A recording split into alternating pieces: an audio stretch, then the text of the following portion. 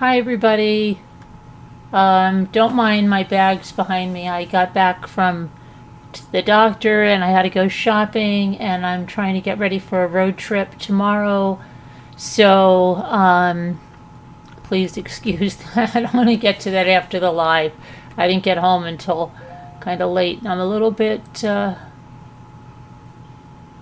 from running around, and I had to catch up on a lot of the trial stuff. I mean, I watched Leilani, most of the closing arguments, and then it went into verdict watch. I thought we'd have a verdict today, but no. Sarah Boone had all that craziness about that rebuttal witness, and then the new videos that they showed, which I think those videos, at least I've seen them almost all. I think there was a little bit I haven't seen yet. I don't know. Those do not work in some. It's divided. I watched it with a few people in Zoom, more than a couple. A few people in Zoom, and some of them thought that they worked in Sarah Boone's favor. I don't think they did, because I think they showed Sarah Boone as a harper. You just don't act that way if a man is abusive. Do you sit there and harp and harp and harp and harp on them? And then when he did get up to fight back, she just basically beat him right down. And an abusive guy, in my opinion, is not going to do that. He's not going to care. He's going to whack the phone out of her hand. He's not going to worry about the phone. He's not going to worry about that. He's going to whack it out of her hand, and he's going to do what he wants. So I don't know. I'm not thinking that those videos worked in her favor, so I don't know. And are we going to see closing arguments tomorrow? Well, I don't know. I mean, you would think so. But, I mean, they tend to argue over these crazy things. Hi, TikTok. Hi, Facebook. Hi, Twitch. Hi, YouTube. Hi, everybody on TikTok. Thanks for joining. Hi, Patsy on TikTok, RCG, Dawn, Margot, Joni, Gail, Spicy, Mama. Hi, how are you all here on TikTok? I hope that you're doing good. Disney Mom, good to see you. Everybody, thanks for stopping in on TikTok. We're on YouTube every evening, sometimes during the day. Depends. I have some shorts that are going to go up. So let's see what's going on. Let me check out our friends on YouTube. Okay. Hello, Kevin Leonard. Hello, Nora Woods. Hello, Debbie Two Scooter. Margot, Muffy Dragon Slayer. Hello there. I missed. Where are you going tomorrow? Secret, ancient Chinese secret. You'll find out soon enough. You know, right? I can't announce things ahead of time. You know that. Hi, Sandra Voss. How are you? So, what do you think about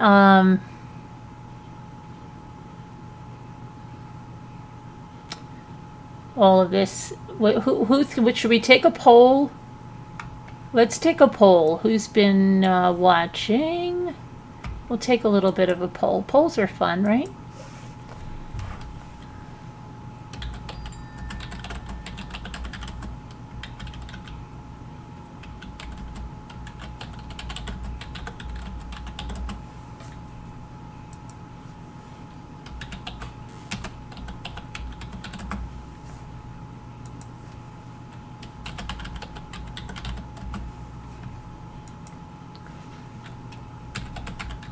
And if you're on TikTok and you want to come take the poll, come on over to the YouTube channel, Mommy Ramblings blog, and you can take the poll.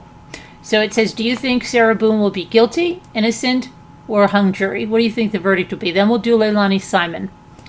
And then Leilani Simon, they did the closing arguments. You know what? I love that prosecutor. Doesn't he look like he's from a Mad Men era? Like they just took him and put him here. And I try to figure out what it is that makes him look that way. Okay, because, I mean, he's wearing a suit. A suit is like any other suit. It's his hair, but what is it about his hair? He's just got a side part. I mean, what is it about him that makes him look like they brought him in from time travel? Like, you know what I mean?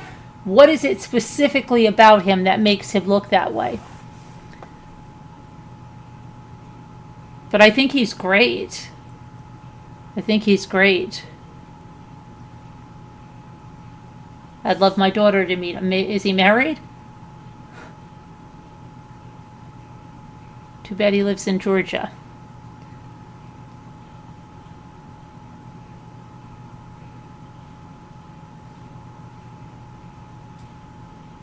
So he did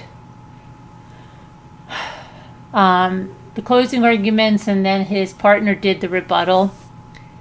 And then Leilani's defense lawyer, the one that did the closing, he looks like some guy in a sitcom. In the sitcom, like that, like the real weird guy. You know which guy I'm talking about? He played in Growing Pains or something, and he had to be Tracy's boyfriend or something. What did I have? I was drinking kombucha, tart cherry, and I feel like I have a cherry stains on my lips or something.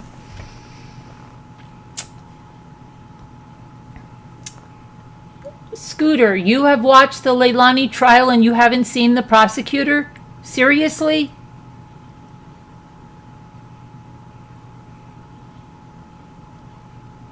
Hi, Irma Jean Bojangles. How are you? Okay, so look at this poll. We've got the majority here saying that they think Sarah Boone will be found guilty.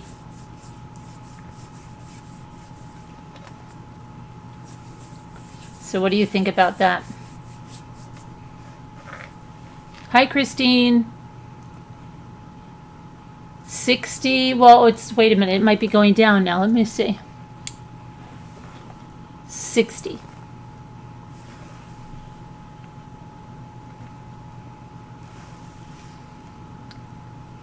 Yeah, but doesn't he look like he's been brought in from another era, Scooter? You don't think he looks like he's been brought in from another era? And I'm trying to figure out why it's that way. Why does he look like that? Like, his suit is not from another era. So he's got like a typical man's haircut. But why is it that he looks like that? Because there's other people that wear their hair like that don't look like they're from another era. What is it?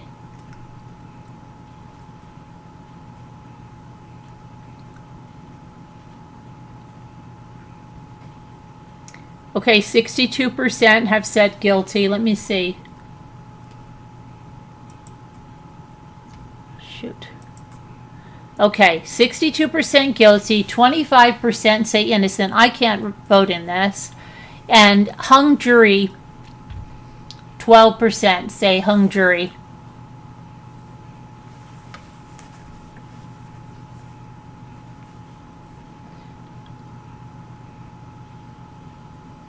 So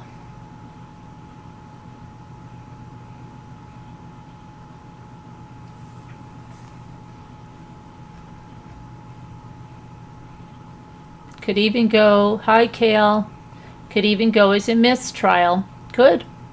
Sure. Sure. Okay, so yeah. 60%. So we don't have like an overwhelming 98%, 100, I think, I don't know. I didn't like the videos they showed today. I do not think they put Sarah in a good light. Sorry, I don't think they did. So I don't know. Now I'm a little bit,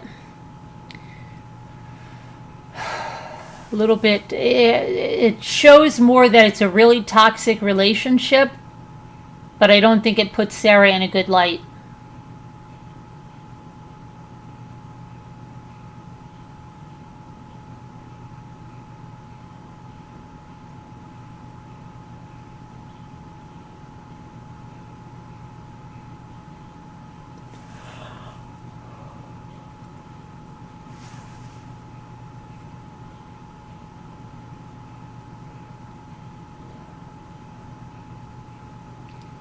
Hello, Linda. All right, so I'll leave that up a little bit while we'll go over, Sarah, what happened today. And then let me get a graphic up here for Sarah.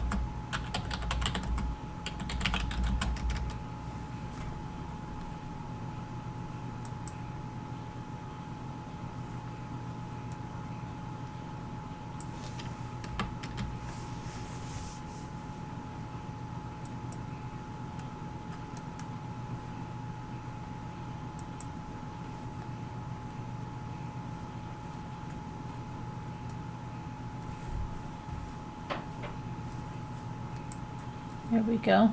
Here, because I like this one.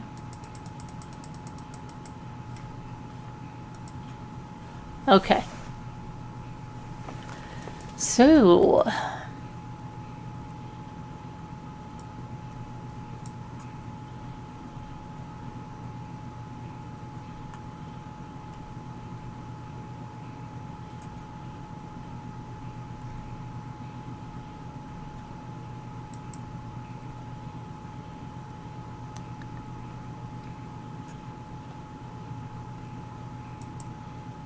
all right, so let's see what we had. We had lots of photos today of injuries that both Sarah Boone and her boyfriend George Torres had.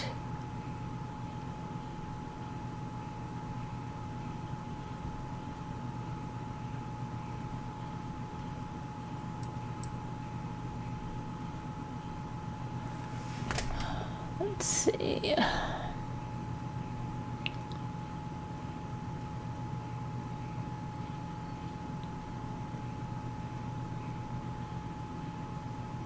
Jury sees body cam footage from the 2018 incident between Sarah Boone and George Torres.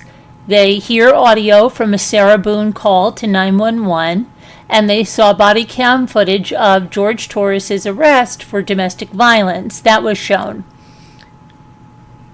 That was the big highlights. Plus, they had a psychologist on the stand, and I didn't think that worked well for the prosecution because she admitted that Sarah Boone suffered from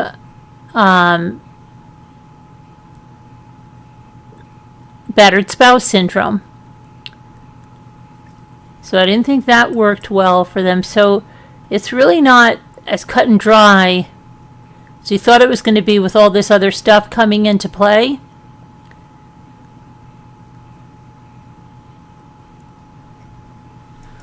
Okay, so let's see.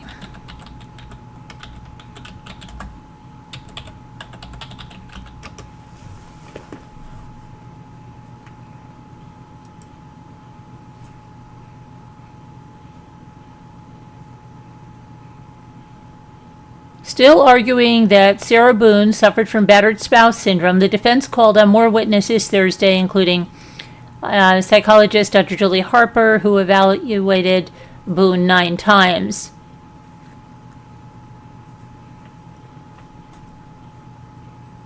Dr. Tanya Werner was the state's rebuttal witness. She's a behavioral health expert. She conducted a court-ordered evaluation of Sarah Boone in jail on October 2nd. She recalled Sarah telling her how she went from joking about her boyfriend in the suitcase to becoming upset.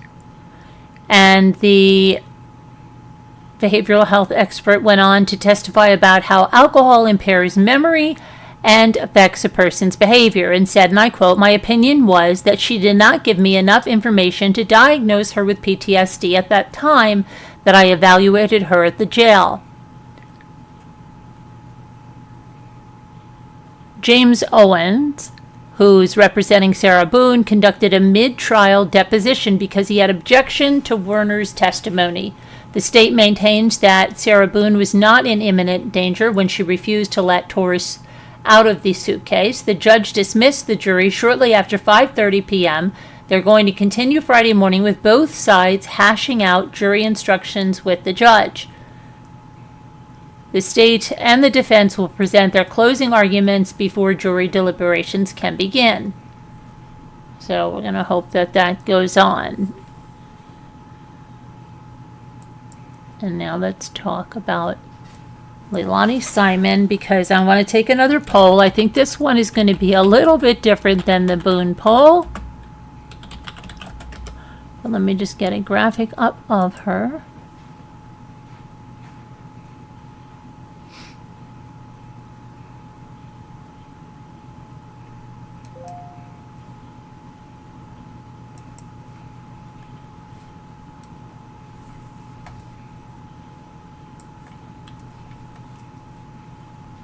Okay, I'm coming back to put the poll up. I'm going to stop this one. Let's look at the last thing we have.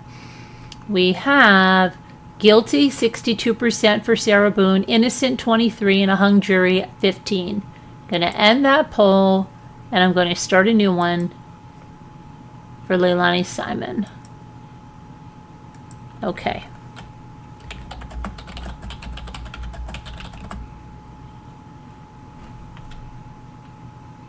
Talk about foreshadowing. What do you mean, Kale?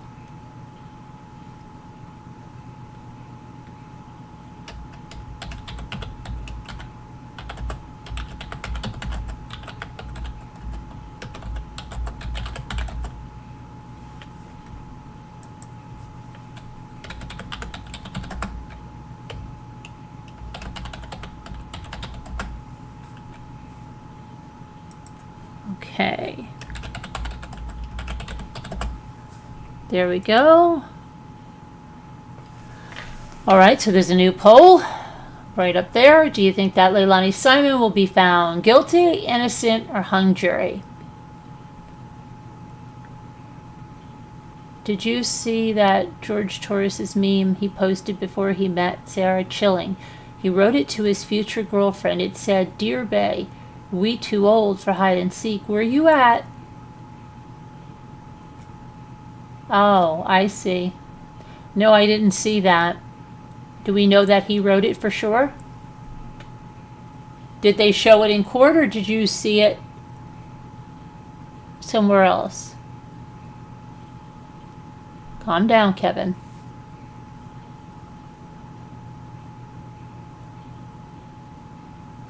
I don't know. All right, let's see. We've got 100% on guilty for Leilani Simon. 100% guilty of Leilani Simon. Look at that. It sent a chill down your back. Wow. That is crazy. Let me know where you saw that. All right. Here we go. Around the mulberry bush. Now we're going to go around Leilani. The thing that bothered me the most about Leilani trial is the horrible, horrible audio on their interrogations. I would have really loved to really listen to them. It was horrible. Horrible. Okay.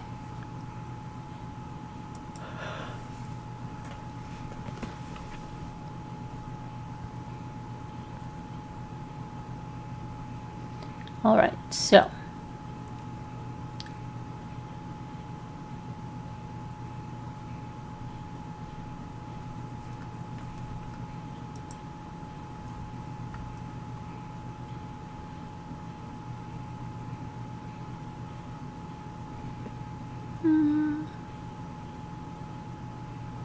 Why won't they?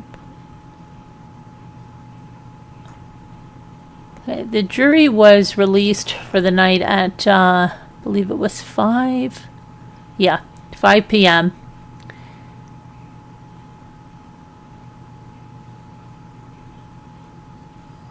The court was called into session at 10:09 a.m. today. Tim Dean, that's the guy that looks like he's from the Man Men era. Dean ended the state's closing argument after an hour and a half. He walked the jury through the 19-count indictment that Simon faces. Which, hang on a minute. Let me put this over here. These were the dumpsters at the Azalea mobile home park where she allegedly put Simon's little body.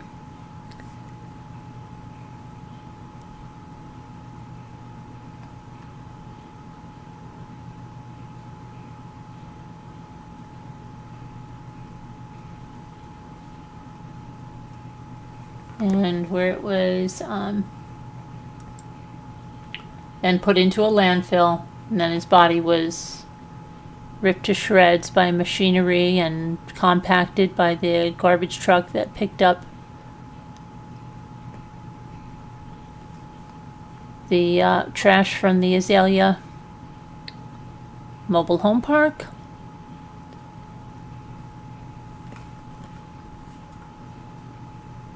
The defense said in their closing arguments that they, oh, look, they've just presented a bunch of theories. They haven't proved anything. I have questions, but I don't have to prove anything.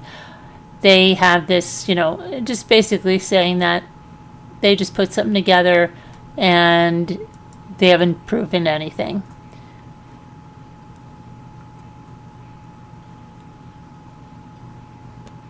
Let me get there.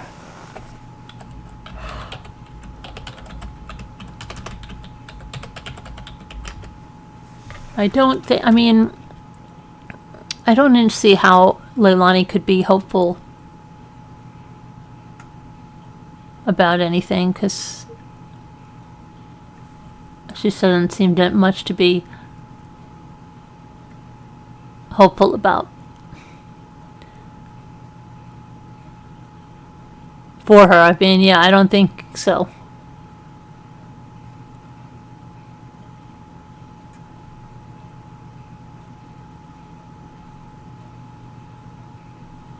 It's literally unspeakable, was what the state said in their closing arguments.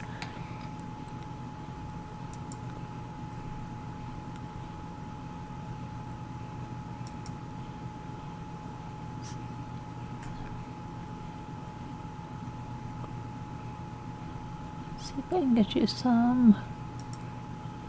I want to see how long the jury was only deliberating. Gosh, it couldn't have been more than a few hours before they were. Look at this city, Be quiet. I hate these ads that pop up. I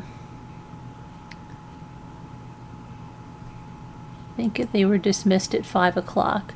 Now, where at Delphi, they're being sequestered. They're right there, and they even do things on Saturdays and the weekends. I know what the closing arguments when he showed, and it was important. This is the whole thing that they were talking about, the drugs. They said it wasn't SIDS. It wasn't an accidental overdose. That's not the way he died. They did pull up that stuff to say, let me see here.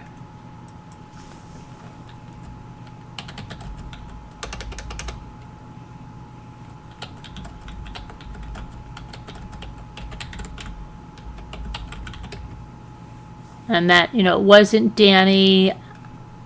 They did play parts of the interrogation in the closing.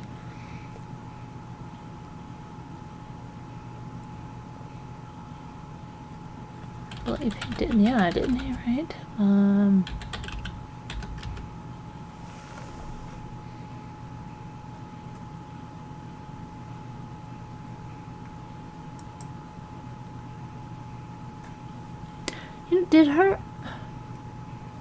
Did Billy Joe ever take the stand? If she did, I missed her.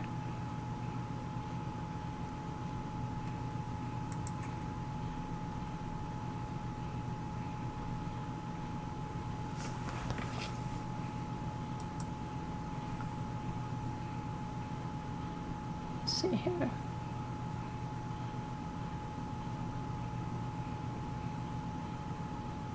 Prosecution's closing argument lasted just shy of an hour and a half.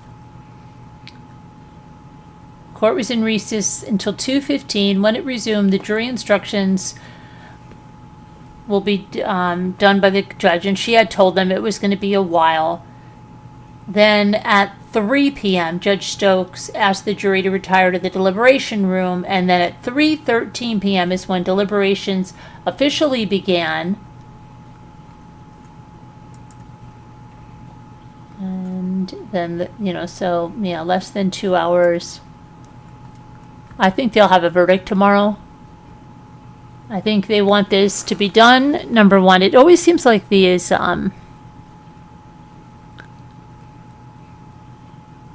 trials end on Fridays, and then when they do end on Fridays, they get that verdict in. They rarely carry it over the weekend. But I don't think they need that much time with Leilani. I just don't think...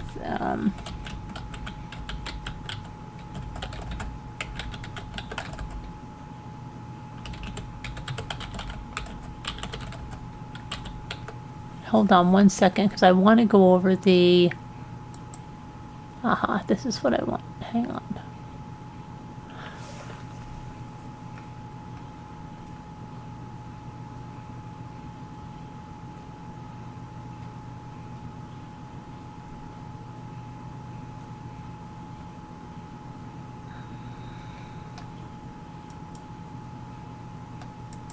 And I have to find out more about...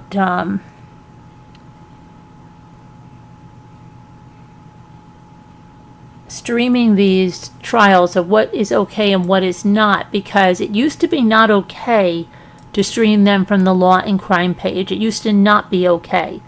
The trials I have streamed have come either from the judge's site or from WebEx.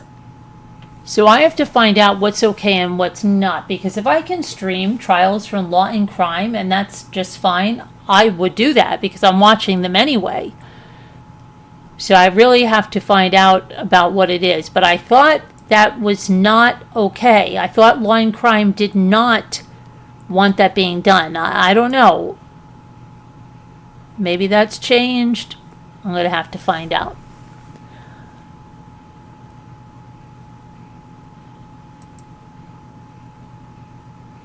Okay, so I just want to go to the...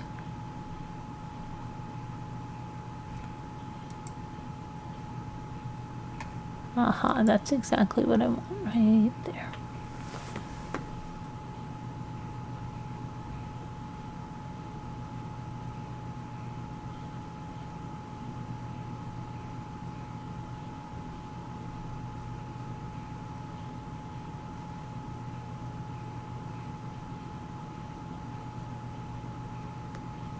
All right, so he said it was the inescapable conclusion that the defendant, she killed and covered it up. Now the presumption of evidence or presumption of innocence that the judge told you about at the beginning of the trial, that is gone now. That's a frame of mind that you have to adopt at the beginning of a trial so that you don't prejudge the case. Everybody's entitled with that. All of us, right?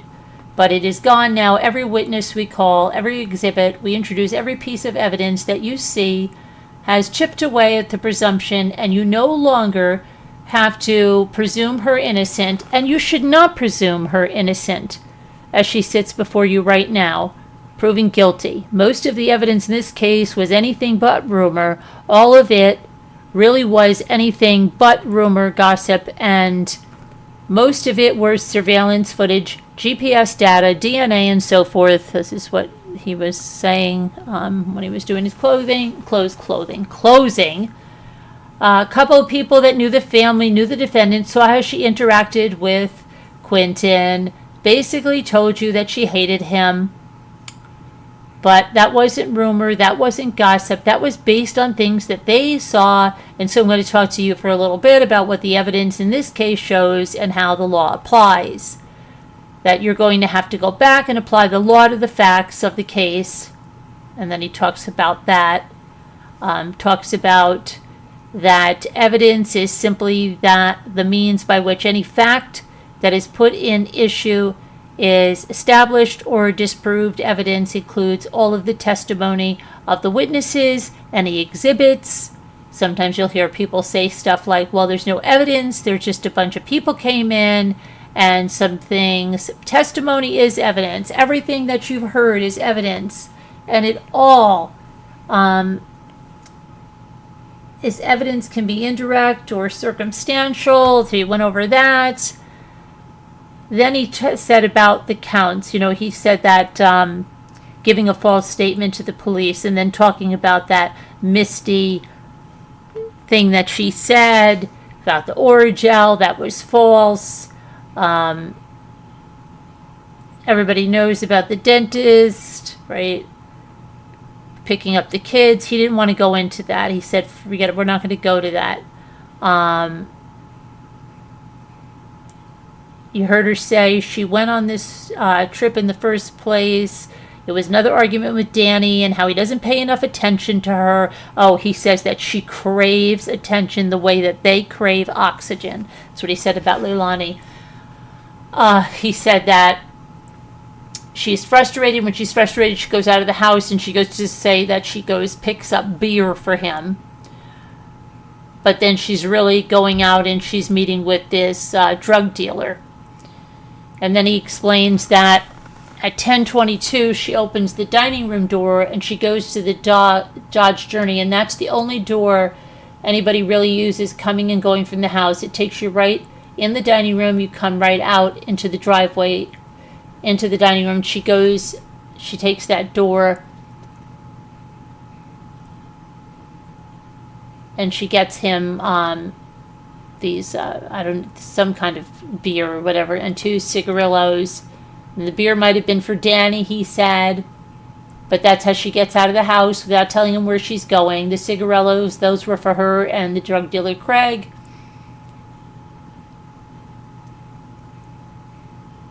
And then he went on to show different times, how much time they've spent together in the days before Quentin's death, right?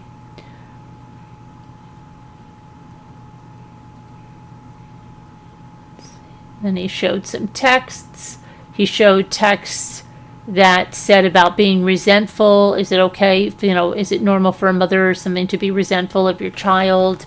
If for the father or something else. So she had written that text. What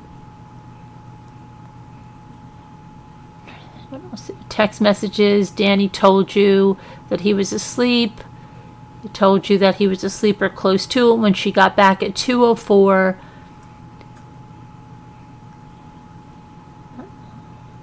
And at some point she threw Danny under the bus and pretended like he was awake.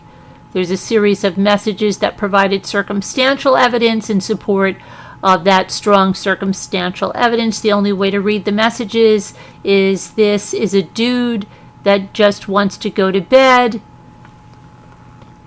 and is in the process of doing that at 10:44. He says, thank you for the little bit left, baby. So sweet. And he was straight up when he told you this is a reference to a very small bit of cocaine that she had left. He wasn't trying to hide anything.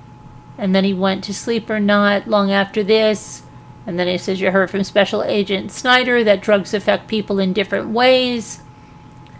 His experience is cocaine makes some people energetic and it makes some people sleepy. Kind of depends on the individual's person's physiology. And so messages go on with Danny just trying to get her home because all this guy wants to do is go to sleep before he's got to get up for work the next day.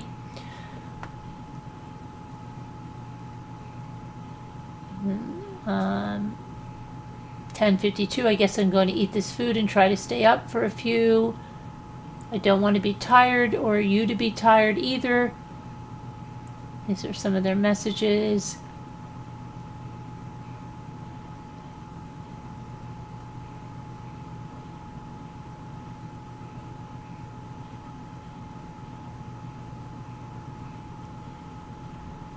So she had to settle for $80 worth of Coke and a Percocet. 11:13, you all saw the GPS and everything, it lines up. You think you all got it, the GPS stuff. This is like 15 minutes after Danny's last text to her. The dude is asleep or close to it. And so she's the only one who's up, and she's the only one that's agitated, and she's the only one that hates the kid, that hates Quentin, And she's the only one blowing coke all night and stewing about how unhappy she is, and how she's a victim and everyone's mistreating her. 11:13 p.m. to when she's taking Quentin's dead body to a dumpster. 3 days before she had typed this search into Safari. Is it common for a mother to have resentment or even anger towards her child because of the father or other reasons? She put that in Safari. I'm sorry, I said it was a text. No, it was a search. That is circumstantial. In this case, let's see.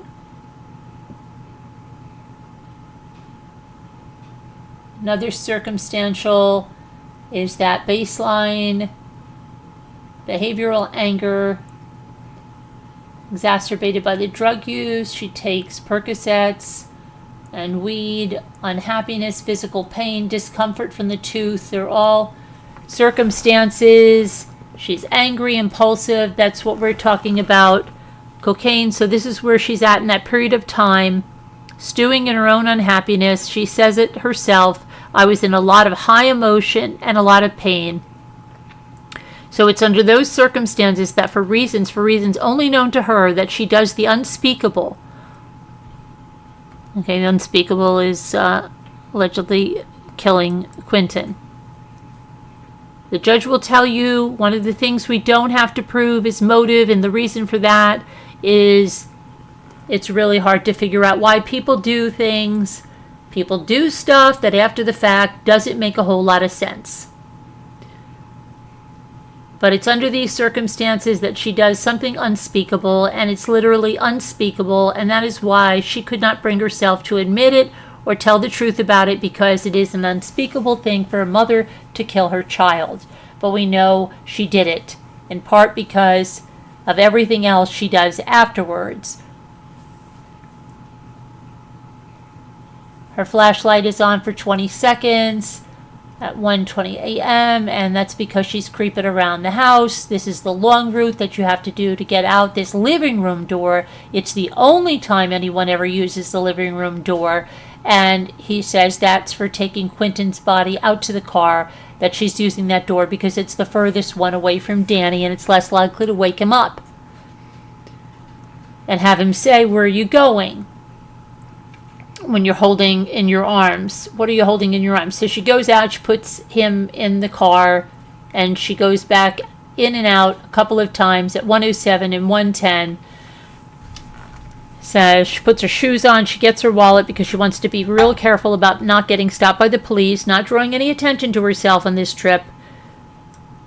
And then the second trip, the Azalea trip,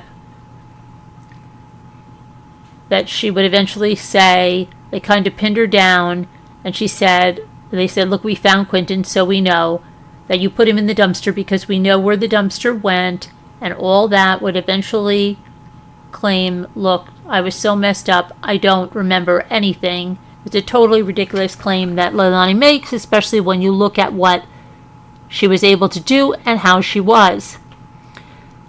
It was all very calculated, to say the least. On 1:13, she plugs her phone into the charger in the car. She's able to do that at some point.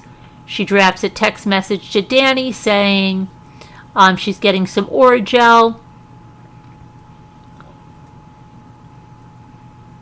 So she made that calculation. That's more likely to make his phone ding, wake him up, draw attention, so she won't send it. And she gets back without him ever waking up, which is what happened, unfortunately. And for her, they were able to find this. So she knows what she's doing. This is calculated. The video will show that they're having a little bit of a problem. Okay, let me see here what happened here. At the dumpster, you don't need 2 minutes to throw away old food. It was absolutely ridiculous and totally transparent. Thinking about whether she is really going to do this, because once you put him in there, you can't take back that waste boat truck is coming, and you made your decision 2 minutes to think about whether she really wants to throw Quentin, her son, in the garbage so that he gets crushed into pieces by a compactor in the garbage truck and then gets grounded to pieces at the landfill. She thought about it, and she chose to do it. And there was that bit in her October 12th interview with Agent Snyder that was so telling. She's given this ridiculous story about throwing away the trash, and he puts in front of her a picture, the camera on the trailer right across from the dumpster. It points at the dumpsters, and he asked her, what are we going to see when we pull this footage from this camera? Now, unfortunately, the camera did work despite the best efforts at everybody in Chatham County Police Department, the FBI, Digital Forensics. They didn't have the footage from the time period. It was an interior camera, and it was, they didn't have the elements in the technical language. She doesn't know that now, so she thinks that she was there caught on camera, and it's a rare moment of truth because Special Agent Snyder asks her, what are we going to see when we look at that footage? What are we going to see you do? And she tells him, you're going to see me open up the trash, look at it, close it up, and put it in the dumpster. Tie it up and put it in the dumpster. And he asked her, what if you just thrown away smelly old food? Why do you need to look at it? She really does have an answer what she was doing, looking into the face of her dead son Quentin one last time and making a conscious decision to tie him up and throw him away like a piece of trash. That's what that means. So think about that. Think about what that would have looked like in the moment. In that bag, it's easy for these things, these abstractions. But think about that. It's a real-life child. That's a real-life child in a trash bag being thrown away, and she eventually pulls over when she does that, concealing the death of another. When you unlawfully conceal someone's death in that way, that hinders the discovery of whether they were unlawfully killed. So that's one of the counts he's going over. I mean, that is a hell of a thing to do. That's a hell of a thing to do. And the only reason to do it is if you have to try to get out of a murder charge. And she pulls out, still driving carefully, coming to a complete stop, puts on her turn signal. Anyone who's ever gone out to dinner and had 2 drinks and driven home and just didn't want to take any chances knows exactly what she's doing, driving like this, trying to avoid any attention. The next day, she would talk about a couple of times, once in that interview, that you watched the testimony. Detective Lemons once said they were outside smoking a cigarette. She talked about the importance of the first 24 hours of a missing person investigation. Nobody knows it by the time tomorrow morning, a time when you're most likely to find a missing person. If you pass that, you're less likely. Now, why does she bring that up twice? She's posing it like it's something she's worried about. Like if they don't find him quickly, they will never find him. What's going on? It's the exact opposite. This is not a fear. This is her hope that she might get away with it. But she's not necessarily that smart. She does not understand that when a child goes missing, they pull out all the stuff. She's seriously underestimated. She did not understand the capabilities of people in the Chatham County Police Department and the detective agencies like the FBI and Special Agent Snyder, Special Agent Solomon, Special Agent Burns, Detective Noble, etc. She didn't understand. For Quentin, she did not understand that all of these people were going to care about Quentin, whom they never met, more than she did. By 1:26 in the morning, she's home and unplugging her phone. She's going in that dining room door. 1:39, she goes out again. And then there's her phone being unlocked from 1:47, a little less than 15 minutes. Special Agent asked, could you tell what she was doing on her phone at that point? And he said, I can't say for sure, but it looks like she was scrolling on Facebook based on my training. Trying to calm herself down, level out a little bit after doing this so that she can go to sleep and pretend like everything's normal and further the cover-up.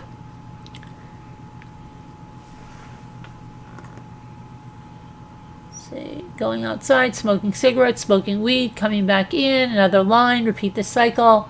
So you're doing that. When the back door is opening and shutting, somewhere in there she decides she needs to go to the kitchen, pantry, or closet, or whatever she was keeping it, and grab this rice cereal, and she needs to spread this all around in her car. It's part of a cover-up of some kind, a half-baked effort to absorb odor or something like that, to throw off whatever. So she took this rice cereal and she threw it all over the back of her car. They had pictures of it. They showed it in the court. She said that the stuff had exploded in her car more than a month before, and she had never cleaned it up. She said she had taken into the house. I'm sorry that there's no reason for that stuff to be on the tiki bar when police show up in the morning, unless she was spreading it around in the car in the middle of the night or before the police got there.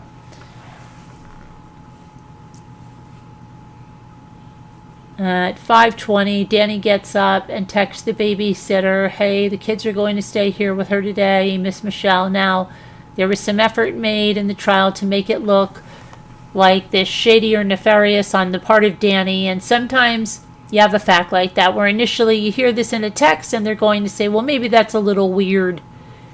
But then you just ask him and you get a totally sensible answer, which was he was just sick of her shite, okay, to put it candidly. He was just sick of it.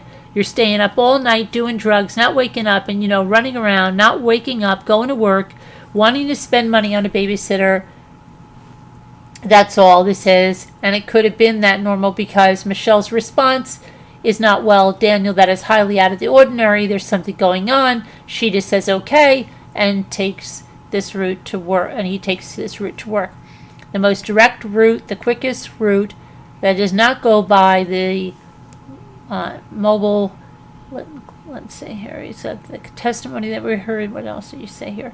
She eventually wakes up, and now's the time to launch into her story at 9:14. She calls Danny, gives him the whole front door was open, and he's not in his playpen in the abduction story. Danny gets on the phone. He runs out of work. He does not know what's going on. He has no idea what she has done. You heard him talk about how his boss, Dave, corroborated this. Danny left. His North Face jacket, his cigarettes there. So Danny's a nice enough guy, I guess, but he's not sophisticated enough to know if he was involved in this that he needs to be acting before he's ever left home, talking to the police. Just would not occur to the guy if he's somehow involved and just trying to disguise that to start acting at work before he ever even gets home. He runs out like he believes what she is saying. He believes what she is saying. He certainly wants to know. He doesn't want to believe that she did anything, so he believes if that jacket was important to him, he was talking about it. He mentioned the brand twice. It's my North Face jacket, my North Face jacket. It's an expensive jacket that he would not have left there with his cigarettes in it, unless there's an organic reaction to a real reaction to a genuine reaction, something that he believed. He doesn't even clock out. Dave Mull told you that this little triangle up there means that somebody had to manually clock him out, and Dave also told you that he saw him in the parking lot and he was visibly crying. This is real. All of this told you that he didn't know. That's direct evidence. This is circumstantial evidence that strongly supports that there is no reason not to believe him when he says that 6 or 8 minutes into that phone call, I think it's 8, she opens the front door. I told you were going to see this in the opening statement. You see she's on the phone with them saying the front door was open and that he's gone. Meanwhile, she's opening the door and staging the scene, and she wanted to say in those interviews, well, the door sensor was not working. How do we know what the data is reliable for? Well, again, the police work in this case was phenomenal. Detective Noble told you he sat down with those records that he got from ADT, that's the security system, and he pulled up the body-worn camera footage of the police officers that responded. He looked at the timestamps on the body-worn camera to see when they were opening the door and seeing how firm it was. I think Lieutenant Foster talked about that he cross-checks those timestamps with the ADT records. That's evidence. The door sensor was working, and this is exactly what it looked like. This is part of the cover-up. She should have opened the damn door before she called. At 9:39, she calls 911. Now she doesn't want police attention. She's trying to run out a 24-hour clock. That's how she thinks it works. If they don't find him in 24 hours, well, she's pretty much gotten away with it. She doesn't want police attention right away. She only calls the police because Michelle comes over there and tells her, like, you need to call the police. Your child is gone. And that's when we get into she's heading in the indictment of falsehoods. On October 5th, there's falsehoods in the indictment. Falsehood sounds a little softer than maybe lies. On the 5th count, 5, false report of a crime. She committed this offense by implying that Quentin Simon had been abducted by an unknown individual. So that's that count. It was an implication. She said she woke up, the door was open, and it was all false crime. That didn't happen. Okay, let's see what else. October, she was making a false statement about the trip to pay an existing drug debt, paying off $20, looking at an $80 Cash App. She later admits that purpose was for cocaine, that you didn't get anything. No, we just paid $20 a couple of days ago. Each of those lies on each of those are a separate count. Count 7, making false statements. So they went over all of her false statements that were there, right? That she didn't use any substances. The only controlled substance, she was a regular user of marijuana. You remember that flowery lie that turned out to be an untrue in a big way, like everything else, homegrown or thought convenienced, which she said, I thought it meant cooked, right? Remember all that?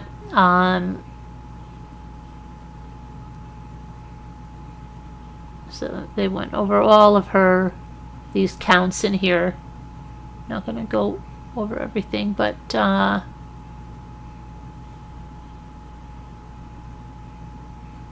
go to where?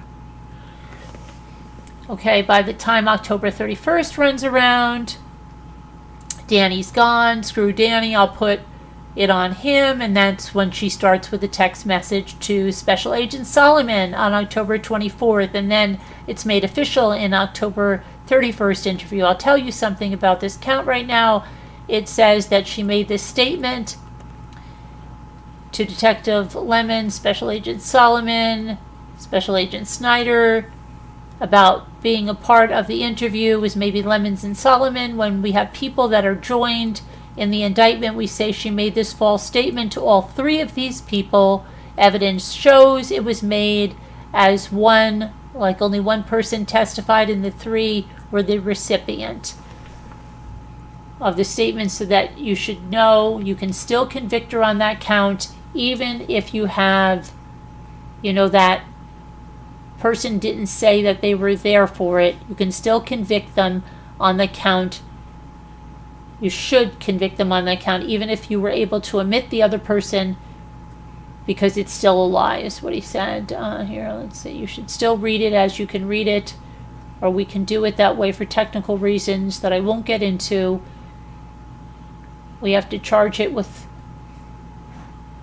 and so we put them on notice of anybody that we might prove the count. But you can read it in there, and you should read it. I think I saw some right there. I'm glad for that. Another thing about the technical aspects of charges. These charges have Special Agent Brad Snyder, and that's his full first name. And he's just going through this. Do not let it prevent you from convicting on that charge. A little thing like that. Person's first name, whether it's Brad or Bradford, is not material. It's let's see, so he's just talking about that. She makes this false statement. It was not her, but rather Daniel Youngkin, who drove to Azalea and disposed of Quentin's body. Now, that doesn't make sense for other reasons. One being that She already admitted to making that trip, giving a false alibi for it, false explanation for it 15 times. Later, in her last interview on November 21st, she would once again admit to it, but here's something even a little more probably direct than that. The same day that she comes in and says to them that it's actually Danny, she has a call with Danny because he's still entertaining her phone calls and things, even if they're not really together. And he asked her, where did you go when you said you left the house? And she says, I said, I went to get, she doesn't say, what you're talking about, dummy, that was you. Remember, I was supposed to lie for you. She just once again admits on the same day she's telling law enforcement that it wasn't her. She's admitting to Danny at a time where she doesn't think the police are listening that it was actually. So what did you do when you went out after? That call is just not going to sound like that. Therefore, October 31st statement is true. Danny is not going to be asking her, what did you do?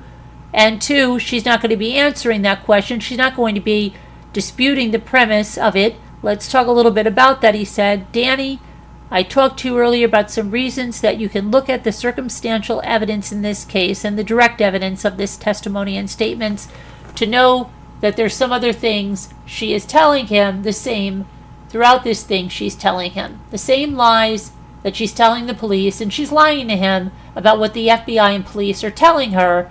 So nobody ever told her that they only had just spoken to husband. She's lying to him just like she lied to everybody else, and that if he knew anything or had anything to do with it in their interactions in the hotel room, just would not look like this. She would not have to lie.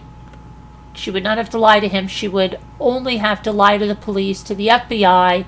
Like half an hour later, she tells a different line. The first one was, hey, they told me that they only spoke to her husband, and now she says, my impression was that they talked to her and she corroborated my story. This the day that they took Bridget Brock, they said they talked to Misty and they didn't question me. Any more about the hotel that is not accurate? She's lying to him like she's lying to the police. So what he's saying in a sense here, okay, in the hotel room, she didn't know she was being recorded. She didn't know they were listening. Why would she be lying to Danny and lying to the police in the same way if she was telling she wouldn't be, that she's telling him the same thing because she's lying to both of them. Danny didn't have something to do with it. He wasn't in on it. He's a little bit confusing, but hopefully you understand what he's saying. If he's not hiding anything, he's not covering anything up, nothing was rehearsed.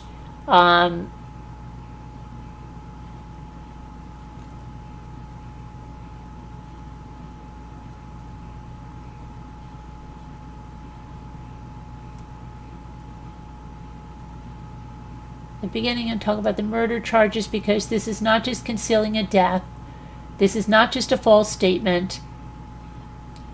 It's a murder case. She killed Quentin. So I need to talk to you about murder now. One of the things the court will tell you is that the judicial instructions on this crimes have more essential elements. So he goes through all of that with them. And goes through different things. In Georgia, the state does not have to prove premeditation to prove malice murder if a killing is done with malice. Again, just simply the intent to kill, that is murder regardless of how briefly the malicious intent existed. No specific length of time is required for malice to arise in the defendant's mind. Malice may be formed in a moment. If it is malice in the defendant's mind at the time of the act for killing, that's enough for the killing to be murder malice. Then it says,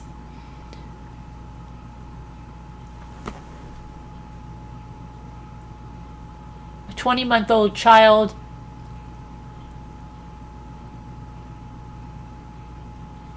you could say she smothered a baby, punched a toddler in the abdomen, that lacerates his liver, something like that, strangle a 20-month-old child, and then say, I didn't mean to kill. The only way to kill a healthy 20-month-old child is purpose, straight up manner of death. It's not an element of crime. I imagine the defense is going to say, well, gosh, they can't even tell you how it happened. The manner of death is not an element. We do not have to prove exactly how she did it in this case. She covered it up. She threw him in a dumpster so that he got ground up into little pieces. And now she wants to come in and say, can't catch me. You don't know how I did it. That's not an element we need to prove. All the facts show that her intent was that he'd never be found again at all, right? And then they said,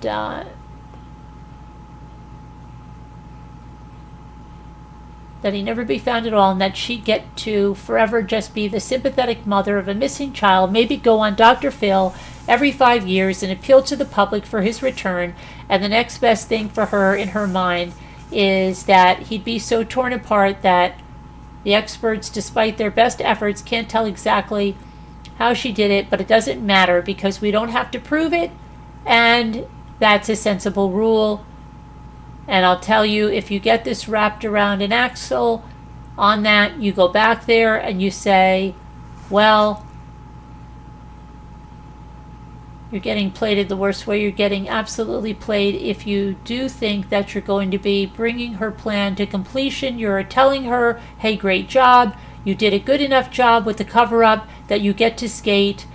Nobody likes to get played. There are 2 other murder counts on both of them. Are felony murder.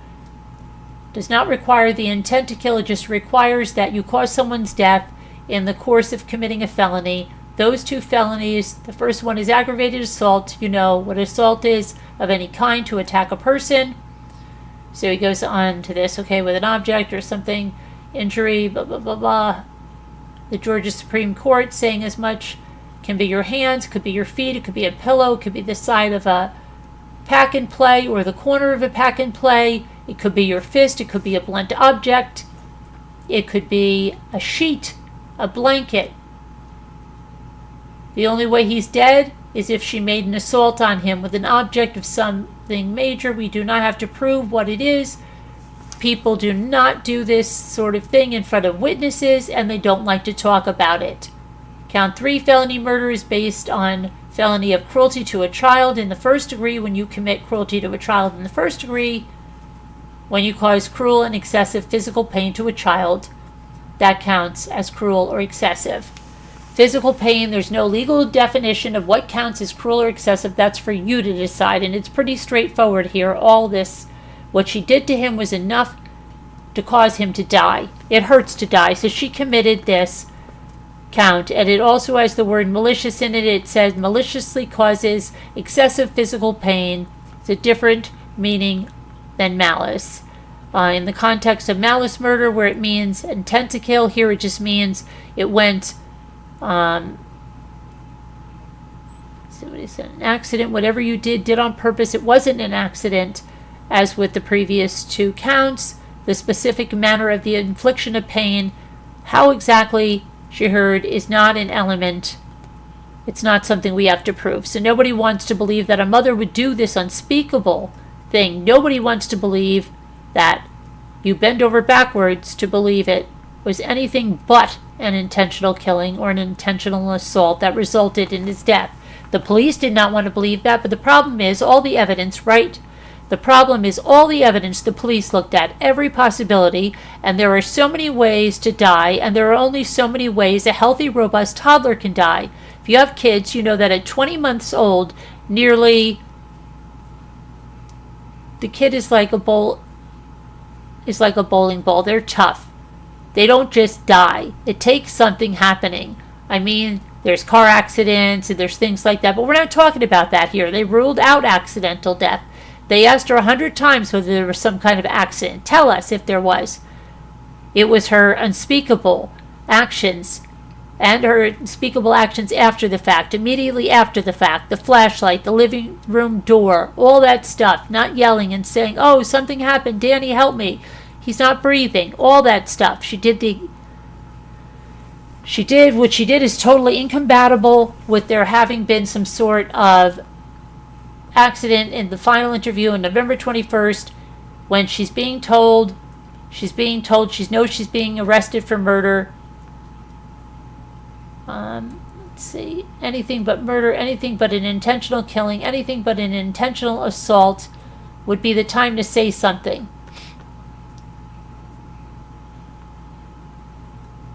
Okay, and then it, so I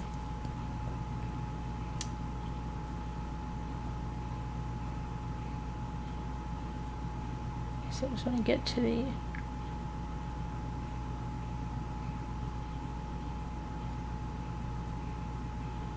cold, calculated hit. Okay.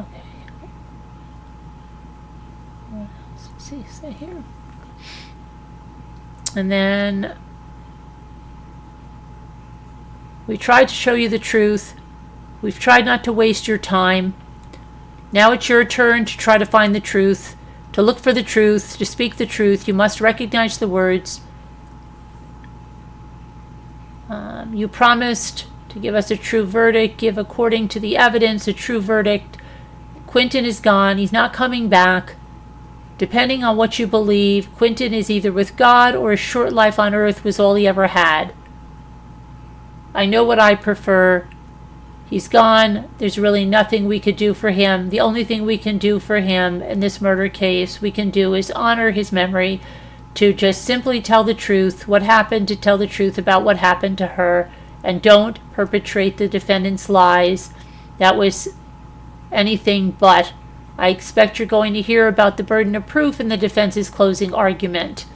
And the concept, reasonable doubt, and when all the evidence is against you, really the only play is to talk about reasonable doubt and hope that somebody gets wrapped up around the axle. The judge will give you the instructions on reasonable doubt, and you'll see that the words common sense are right in there. Common sense is right in there, and that's the core of what it's all about. Just getting back there and applying your common sense, and we are confident that if you go back in the jury room and you apply your common sense, you'll return a verdict that speaks truth about what she did.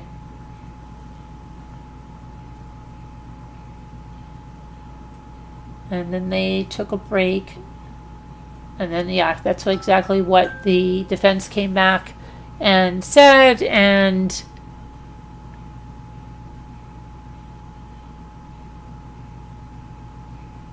see, then his partner got on. This way.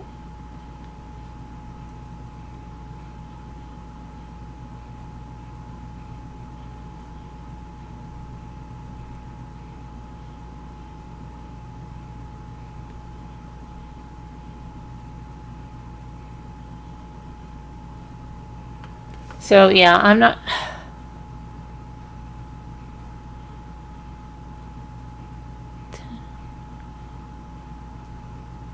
It's hard to believe a mother would do that, but that's why you have to think about her frame of mind and how low and desperate she felt that night. And she was under the influence of drugs, and she admits they make her angry and impulsive, and that's what happened. You may also wonder why Quentin.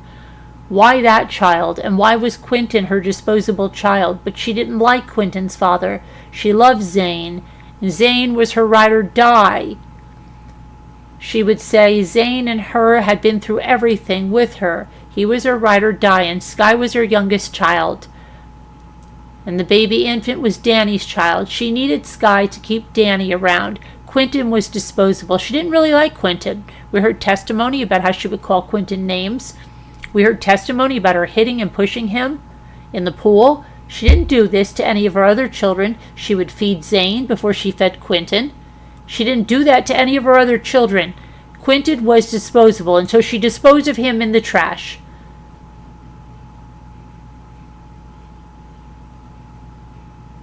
They're going to start using every resource they can to find this child and see what's going on in this household. And it was within a very short period of time that they discovered her vehicle on those cameras, leaving her house during the night when she said she had been at home. So it was within hours that they knew that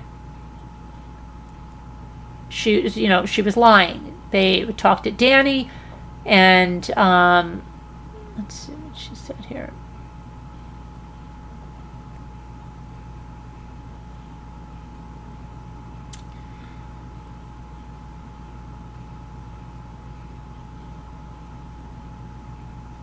He explained that he had never gone over to the pack and play because they were talking about when Danny said that he thought he saw them, and then Danny said he never really went over there and made sure that Quentin was there.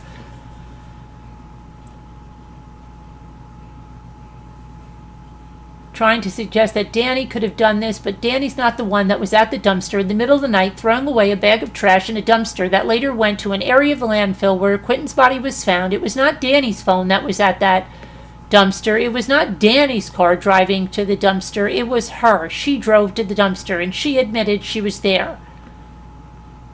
It is clear where this trash went to in the landfill. Okay. She was throwing his body. She put it in the trash. Otherwise, he never would have been found, which is what she wanted. She didn't want him to be found because she forever wanted to be the mother of a missing child and sympathetic.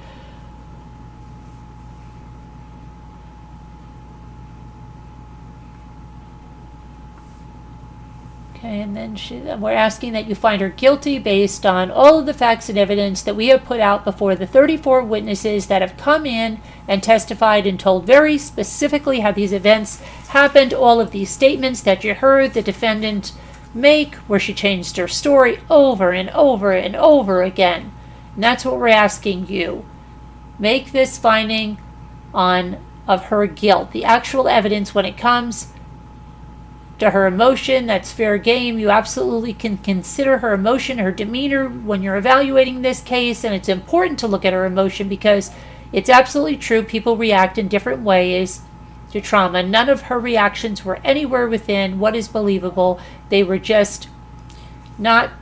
There's some people with terrible things happen to them. They shut down. They're very quiet. They're stoic. They give one-word answers. That's totally normal. There are other people who become absolutely hysterical. They can't even talk. That's normal. There's a wide range of human emotions. What is not normal is for a mother to wake up and find her child missing and react the way this woman did. She didn't even run upstairs to Paul, who was at home, and say, Paul, Quentin's missing. Have you seen Quentin? Is Quentin up there? She didn't even do that. She didn't even go wake up Paul. Paul had no idea what was going on until the police were there, which was 20 or 30 minutes later. She didn't go out running in the yard in the woods looking for her child. She didn't do that. She called Danny because this whole motive, she wanted Danny's attention. That's why she did this. So Danny's the first person she called. She didn't do another thing until Danny got home. Danny got home and found her standing around outside. She wasn't looking for Quentin. There is no mother who would not be looking for their child frantically under these circumstances. She had not called the police. She had not asked Paul for help. Let's see. She called for Danny to come home. That was the whole point, again, to get Danny's attention. Let's see. She wanted his body never to be found. And if it wasn't for the work of a whole bunch of people who really cared about getting justice for this child enough so that they would put all this gear on and dig through this stinky trash trying to find him, he never would have been found. There is also part of how we know that this is not an accident, her behavior and her statements. If something had happened to Quentin and she had found him injured, not responsive, in his pack and play or something like that, she would have called for help. She would have woken up, called Danny if he was still there. She would have asked Danny for help. She would have called an ambulance. That would be normal. There is zero evidence in this case that the child had some accidental drug overdose. That's just not. He did not have access to any drugs. Everybody has said he couldn't get out of his pack and play. So once he was in there for the night, that he wasn't going to get out. He wasn't running around climbing on shelves, trying.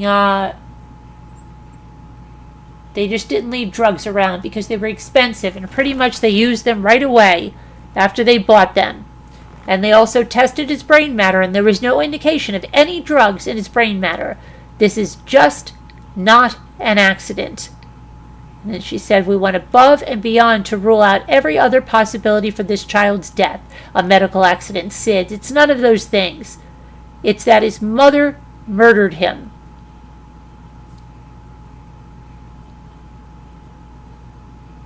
Okay, let's see here. She put his body in a dumpster where he'd be taken to a landfill. His little precious body would be ripped up by heavy machinery to cover up what she did. Leilani Simon is not a mother. She is a monster, and I don't use that word lightly. But what this woman did in this case is horrific, and she is absolutely a monster. We cannot undo the horror of what she did that night. We cannot undo it. It's done. We can't undo it. The child's gone. Nothing we could ever do will bring the child back. We cannot give him back the 80 or so years that he should have had ahead of him, a long life, all the things he should have gotten to experience. We can't give him back. To people that care about him, we can't do that. But what we can do for baby Quentin now is give him justice that he deserves. You can give him the justice that he deserves. Ladies and gentlemen of the jury, at this point, this will be the last thing you will hear. Okay, and that was it. Then they got their instructions and they are deliberating. So let me see what that went on a little longer than I thought, but let me see what you have answered that poll to be. This will be the last thing you will hear. Okay, and that was it. Hi, Ed Spank. Hi, Alice. Hi, everybody. Hi, little lady. Hi, Heart Made Wise. Okay, don't we have a poll up here? Okay, so 91%. Okay, so Leilani is pretty much, I think we're all on board. 6% of you say innocent, 4% say hung jury, but 91% say guilty. So we'll see how that poll comes out. Now let's talk about Delphi, then we're going to talk about the Menendez brothers. Hi, Captain Lee fan. How are you? Hi, Maureen Gunn. How are you? Hi, Video Reel.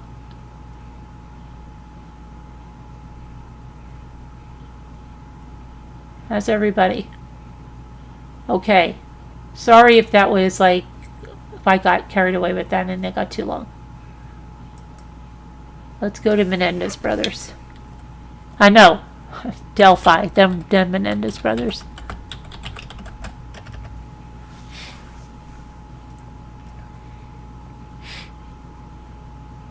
And I have that already here. Menendez. Not, oh my gosh, I keep saying Menendez again.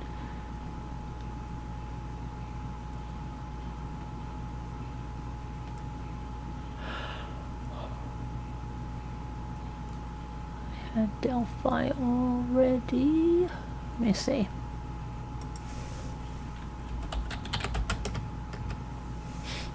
Okay, here we go.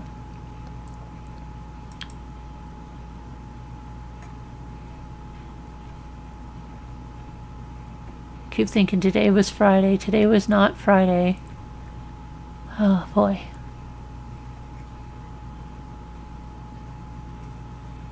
Alright, so.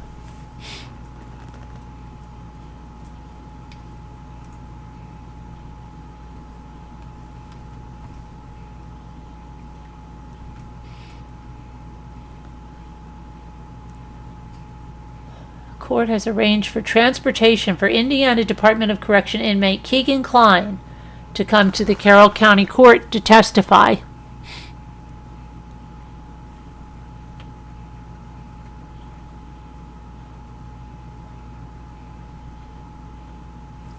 And then there was another motion to quash subpoena. Let me get a...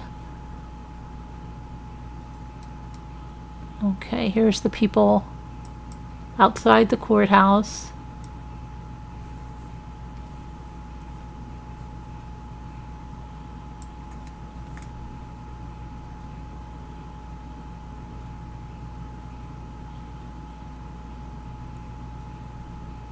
Okay, and then Robert Ives, the former prosecuting attorney for Carroll County, asked the court to deny the subpoena, calling him to testify about his previous work on the case.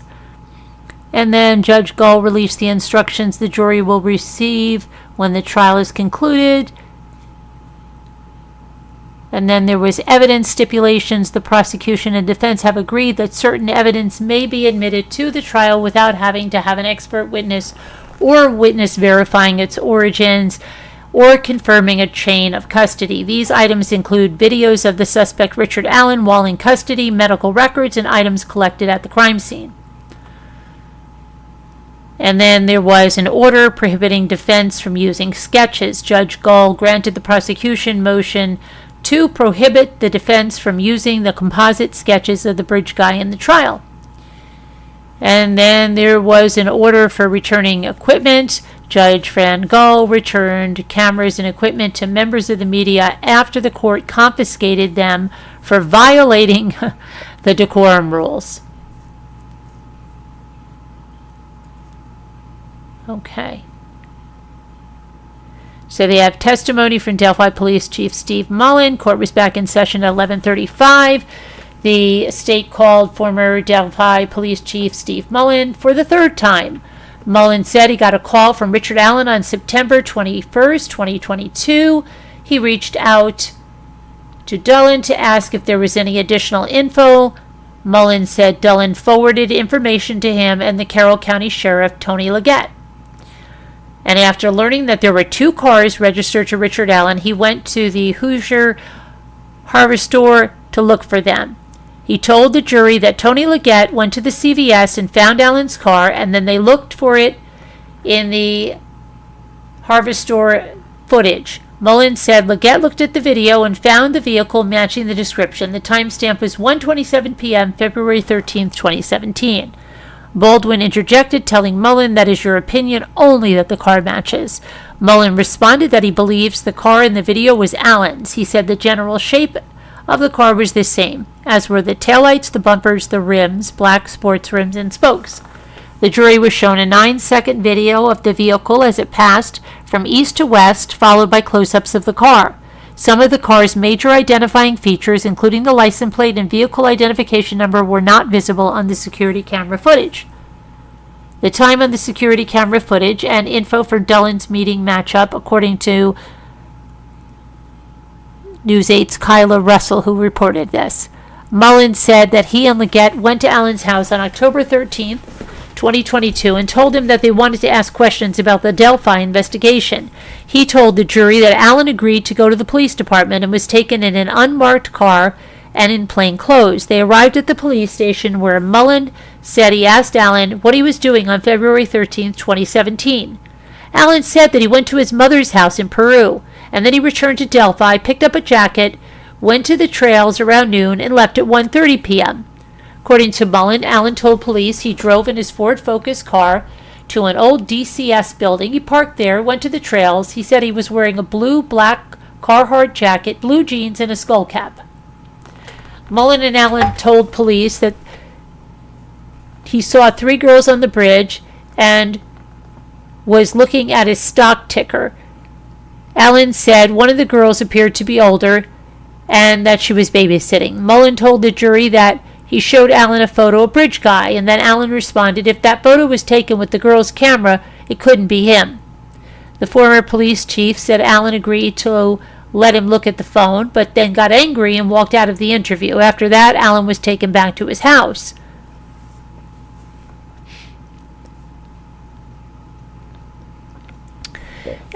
Let's see. Okay, so before that, hold on a minute. That was yesterday. Hold on a minute. State called Dan Dullen to the stand. Dullen is the captain with the Indiana Department of Natural Resources, and he's been a conservation officer for 26 years. He worked with the state, but had worked in the Carroll County area for 10 years. And he told the jury he became involved with the investigation on February 16th, 2017. Dullen said he was tasked with assisting with following up on leads. He told the jury he received a lead on Richard Allen, and Dullen contacted Allen by phone. Dullen told the jury that he requested to meet with Allen at his home and then at the police headquarters. Allen refused and requested instead that they meet at the grocery store parking lot. Dolan said he met Allen in the grocery store parking lot February 18, 2017. Dolan told the jury that they spoke about the lead, and Allen said he was on the trails February 13th between 1:30 and 3:30 p.m. He also told Dolan that he saw 3 girls on the Freedom Bridge. Dolan said Allen told him he was clear and that he parked at an old CPS building and walked to the Freedom Bridge and then to the Monon High Bridge. Dolan said Allen told him he was looking at a stock ticker while he was walking. Dolan said he took handwritten notes, which included Allen's phone number. Dolan said he wrote up his notes into a Word document and turned it all into the investigators. Dolan told the jury that in September of 2022, he got a call asking if he remembered interacting with Allen, and Dolan said it didn't sound familiar, but he looked through his records. He said he found his documents and an interview with Allen and found a fishing license for Allen and his wife Kathy. The licenses had contact information on them. Dolan told the jury that Allen's fishing license had his height listed as 5'4", but it was changed to 5'6" in 2017. Dolan also told the jury that his weight was changed on his license to be lighter. 13 pounds were subtracted. Dolan said he thought it was uncommon for an adult to change their height by 2 inches. Prosecutor Nick McLeland asked Dolan if Allen was in the courtroom, and Dolan described Allen. Brad Rozzi defense began a cross-examination of Dolan, and Rozzi said Allen called law enforcement in February. Rozzi said Allen suggested meeting at the grocery store because he was already on his way there. Dolan said he couldn't recall the appearance or demeanor of Allen during the meeting. Rozzi said the handwritten notes would be better evidence of the meeting than the electronic report, and that Dolan said in a March 2024 deposition that he had no independent recollection of what Allen said to him in 2017. Rozzi said that anyone could purchase a fishing license for another person. Dolan testified that he was also in charge of calling phone numbers that pinged off of cell phone towers during the time of the crime. He said he canvassed the crime scene the day before he met with Allen. Dolan told the jury that while he was at the scene, he found branches piled up with blood on them. Rozzi asked Dolan if he saw a deer standing in the woods near the bridge. Dolan said there were. Rozzi said it's not uncommon to find shell casings in the woods.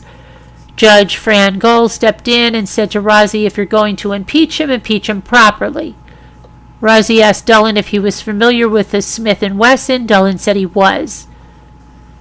McLeland asked Dolan about the credit card used to purchase Allen's fishing license. Dolan said that he did not know what username was used to purchase the license. Dolan told the jury in redirect by the defense that he had not thought of Allen between 2017 and 2022.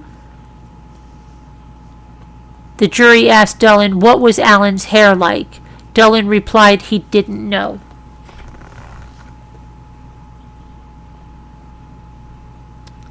Okay, and then Tony Leggett took the stand. He was the detective in February 2017. Leggett told the jury that when the tip came in from Kathy Shank's lead, he wasn't aware anyone had seen the witness on the trail, and he thought that the person could be Bridge Guy. Leggett tells the jury about the process of altering the video on Libby's phone. Leggett says the Bridge Guy video was altered to be upright all the time. The prosecution showed the video to the jury again. Leggett described what he heard on the video in the following way. Abby, is he right here? Don't leave me up here, Libby. This is the path. That be a gun. There's no path here. Bridge Guy. Guys. Girls. Hi. Bridge Guy. Down the hill. Leggett told the jury that he researched Allen's vehicles in 2022 and that he went to his CVS, got photos of the car. Leggett said that the car was backed in at the CVS and backed in at the CPS building. Leggett told the jury about finding Allen's gun and ammunition and that he found another .40 caliber Winchester cartridge. Leggett said he also found more .40 caliber ammunition from a different brand. Leggett tells the jury about a blue Carhartt jacket was found. At 2:33, a defense attorney, Brad Rozzi, began his cross-examination of Leggett. Rozzi asked Leggett about being involved in a contentious election in 2022 and McLeland objected. Leggett responded that it had nothing to do with me. It was about the murder of 2 little girls.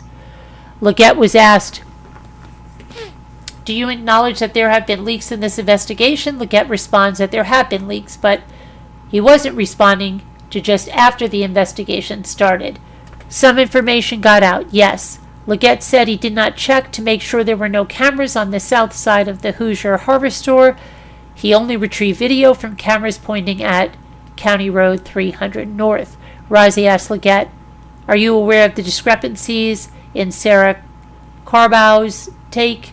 Is it possible you're wrong?" Rozzi also asked, "Is it possible Sarah Carbow didn't see anything that day?" Leggett told the jury he agreed that the investigation was chaotic in the beginning and that the FBI worked with them and he knew he could call them. Leggett told the jury that someone cleared the lead and it shouldn't have been, referring to Shank's lead.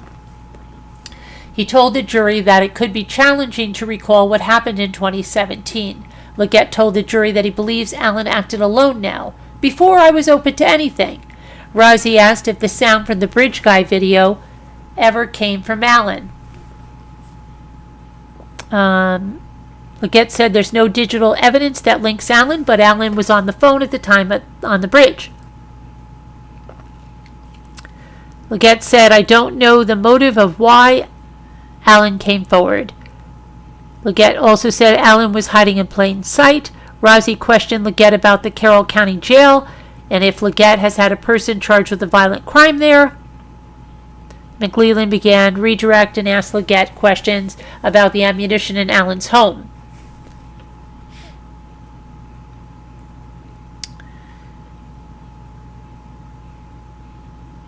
Okay, then let's see here. Defense. Okay, then it jumps to defense attorney. This is out of order. Okay, this report is out of order. It says Baldwin was cross-examining Steve Mullen. Baldwin said to Mullen, "You lied to this jury before lunch. You lied to the jury." Mullen said, "Is there a question?" Baldwin handed Mullen a copy of the October 13th, 2022 interview with Richard Allen. Baldwin asked Mullen to point out exactly where Allen said he may have gone westbound on Carroll County Road 300 North to get to the trails on February 13th. Mullen responded that Allen said he was traveling in a direction that seemed like it could have been westbound. Baldwin asked Mullen if he had asked Allen if he went to the trails in a different way. Baldwin said this is because they are desperate for Rick to have been going west. Prosecutor Nick McLeland objected over and over, saying Baldwin was impeding the questions with his opinions. Baldwin said that words matter on the stand, correct? Especially if those words impact the timeline. Baldwin asked Mullen, "For your theory to work, Richard Allen's car had to be at the CVS drugstore lot between 1:30 and 4:30 p.m. Mullen said he wasn't giving direct quotes from Allen. The jury asked Mullen, "Were you in an interview with Mr. Allen where he stated he didn't remember which way he took to the trail?" And Mullen responded, "Yes." Then a lieutenant and an investigator for the Indiana State Police revealed for the first time what was found. Video was involved in searching Allen's home on October 13th and taking photos there that day. Jurors were shown the photos. Some photos showed a workbench at Allen's house that contained knives and box cutters. Knives were also photographed in the master bedroom. The photo included a gun and ammunition found in Allen's house. A closet gun case was also photographed. Coats, including a blue jacket, also photographed. Some items, including 24 box cutter knives, were taken to a state police post. Video, in response to a question from the defense attorney, Jennifer Auger, said he was not aware of any connections to the murdered girls, Abby Williams and Libby German, from the blue jacket, his car, or the knives that the investigators found. Next to testify was Indiana State Police Lieutenant Jerry Holman. He supervised the search of Allen's home. He did an initial walkthrough of the home. This was on October 13th, 2022. and then waited outside while the police searched inside. Holman sat in the car with Allen while the search was underway. At one point, when they were in the car, the lieutenant asked if Allen wanted to fill out a form for items damaged in the search. Holman said. Allen responded, "It doesn't matter. It's over." Holman then opened a box containing a gun found at Allen's home. He gave it a quick check to assure it was safe before displaying it to the jurors. On cross-examination, Holman confirmed that Allen was a suspect at the time his home was searched. Holman also noted that a bullet can be damaged when it's handled for investigations. 5:24, the trial ended for the day after the troopers talked of the search of Allen's home on October 13th of 2022.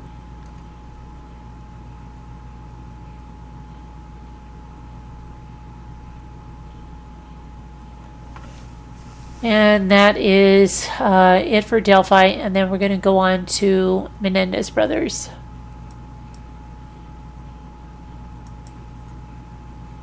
So, hi, One-Eyed Blind Art. How's it going?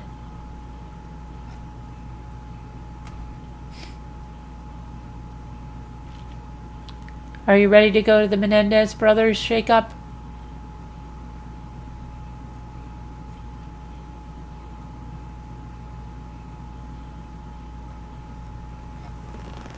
Do you all know about the Menendez brothers shakeup?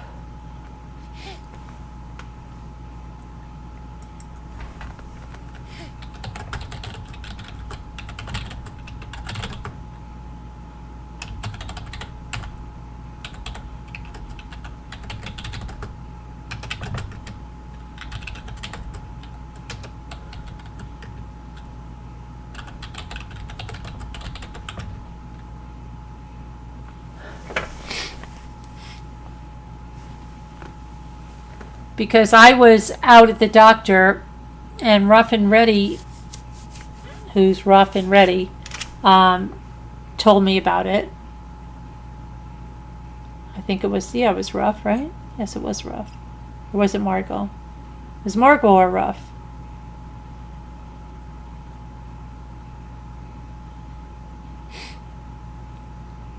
So I have to catch up. So you can catch up with me. Menendez brothers.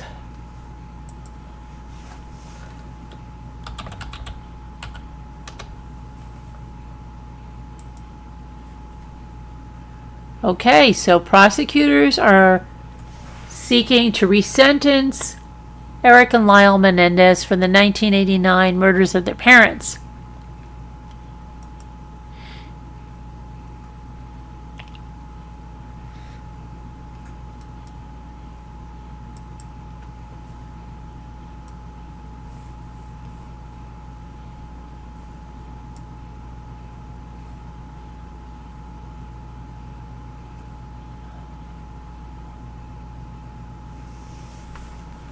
Okay, so the Los Angeles County prosecutors are recommending that Eric and Lyle Menendez be resentenced for the 1989 murders of their parents in their family's Beverly Hills home. This will provide the brothers with a chance at freedom after 34 years behind bars. District Attorney George Gascon announced his decision at a Thursday afternoon press conference and said, and I quote, "We are going to recommend to the court on Friday that the life without the possibility of parole be removed and that they would be sentenced for murder. That would normally mean a sentence of 50 years to life, but because of their age, they both were under 26 at the time of the crimes, they would be eligible for parole immediately. I believe that they have paid their debt to society. The final decision will be made by the judge," end quote. Gascon said that part of his decision was based on a review of how the brothers have behaved in prison. Even faced with the likelihood of life in prison, they avoided misbehavior or joining gangs. They instead worked to help fellow inmates improve their lives. For example, they worked to create groups to help inmates deal with untreated trauma, and other groups to help inmates with physical disabilities. Lyle also helped to advocate for better living conditions for inmates. The brothers themselves and other family members were not notified of his decision in advance, so likely would have found out by the news, by watching his televised press conference. He said he finalized the decision only about an hour before the news conference started. Gascon is currently locked in a battle for re-election against former federal prosecutor Nathan Hochman, who released a written statement questioning the timing of the decision so close to the election. Okay, so he said, and I quote, DA George Gascon received the Menendez brothers' habeas corpus petition in May of 2023 and request for resentencing in February of 2024, yet he has waited until days before the November 5th election. 30 points down in the polls, with articles coming about how his failed policies have led to additional murders of innocent people, to release his recommendation for resentencing. By releasing it now, Gascon has cast a cloud over the fairness and impartiality of his decision, allowing Angelinos to question whether the decision was correct and just, or just another desperate political move by a DA running a losing campaign, scrambling to grab headlines through a made-for-TV decision. Angelinos and everyone else involved deserve better. During the news conference, Gascon declined to take reporter questions specifically about how the decision relates to his campaign. But asked what would happen if he loses the election and his successor has a different view of the case, Gascon said it shouldn't make a difference because once his office files their position, that matters in the court's hands. The DA's office expects to file in court Friday, hopes to get on the court's docket in the next 30 to 45 days, and the election is November 5th. Attorney Mark Garagos, who represents members of the Menendez family supporting the brothers' release, says a detailed plan has been formulated and shared with the district attorney's office for their re-entry into society if they are released. He didn't provide the details of the plan for security reasons, but noted both brothers are married to wives who make a living.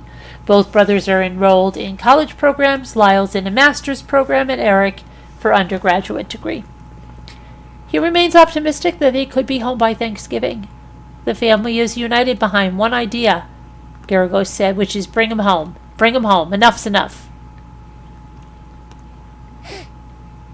The Beverly Hills Police Department, which investigated the 89 murder, issued a statement which did not praise nor criticize the DA's position, but noted the agency was not involved in the decision. And they said, and I quote, today's decision to recommend resentencing was made entirely by the Los Angeles County District Attorney. The Beverly Hills Police Department was not consulted or contacted by the District Attorney's office regarding this decision. As the investigative agency for the case, the Beverly Hills Police Department presented relevant facts and evidence to the Los Angeles County District Attorney's office, which resulted in the filing of criminal charges at that time. Now, wait a minute. Remember when you said there were, what was the case that had two new lawyers and one of them was Garagos' daughter? What case was that? Was that this? No. What case was that?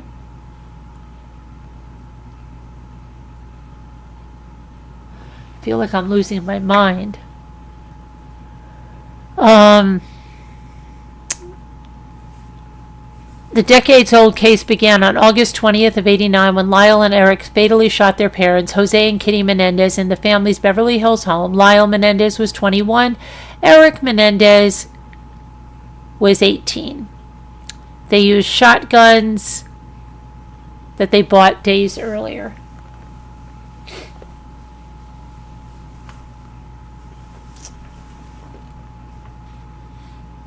The defense argues the brothers acted in self-defense after enduring years of abuse by their father. The first trials ended in mistrials. Second trials, they were sentenced to 2 consecutive life prison terms without the possibility of parole.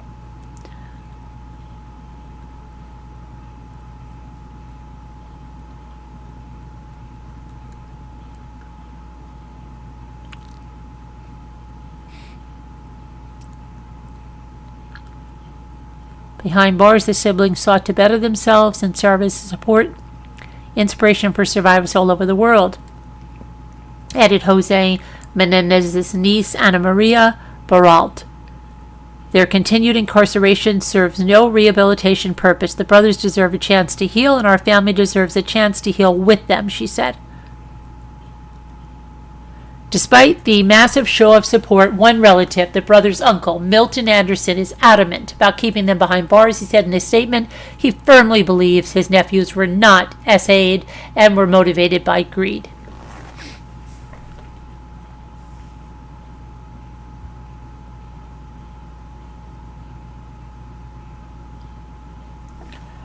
So what do you think about that?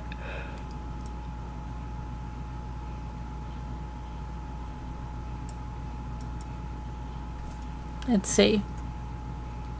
What case was that, Kevin? Do you remember?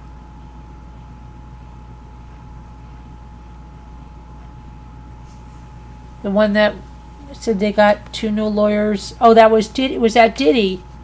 That was Diddy.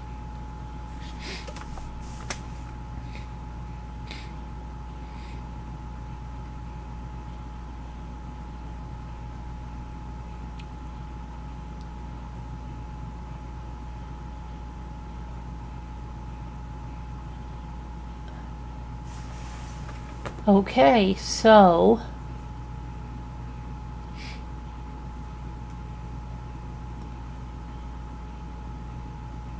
what does everybody feel about this Menendez? I need you to write.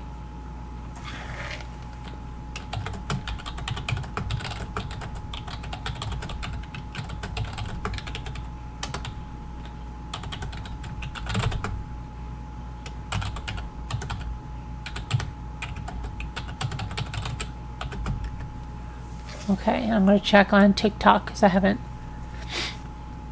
been checking over there on TikTok. Thank you to the one gifter over there. Thank you so much for the diamonds you sent. Hi, Kashmir. How are you? I think you're the Kashmir from YouTube. I remember you. You used to go back and forth. Thanks for watching. Thank you for the new followers on TikToks and the likes.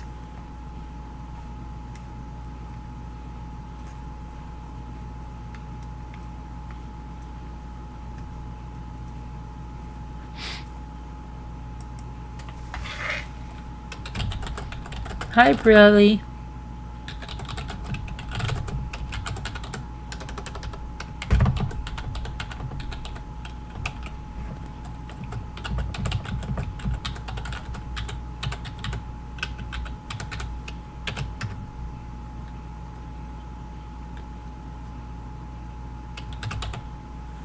Okay, so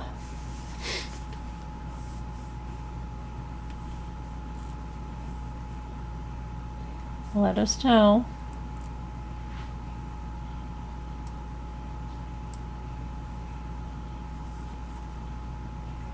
Hi, UHP Develop. How are you? I feel they served their time based on all that abuse the parents has come out. Okay. I am a.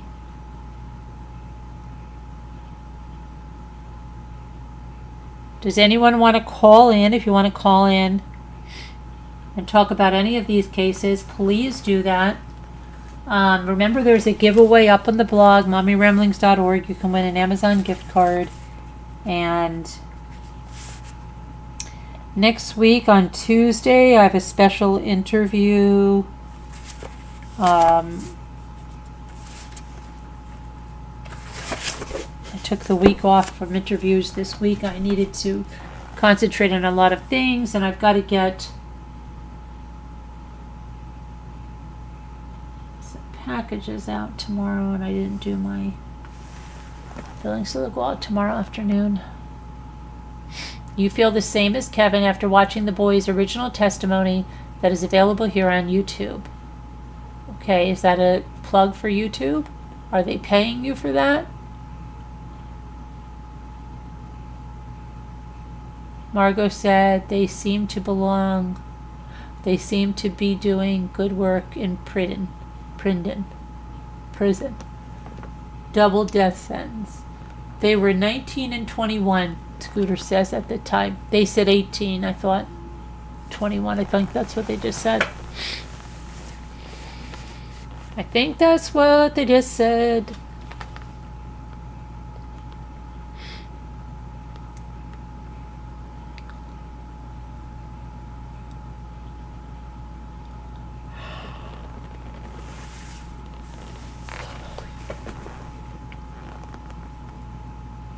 Based on age, under 26, rules is different. Yes, yes, yes. That's correct. That would be correct.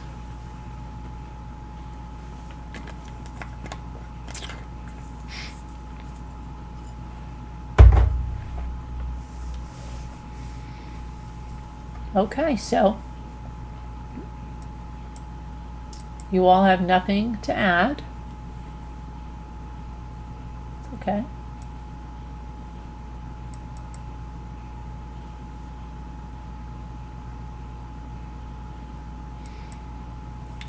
And I'm going to have to open a new Zoom just in case people want to weigh in. I have to open a new Zoom anyway because it's the other one's going to be closing down, shutting down.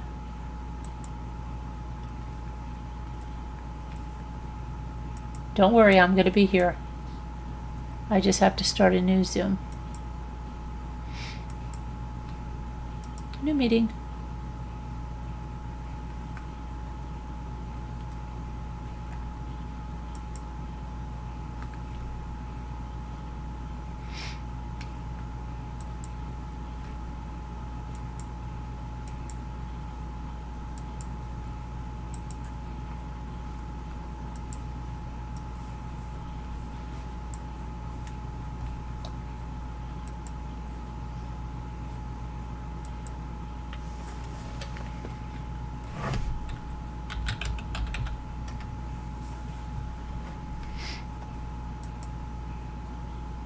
Don't mind my stuff. I came back from shopping and I'm also getting ready for a road trip, so I have some stuff that I bought for the road trip.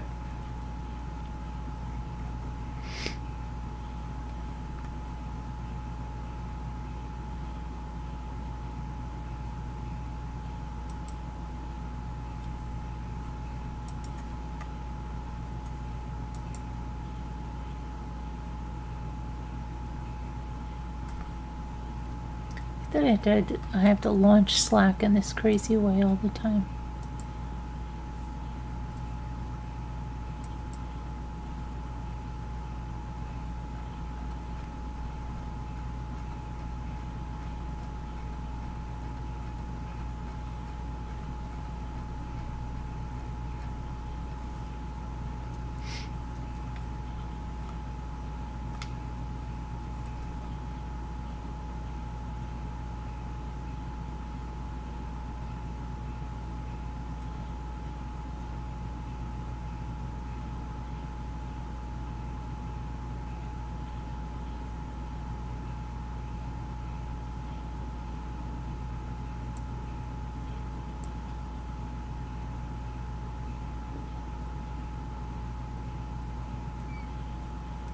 All right, there we go.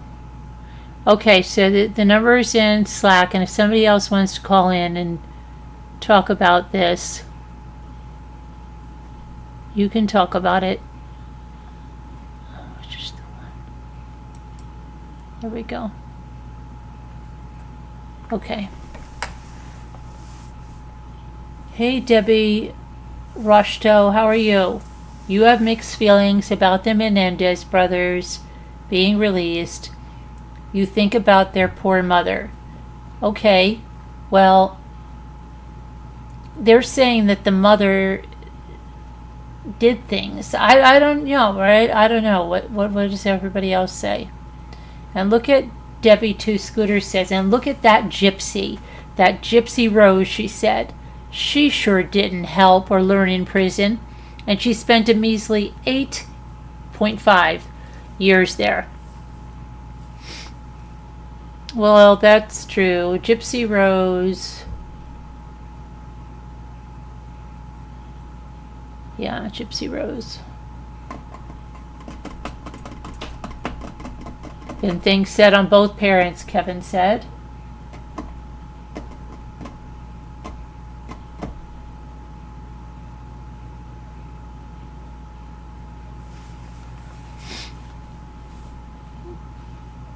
Debbie Sizos. I haven't seen her in a while. Debbie Sizos.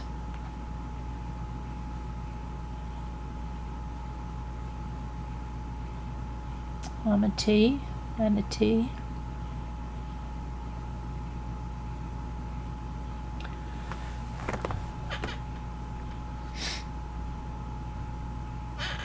And prayers for Duty Ron. I heard that he has some health challenges ahead of him.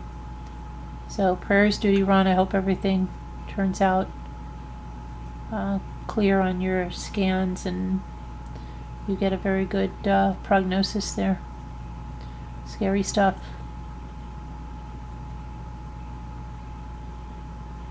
When you hear it all, you feel like the trauma killed their parents.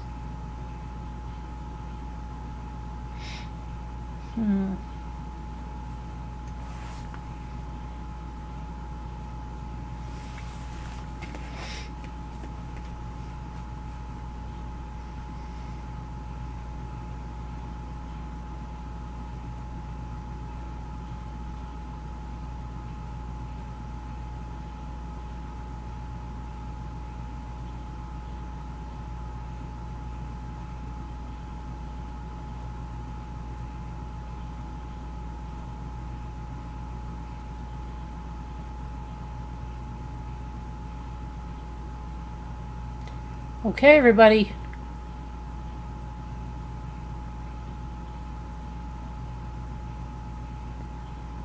Debbie, to Scooter, you said you wanted to call in.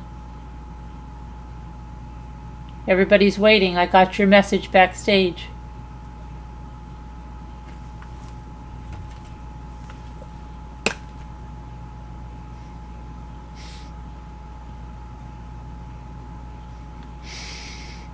Well, how many people do you really want released from prison?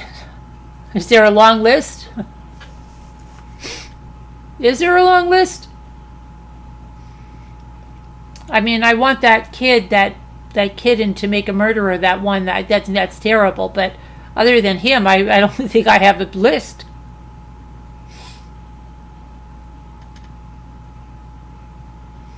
What guy in Menudo? He's in prison? Oh, the essay? I don't know.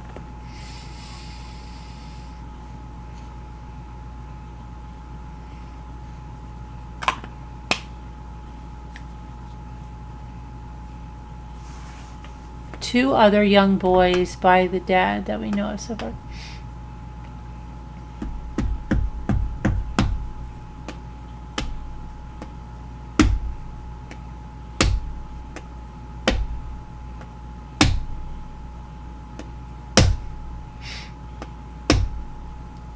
Scooter, come on. You told me to hold the phone line. Let's go. You said you wanted your voice heard tonight. Let's go. Start calling her in the chat like you would chant Scooter, Scooter, Scooter. She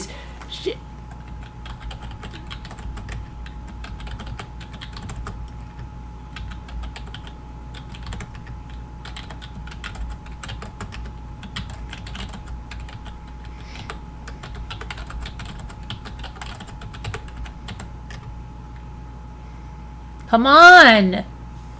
You said you wanted to come up and talk about what you feel for the Menendez brothers. Come on, now's your chance. They might see you. They watch this. I think they watch this channel. Everybody does. Everybody watches this channel. Come on.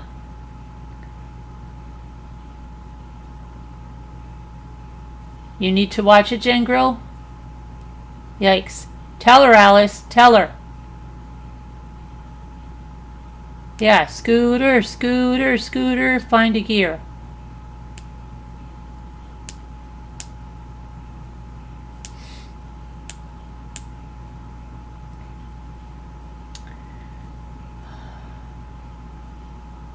Come on, scooter, let's go.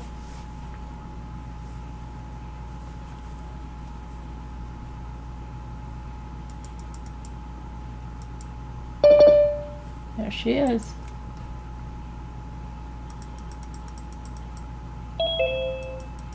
Oh, wow.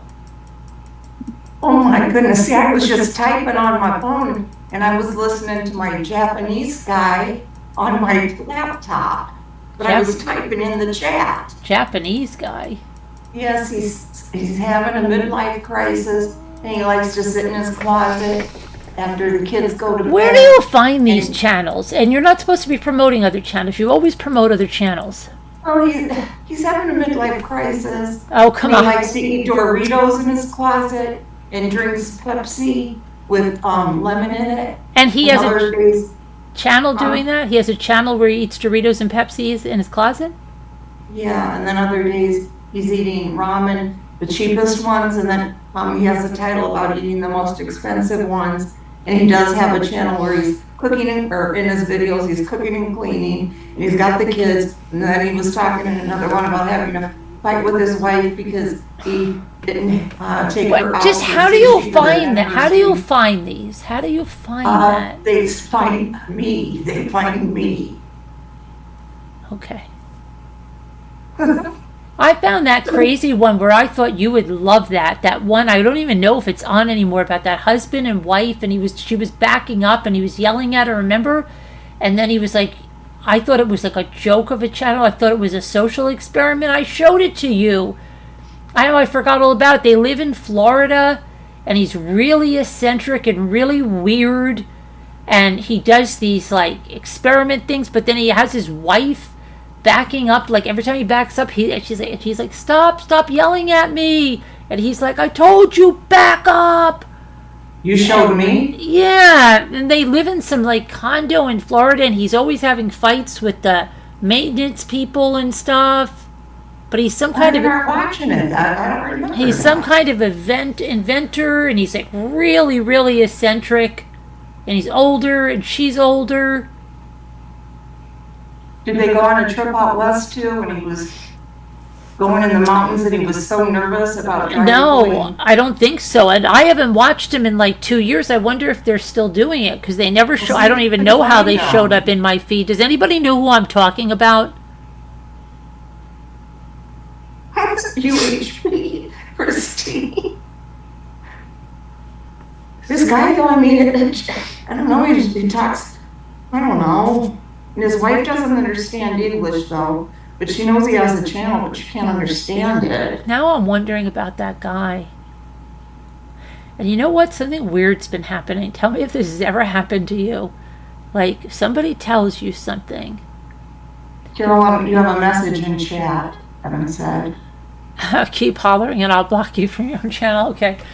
This has been happening to me. Like, someone tells you something and you go, oh my gosh, I gotta tell it. Like, okay, today I was in a store and someone came in and said, we're having a fundraiser for this lady. She was killed in this freak accident. Listen to what happened. This was a dream? No, this was real. They're having a fundraiser. So I said, well, what happened? And she goes, oh, you don't know? The highway was closed like a couple days ago. I said, no, I didn't know.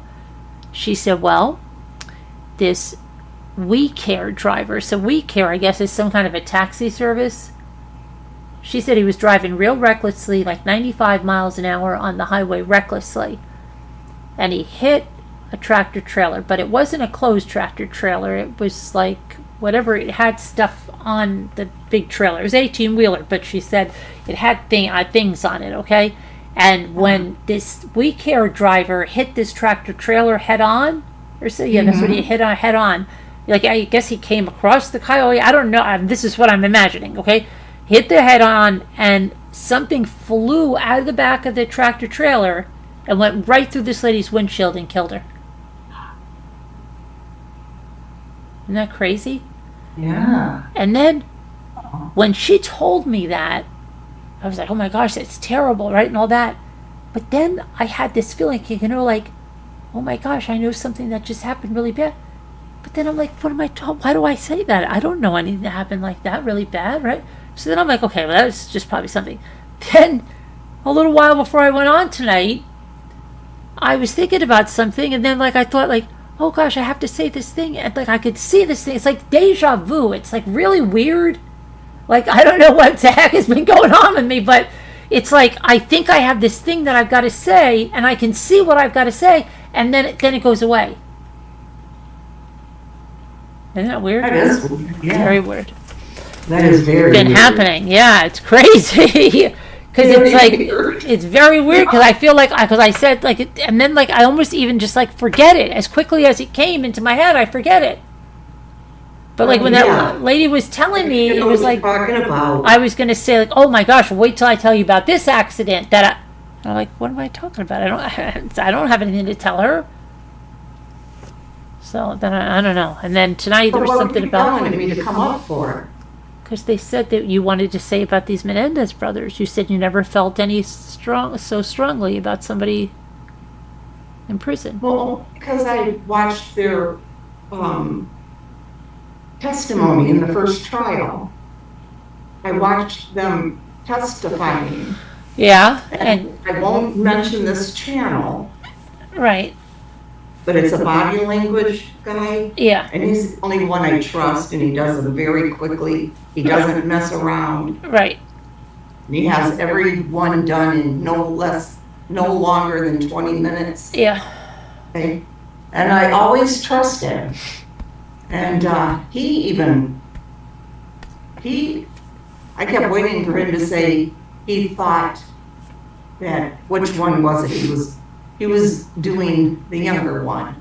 Eric, I don't know if he did the older one, Lyle, but he did the younger one. Eric. That's Eric, isn't it? Eric's the younger one. Okay, he did him. And he believed him. And I thought, oh, wow, good, because I believed him. I thought he's so sincere. And then you have her sister that believes him. But now they said the uncle doesn't. Yeah, her brother doesn't, or uncle, whatever he is. He does not. That's He thinks- her brother. Okay. Yeah, he thinks they should be punished, for the rest of their lives, that they're right where they belong. And they're both married. They're both married. I don't know. I know That's what it one said. is. It said they're both married. And Both then married. Ruff and I were saying, can you imagine if one of their wives were like, crap, I thought he was never getting out. No, now he's coming here, right? I didn't want that. I wanted a guy that was in prison, right? Crap. Right. I'm going to get you on here now on my laptop. It's easier to see the chat. Yes. And then she said, You think they'll stay married, Carol? I don't know. What is the lady? What if the lady's like really freaked out and doesn't want the guy home? Like, I don't want to be married to this guy. I don't want this stranger, essentially this stranger in my house. I'm sorry, I don't want it. I got married to you. I thought you were in prison for life. I know. One brother was married twice, really? Really, Emmy? Which Kevin one? said he watched both shows on the brother. He watched both. Which one, Emmy, was married twice? Let me pull I you up here. bet you it was Lyle, but I wonder if he'll get a toupee. Oh, that's right. I doubt it because everybody knows he's bald. Well, His mugshots are all with him bald. And he doesn't look half bad. really? Yeah, I don't think so. I wonder if he'll get a toupee. Oh, that's right. Yeah, it is Jen Grill. Yeah, they were doing a fundraiser. That's a freak accident. Those are things that you always say, it's a freak accident.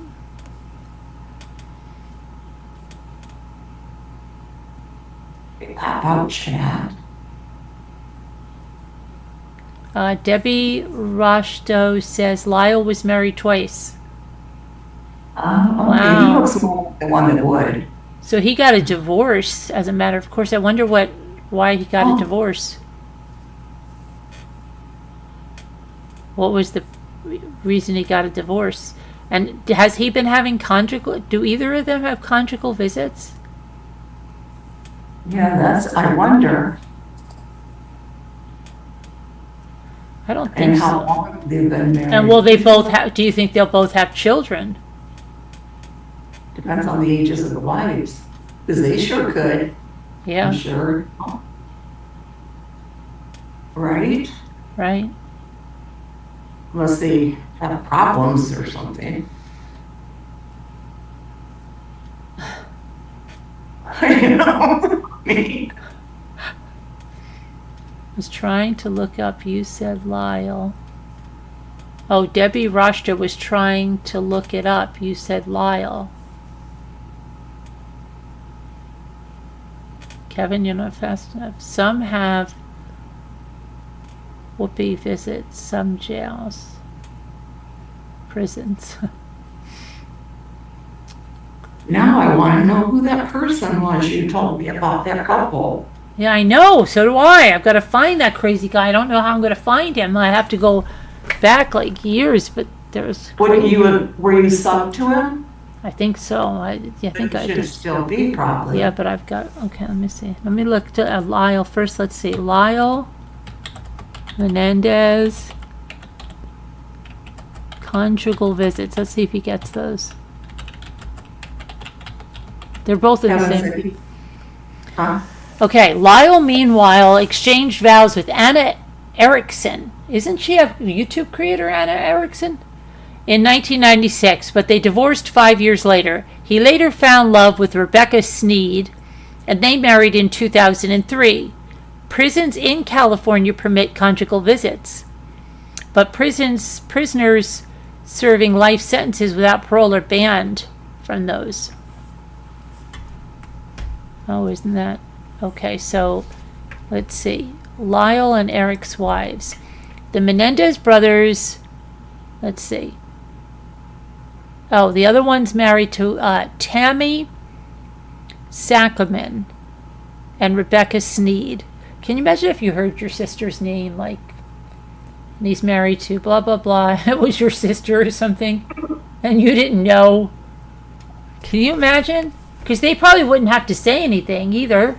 Because it's not like you're going to meet him or anything, right? Right. That's weird. Okay. Who'd you marry? Oh, Eric Menendez. Where'd you meet him? Oh, I saw him and I wrote him a letter. So crazy. Okay, what tragedy? Oh, he shot his parents.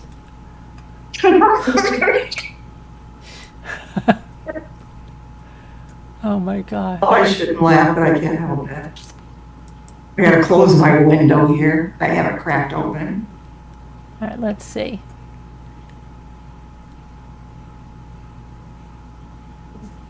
Lyle and Eric's wives. Okay. Neither one is eligible for conjugal visits, so they're not getting those. Only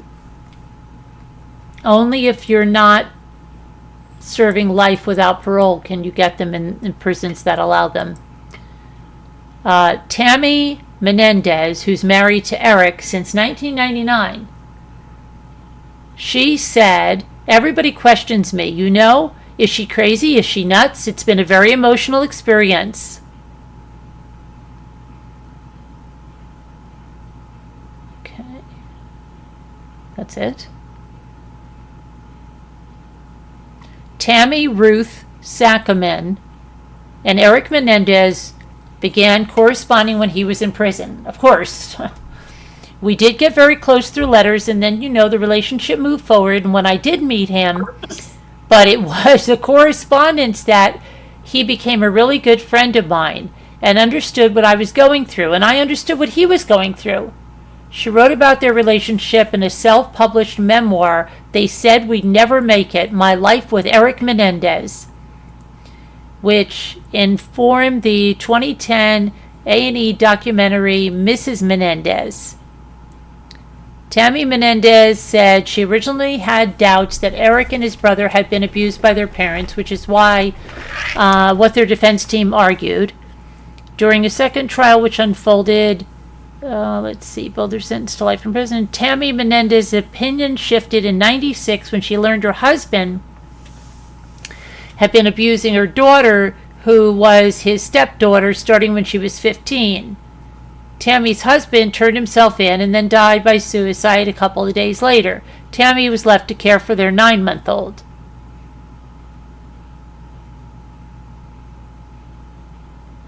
I reached out to Eric. He comforted me. Our letters started taking on a more serious tone. I didn't set out to have a relationship with Eric. It's something that happened. Eric then proposed in a prison visiting room, and in 1999 they married in the waiting room of Folsom State Prison.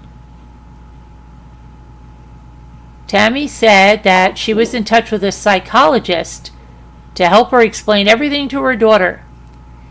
She loves Eric. She loves to go visit him. She wants to see him every weekend, and he's very good to her and very kind and is very sweet to her. In a 2005 interview, Eric Menendez spoke about the effect his marriage has on his life in prison. Tammy's love was a major step in my choosing life. Having someone who loves you unconditionally, you can be completely open with, is good for anybody. To know this person loves me as I am.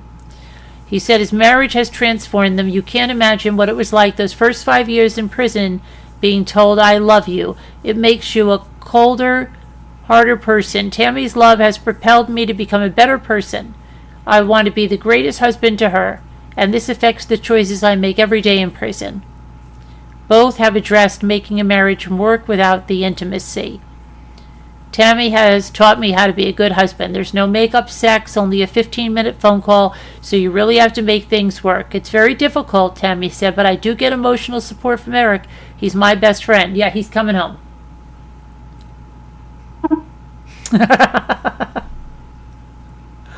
Oh, boy. Lyle found his first bride, Anna Erickson, the YouTube creator, the same way as Eric, via letters. Erickson was Chicago-born, became modeling as a teen for Lord & Taylor, and then became modeling in Europe in the 1980s. And she said that she wrote Lyle Menendez a letter during his first trial with the message, "Hang tough." They began a correspondence and drew closer when Erickson moved to LA. All I can say is we connected even though we never touched. The Menendez Murders by Robert Rand, which inspired the new Netflix show about the brothers, details the '96 wedding which took place over the phone in what Leslie Abramson, Eric Menendez's lawyer, called a proxy wedding. Now, since you're not here in person in Leslie's office right now, I'm going to say at a future date you're going to place the wedding ring on Anna's finger. Anna, will you place the band on the ring finger of Lyle? Blah, blah, blah, blah, blah. Rand was at the wedding ceremony. Okay, a year later the two split. A year later? They didn't say a year later. Okay. The Department of Corrections never recognized the wedding. It was not a legal marriage since it took place over the phone. Lyle married Rebecca Sneed in 2003. Let's see. We try to talk on the phone every day. And they're still together? Yeah. I have a very steady, involved marriage that helps sustain me and brings a lot of peace and joy. It's a counter to the unpredictable, very stressful environment here. He said his wife puts up with a lot from judgmental people, but she has the courage to deal with the obstacles. It would be easier to leave, but I'm profoundly grateful she doesn't. Let's see what happens when the brothers get home. That's what I'm thinking. You know, if they get home, if they do get out, and everything's changed, look at how the world is now. Oh, yeah. You know? Because, gosh, they went in when? 89. It's been a heck of a long time. Yeah. 30. They're what they say their ages are now, 53 and 57, right? something like that. They're both in their 50s. 7 and 53 and 55 or 54 and I'll tell you what they are.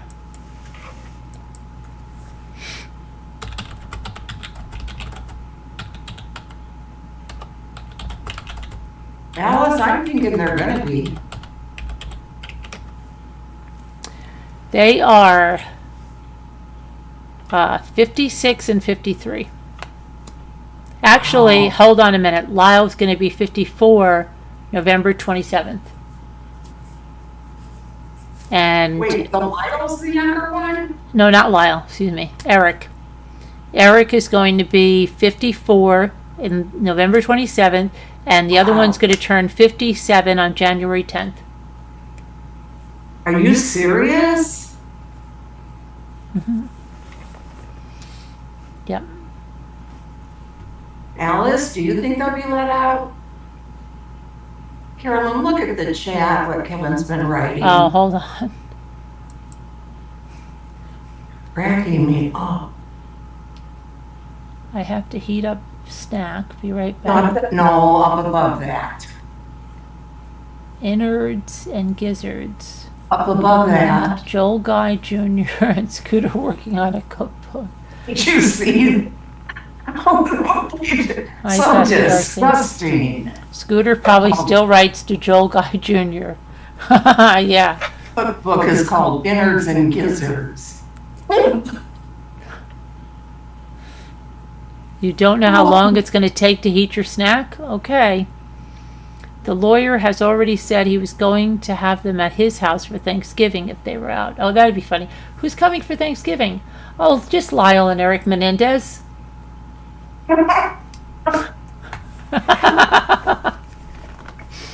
Oh my gosh. Oh, and Kevin had set up here, this isn't about them, but he said, he asked, what about the guy in Edisto with a camper truck? I don't know what that, Oh yeah, that guy I watched, yeah, Perry. He goes to Edisto all the time, but that's not the guy. Oh, okay, that's what he meant, okay. I guess, yeah. And I was just gonna ask you something.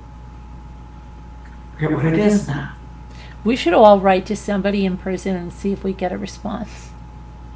Oh, you would. That would be an experiment. We could all pick somebody to write to in prison.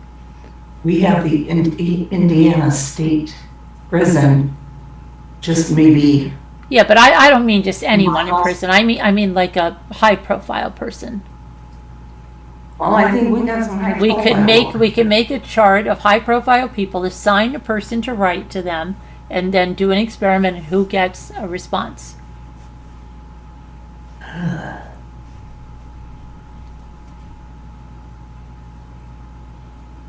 Oh, Kevin says, I said that before, Mommy Ramblings.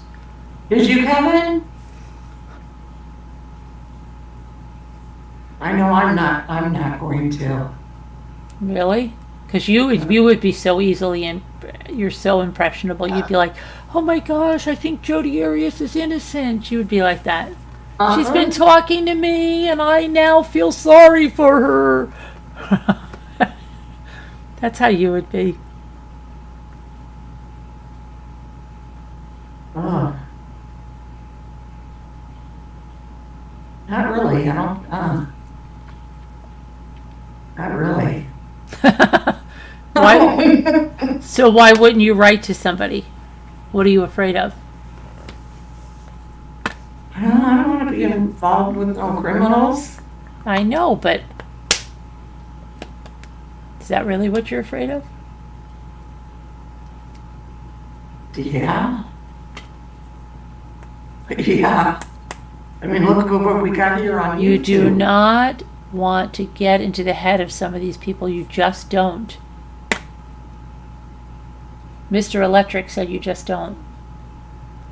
Where's Mr. Electric? Well, he's UHP developed now. Oh, okay. Trust me. Yeah. Right. Are you writing to him, Debbie? Oh, I bet he is, don't you? What Debbie asked. Yeah, but I don't think she's really writing to him. I think she's kidding around with us. No, she just said, I wonder if somebody is receiving an email. Oh, an email. I thought she said my mail. Wow, see, that's crazy. Oh.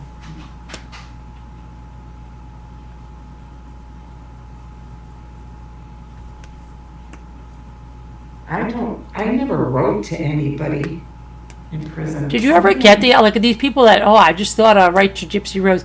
Did you ever get the idea to write to somebody in prison? You ever think like, wow, I better write to that person in prison? No. They used to have ads in the back of magazines. Really? To write prisoners, yes. I just know I got a pen pal on the Big Blue Marble. That show, I used to love it, Big Blue Marble. And I had pen pals in Malta. And then she even wrote to me like years and years later. I wish I had her address somewhere again. And I had, I think I had one in Brazil. You got Where'd you get them from? You get them all over the world. The Big Blue Marble, it was a show that was on Saturday morning, and they'd say, do you want a pen pal? And then you'd write in, I want a pen pal. And they'd match like you up. On PBS or something? And I think it was on Channel 5 or something. Sounds like it would be a PBS show. Yeah, I know, Big Blue Marble. They used to have pen pal ads in the paper for prisoners. Really? I don't remember Yes, they would, Kevin, yes. Hey, sorry, Darcy. I try to remember Darcy, that's her name. Yeah, Darcy. You guys would say hi, Sassy. Hi, Sassy.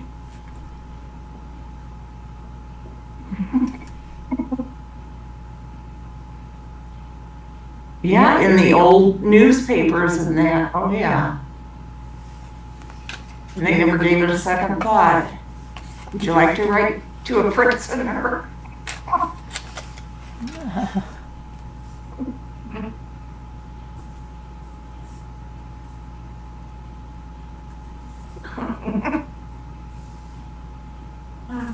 Oh, gosh. Yeah.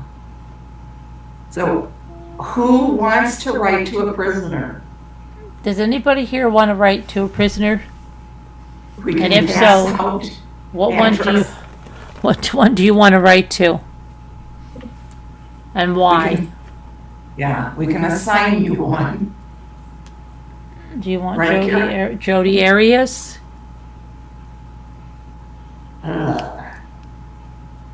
Could you imagine? Well, somebody like her that you know is in her life, I wouldn't mind. I mean, I wouldn't want, you know. Sassy said she will write to a prisoner.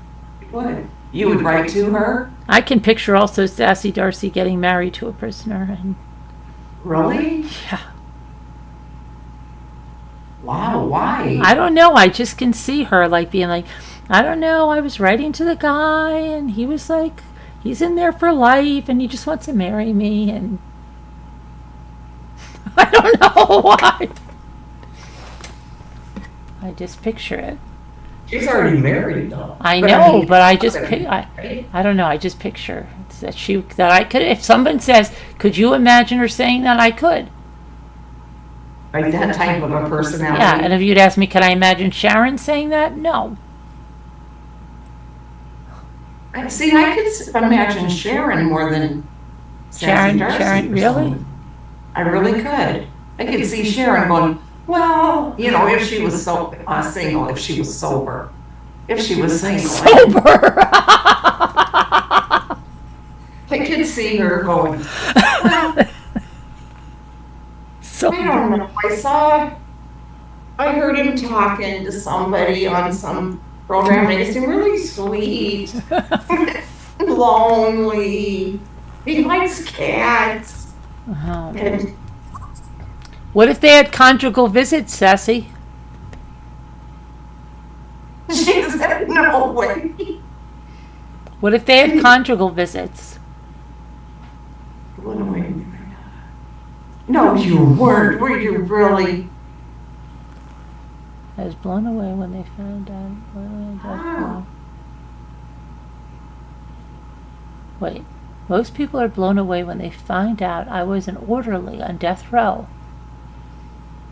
I used to feed them. I'm not talking about crazy. I'm talking about pure evil, plain and simple.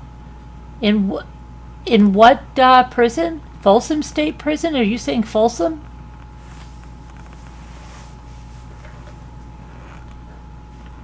I had the chance to work at the state hospital. Ward K was the crazy real killers. I could not take the job. I was scared. Ugh. Sassy said maybe with conjugal visits. With conjugal. Hi, Chengirl. She says, yeah, maybe.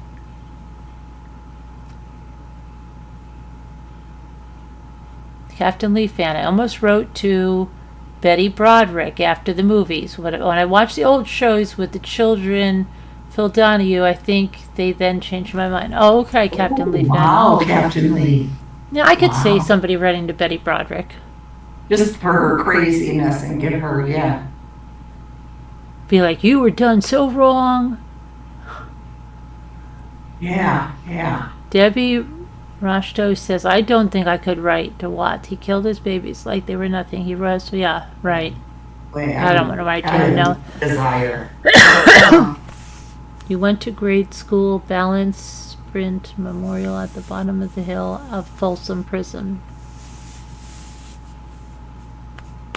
I wonder. Oh, wow.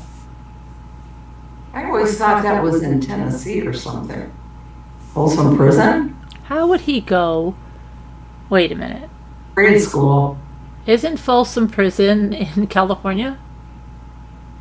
I always thought it was like down south.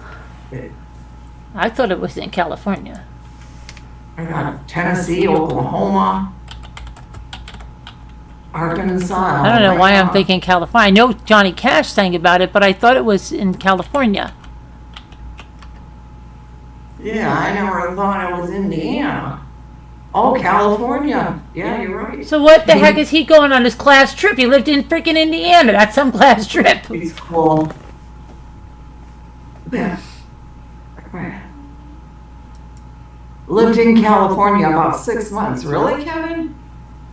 We never knew that. Yeah, wow, that's just coming out. Is that in his file?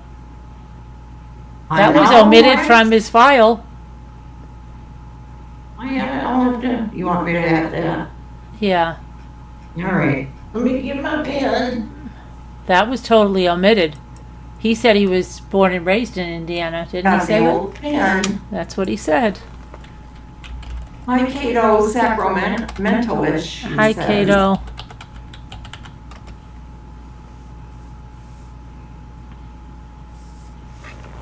Yeah, look, Folsom and San Quentin, they're both in California, and they're both like the oldest. Let me see. This Folsom is the second oldest prison after San Quentin, and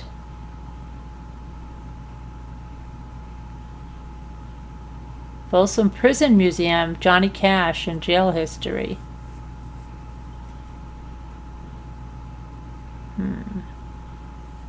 Why did I always thought I never. thought it was- Kevin was scared straight there, he said, in the Folsom prison.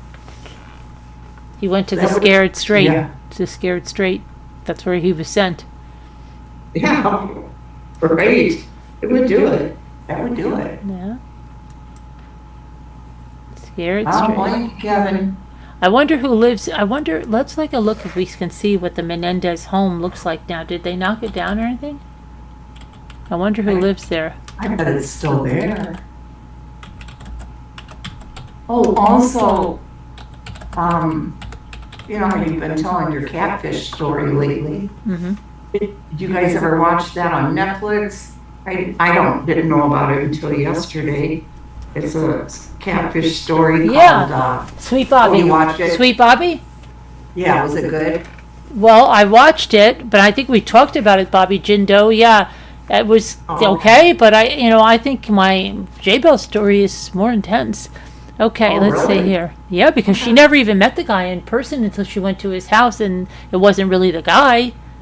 They're really, Right, yeah, in I her was just case, listening to her on Yeah. Times radio Right, channel. right. I mean, it's okay. Let's see. Menendez brothers. Let's see what happened to the Menendez brothers mansion. Let's see.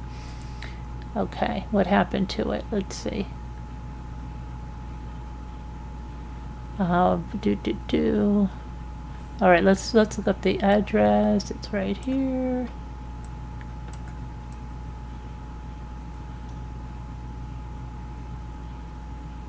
While you're looking, I'm just gonna say something to Captain Lee. Captain Lee found that ship, the Odyssey, Villa B. They finally took off. I don't know if you've been watching. Finally hit the ocean. They've finally been moving for the last 3 weeks or so. Do you know I think they only bought this house a year before their murders. Isn't that crazy? Really? Yeah. Here's the house, though. This says it's the house. There's only one picture. It says one of one. Get over the YouTube part. Get over there.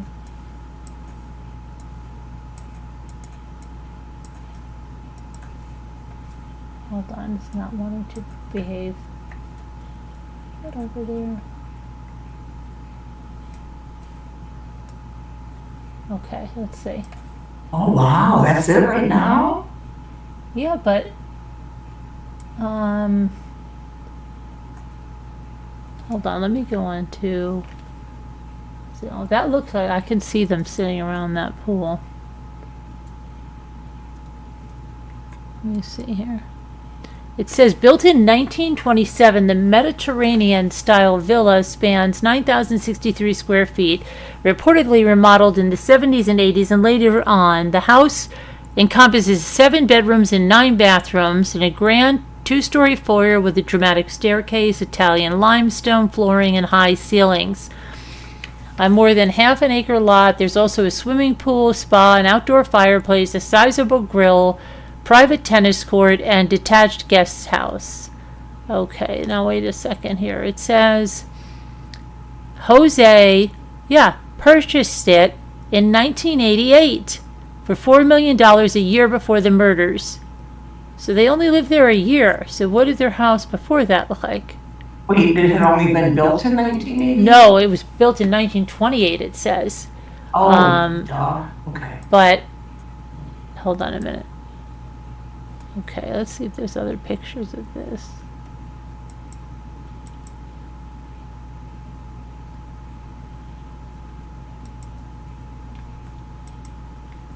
Okay, here's some other pictures. Come over here.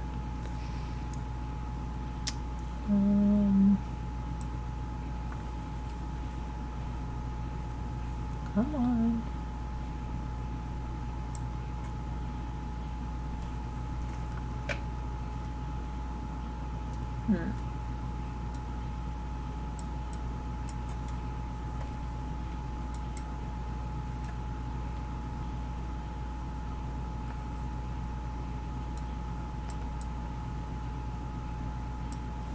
Kitchen? That's not the kitchen, that's a wet bar. Okay. There's the inside. That looks like how they portrayed it. Look at this sculpture over here.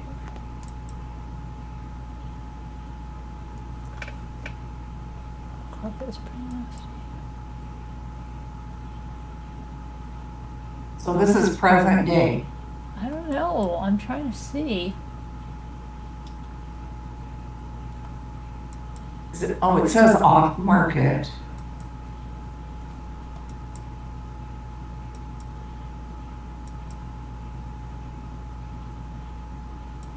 I don't have the chat right. Wait, I can put it up right now. Put it up so, just in case.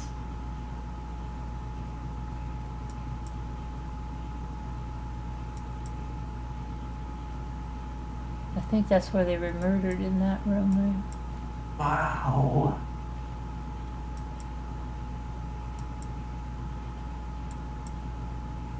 I think those are gardenias.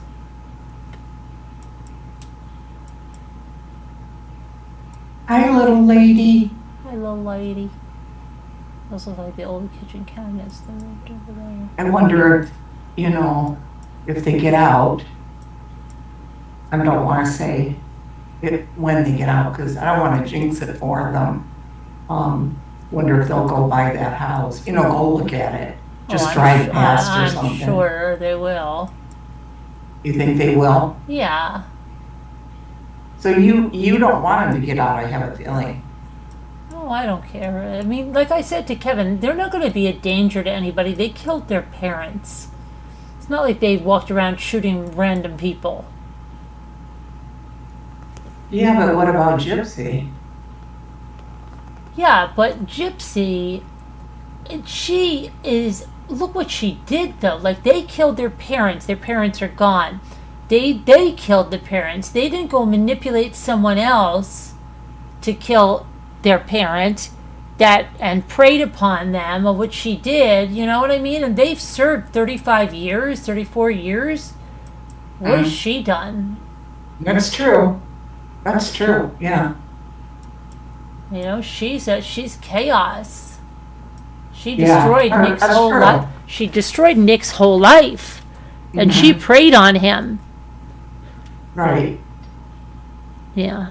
And these two took responsibility for it, once they were caught. It was sold for $3.6 million. Okay, so they bought it for $4 million. It was sold for $3.6 million in '91, and then that money was left. Okay, it says attorneys say the money that was left after meeting mortgage and closing costs went directly to the Internal Revenue Service. By '93, TV mystery writer William Link, a co-creator of Murder, She Wrote, apparently acquired the home in '93 for an undisclosed amount.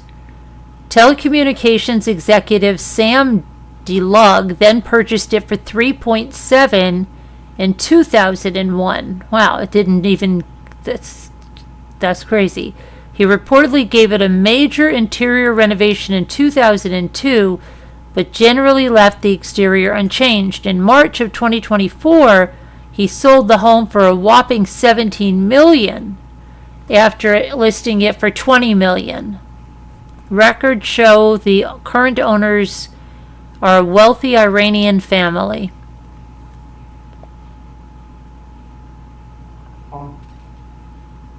So it just sold in March of 2024, so these have to be very recent photos. That's only 11 of 51. Oh yeah, I guess, yeah. Look, they have Can you tell which room they were shot in? Oh look, Fleur de Lis. Fleur de Lis. But you know what? That's so weird. That stove. That's it right there, I think, isn't it? Yeah, Fleur de Lis. But that stove looks dirty. What's Fleur de Lis? What is that? That's what that little symbol that Elle loves. Anything Fleur de Lis, but she calls it Fleur de Lis. Oh, I don't know what it is. You know I didn't what? see it. That rug looks. I'm surprised. There's some things in here that look really bad. Like these towels in front of these bath mat towels look terrible there. And this rug is all like chewed up on the corners. This old-fashioned phone there and whatever this is, like, that looks really bad next to a toothbrush. Come on.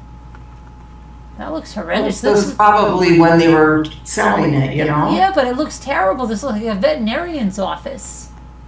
Yeah, they might have redone it by now. Who knows? No, I think this is when it was just sold.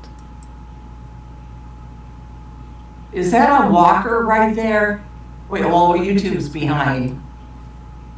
Where did you see a walker? In that back room or No, whatever I think those are towel warmers, the metal things. Those are okay. towel warmers. And look at all those pictures. Wonderful. That one room definitely looked like the one where they were shot at.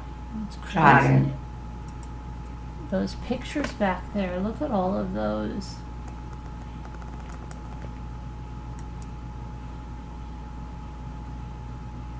Kevin said he could not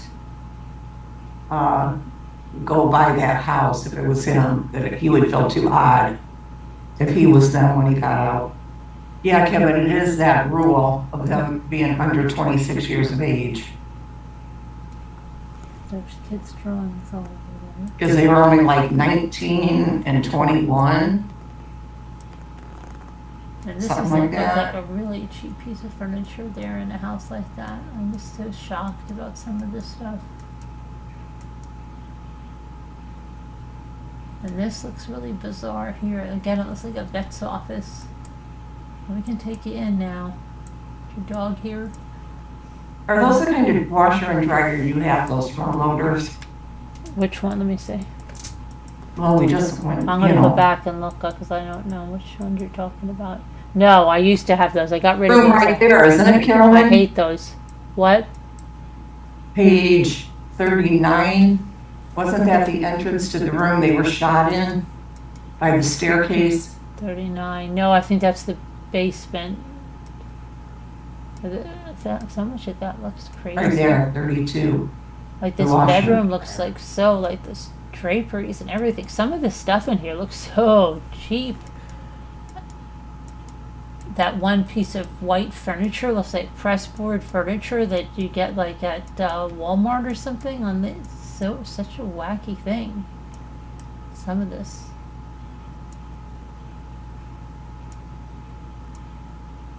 It's raining and thundering So I here. know. I think Feels the good, though. room was under here. It is? No, on page 6. I think they came down and the room was over here or somewhere. I think here. That's where they went. And I remember she was getting ice cream with blueberries, and I thought, did she really want hot fudge or something on it? That was her last ice cream, and she Yeah. skimped on it, you know. Uh-huh. Oh, right there, okay. That's the room, right? I think so, yeah. Yeah, I think so. Well, it had the doors that, Well, they could have changed it. I mean, I think they. What's a but fun? when you get to the actual room, it's the one, you can tell the way they have it set up because of the TV on the wall. Yeah, and it's but narrow. do you think it's still that? Look at this. There could be this room too. I don't know which room it is. Which page are you on? Are you looking at? Which It's picture? 7 and 8. The pool. That. Okay, this is, I can't make out what page it is. That they have a gong. Like, look at these weird pictures. Wow, that's weird. Right here. No, that's not it. There's this one. It could be this room right here. No. No, this one over here, page 12. Page 10, when you could see into it, I think, on page 10. Right, page 11, Carolyn, that one right Page there. 12, I think. Isn't it 12? 12, yes, 12. I think that's it. Yeah. Doesn't it look like the way it's shaped? Yeah, I think so. Hi, Gail B. Hi, Gail B. Hello.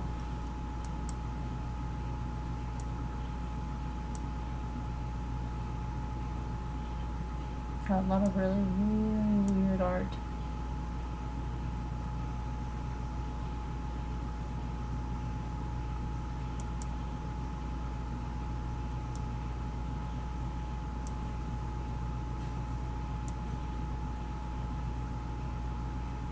This, like, what is this, a dog bed over here? I mean, this looks horrendous. If that's a Yeah, squish. I don't like the way it's decorated either. Yeah, it's just like really, it's like some things are. I don't know what the heck. Yeah. And these big candelabra things that are odd looking. Okay, you feel strange and scared? Don't feel strange and scared. What's wrong? Because somebody with 2 people murdered, she said. Oh, she Yeah. would feel sad and oh, okay. I thought she was just saying she was feeling sad and strange. But the mother, according to them, was abusive as well, and she knew what was going on. She was told by the cousin. Yeah, but there was some weird thing that I forget. I think it was in that weird documentary where they were saying that there was somebody else and she used to do this weird stuff. It was his mother or something that used to do weird stuff to him, like Jose's mother. did some really weirdo stuff to him. I think I heard that when I was like falling Really? asleep. Yeah, and it was really bizarre stuff. Ugh. Okay. Yeah. Well, it can run in families, passed down. Is there any Every- other murder house anybody wants to see? Let's see. What about the Amityville one? Is that still standing? Oh yeah. Where what's his name? Or wait, no. Lutz, right? No, that's the people that bought it. DeRosa, what was it? Yeah, what was their name? Let me see. We looked at the list house before too, didn't we? I think 112 Ocean Avenue.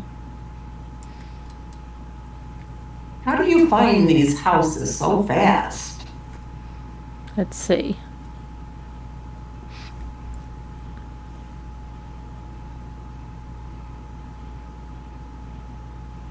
Zillow.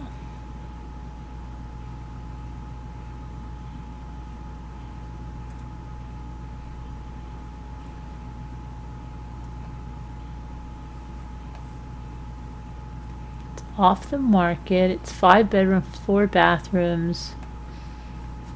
Let's see. When it was sold.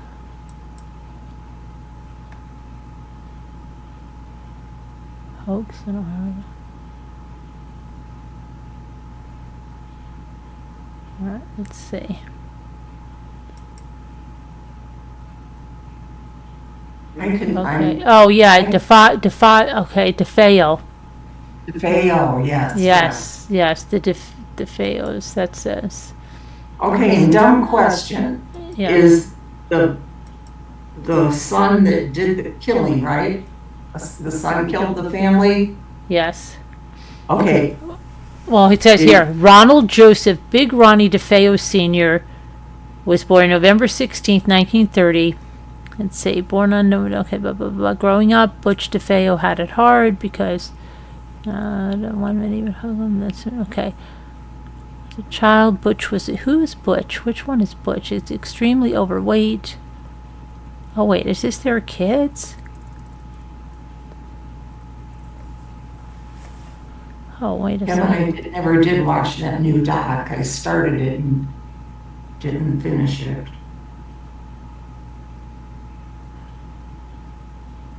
Wait, who killed? Which one?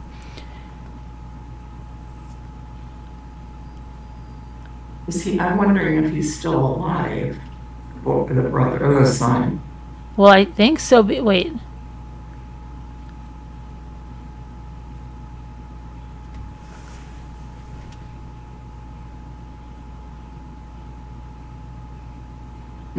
Okay, Kevin.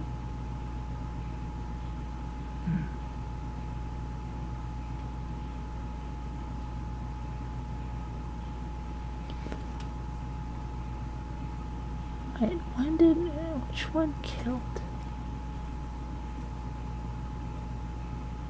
Let's see.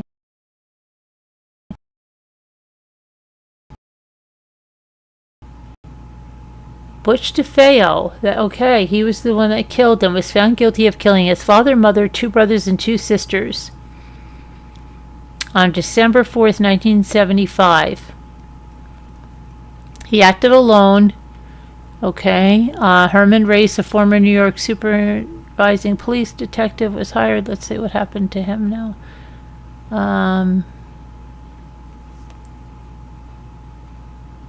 Today, Butch DeFeo has once again decided to blame the entire crime on his sister, even though the evidence clearly supports Butch's involvement. Nevertheless, evidence also supports the claims that more than one gun and killer were involved. Butch has conveniently forgotten writing an admission to which he was admitted to being part of the conspiracy. So he's still alive. He was born in 1956. So he's a year younger than me. I think that's what they said. He was born in 1956. Yeah. He can. Yeah, it hovered for me one time and it came right back.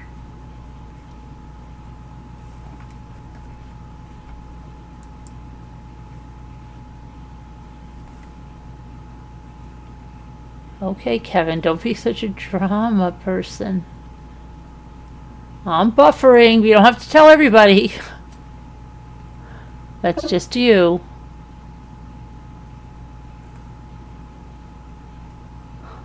Oh my goodness.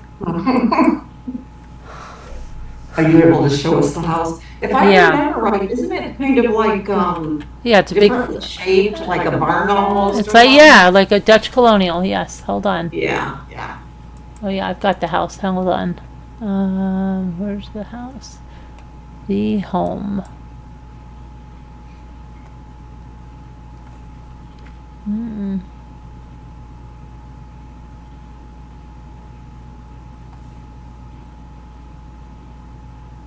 Oh, there's a lot of stuff here. Okay. All right, Amityville Horror. Let's get there. Kevin said it worried him, so that's why he was saying something. Oh, okay.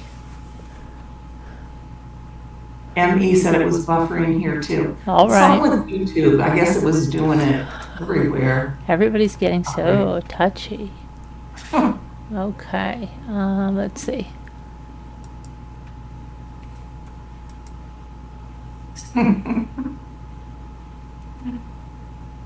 All right, here's one photo of it.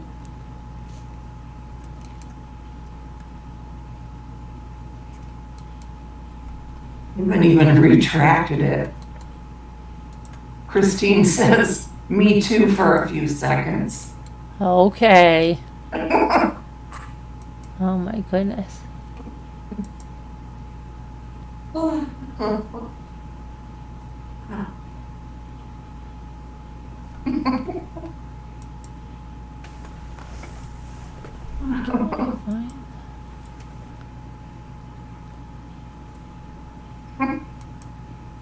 This is what it looked like when the murders happened. I gotta make it bigger then. Uh-oh. Kevin says, Emmy, don't take up for me. Don't want her to take it up. You. Oh my gosh. Okay, that's what it looked like during the murders, and then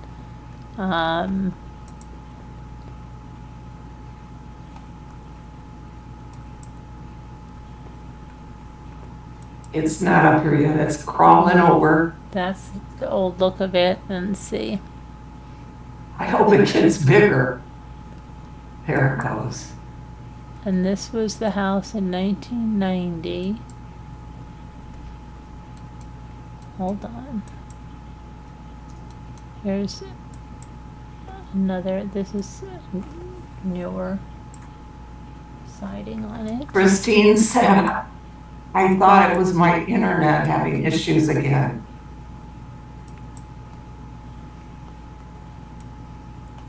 Carolyn. Oh, sorry. You don't have to all take up for Kevin. It's okay.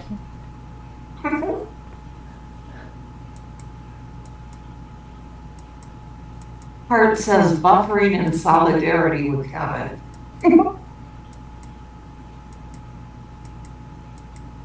They said it's right under 10,000 square feet.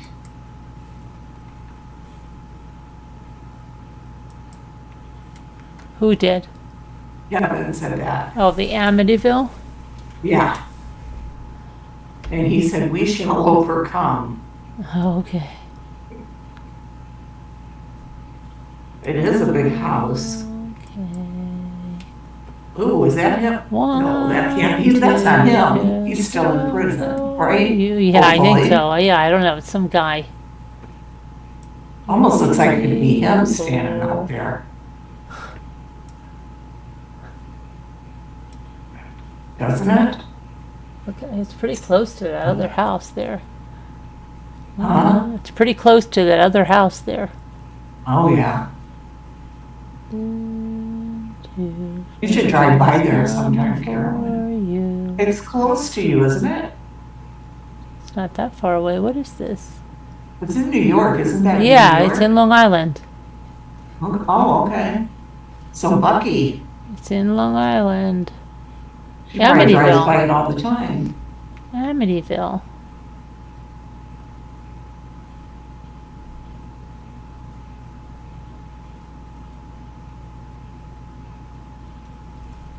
Kevin said, she will just blame me. Really, it's okay. Oh gosh. Oh my god.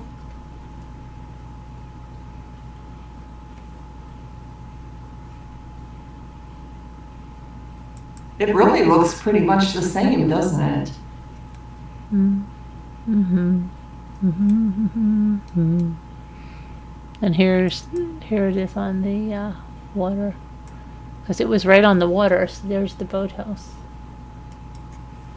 Oh, wow, it was right on the water?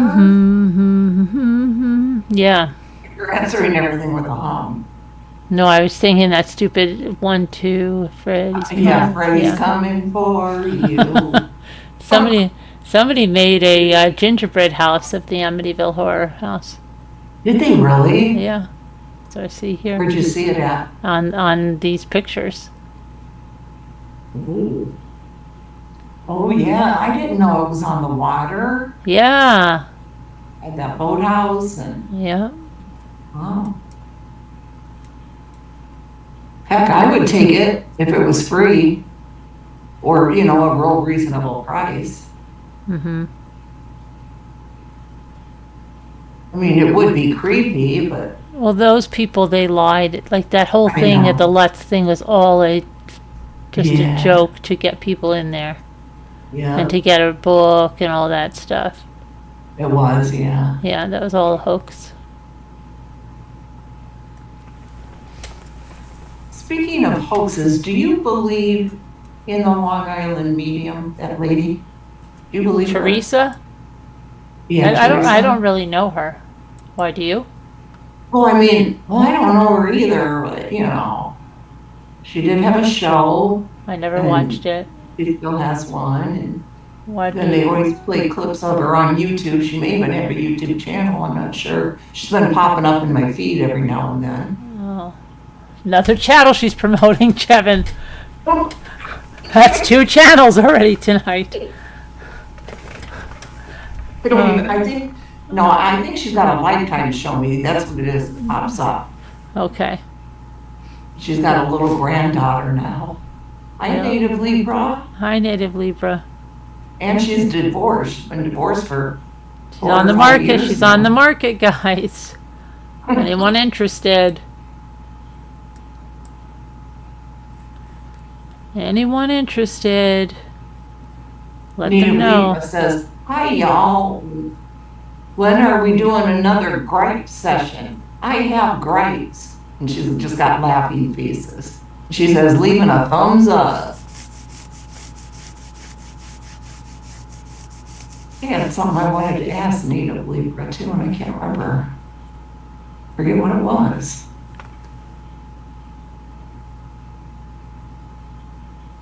Oh, do you think the Menendez estate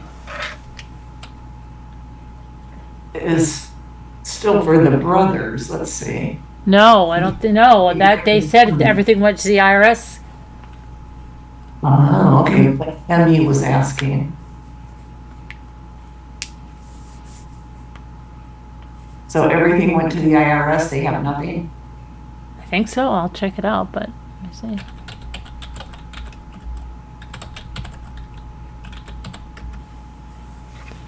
All right, let's see.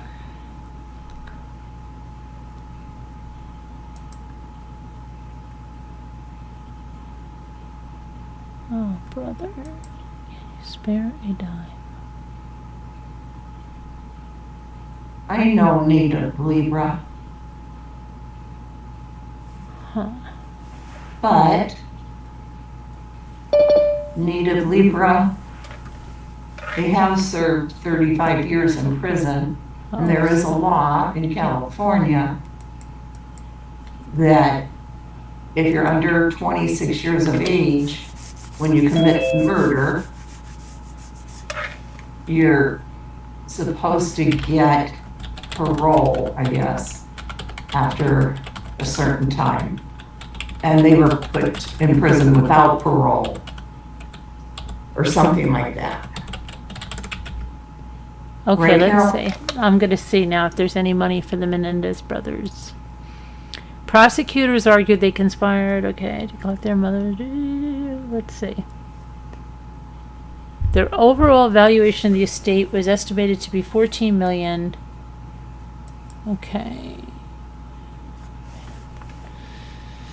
All right, let's see Yeah, what I've been happens. wondering about that. Is there going to be financial restitution for them or what? Okay, Jose and Kitty had accumulated a substantial wealth of $14 million in 1989. They included several properties. Well, when adjusted for inflation, the amount would correspond to $36.8 million as of the current date. They embarked on an extravagant spending spree that ultimately influenced their public visibility. The primary assets of the estate consisted of a house situated on 14 acres in Calabasas, which Jose and Kitty had acquired but never occupied, along with a mansion in Beverly Hills.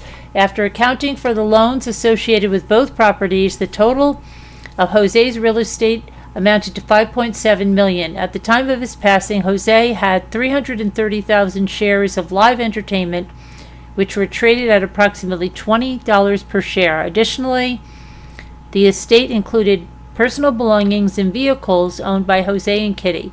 The overall valuation of the estate was $14 million, resulting in Lyle and Eric each receiving about $2 million after the deduction of loans and taxes. Wow.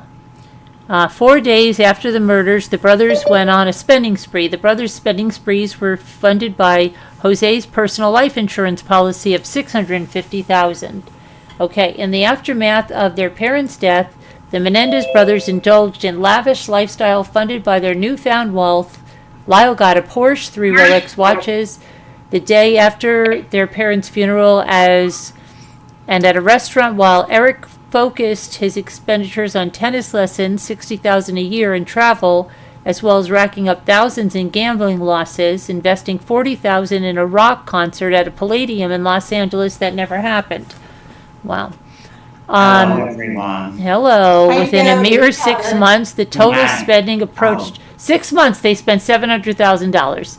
The ostentatious spending attracted scrutiny and raised suspicions, which ultimately assisted law enforcement in getting their true motives behind the homicides. In 1994, Eric and Lyle had already incurred $1,495,000 in criminal defense fees before their final trial.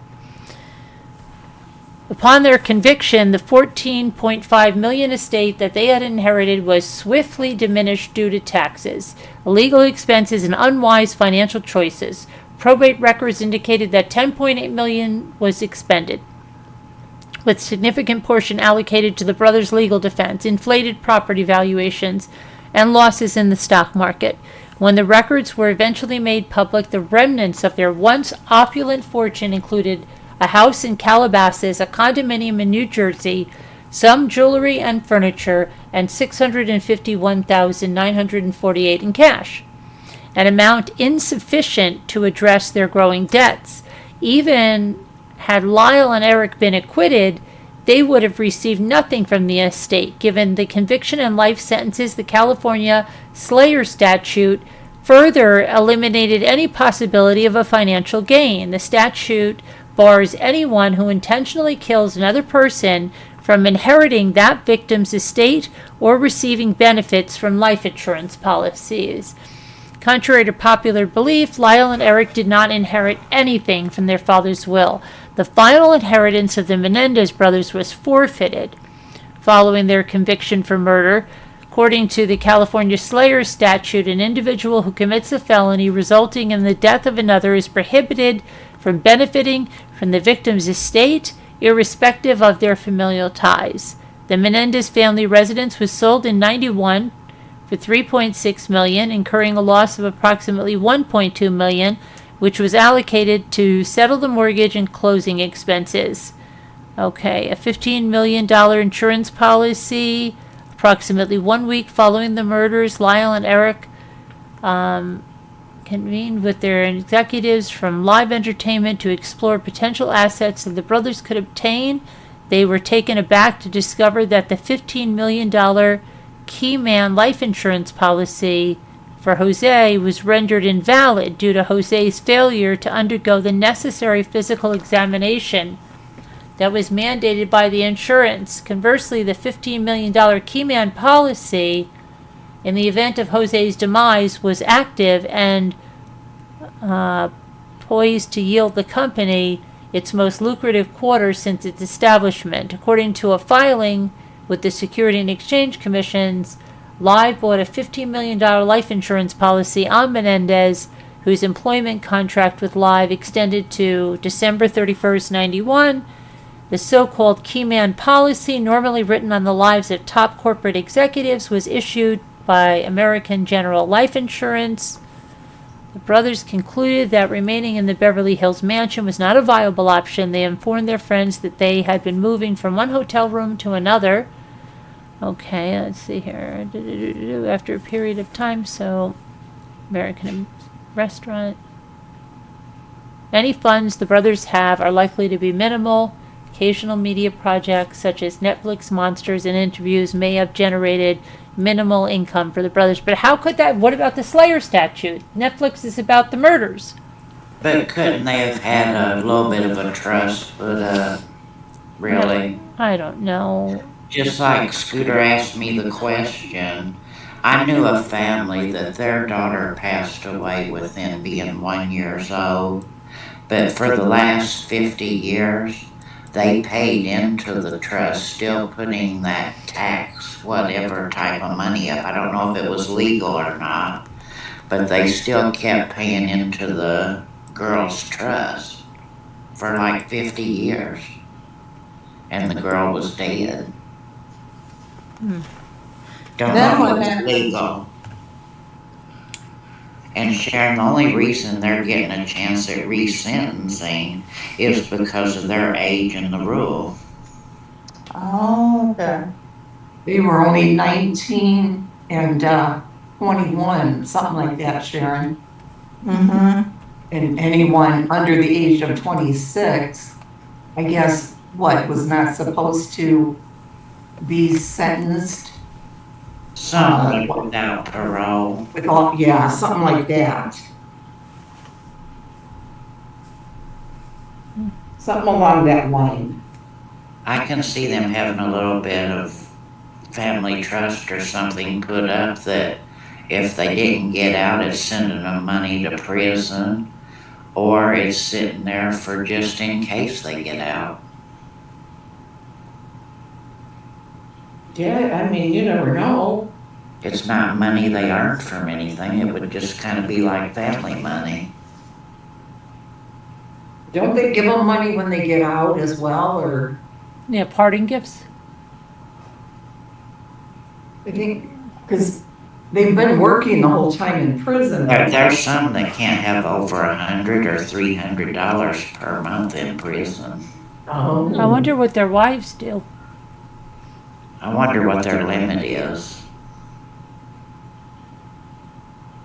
How much they can have while they're in prison. Eric's coming home, honey.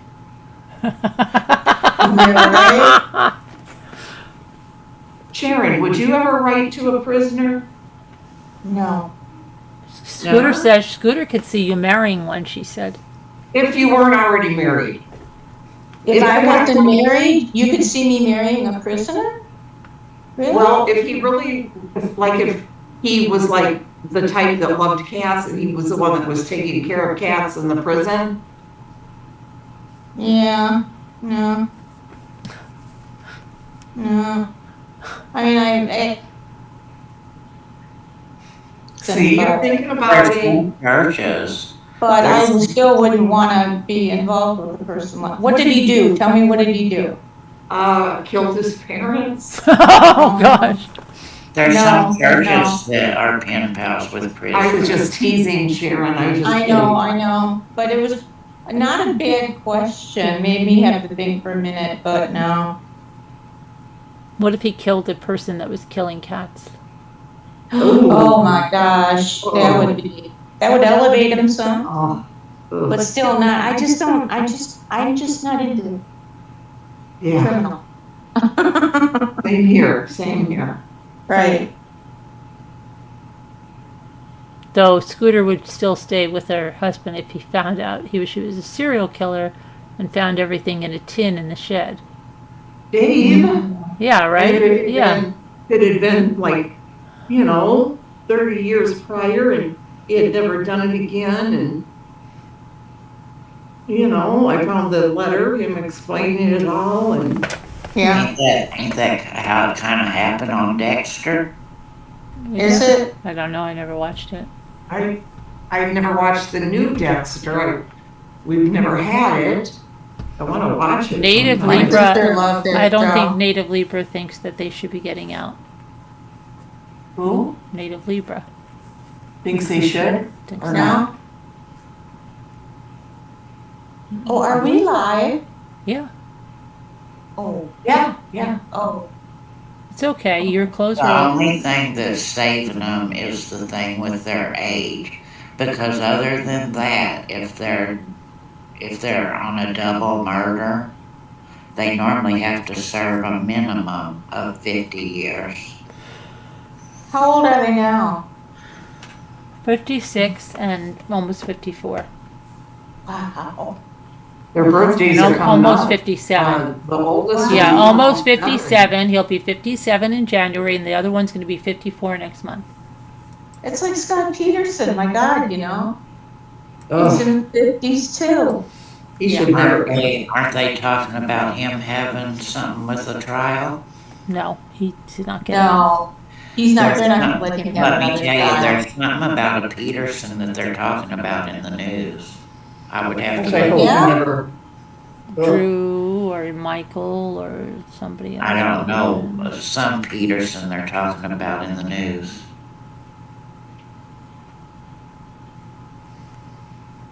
And you guys don't think he looks feminine now? I swear he plays a girl in prison. Plays. He's Who? Scott Peterson, I swear he's a prison wife. That's all I can see when I look at him in those latest videos that he's been in. Maybe Kevin can ask next time he's at the house. I'll have to look. He's got, it's like he's so feminine to me now, and the way his hair is long, he just radiates it to me. Are you going to that spa soon, Kevin? I don't You know. can ask over there. Maybe Calendar they might know. I could use my back scrubbed. Hmm. He does not look to me like he did before. Ask over I'll there. have to look at him. They might know. Looks like he's somebody's prison wife to me. Prison wife. For real, he does. Yeah, it's kind of, He really does. well, I mean, if he had tendencies before he went, it probably, considering the lack of any female companionship, it probably just helped spur it on, I suppose. I don't know. Oh, you know how you always hear, how prisoners that hurt children that, are gonna really Yeah, get it. yes, like, yeah. Yeah, and then we, yeah. and then we find out, how that doesn't happen, Hmm. Oh, it doesn't? What do you mean? What do you mean how it doesn't happen? Well, I'm just saying, we hear a lot of times that, well, like They Chris don't, Watson, they don't. But they're protected. But they're in protective custody. They don't Right. take time to that in jail, and a lot of them end up dead. Well, a lot of them don't, we hear that they're just doing fine. But there's two different things in the situations.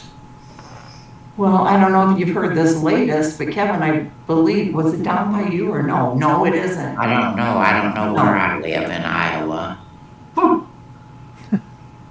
No, it isn't. No, but this is Rensselaer County, which would be, That's near the college then, right?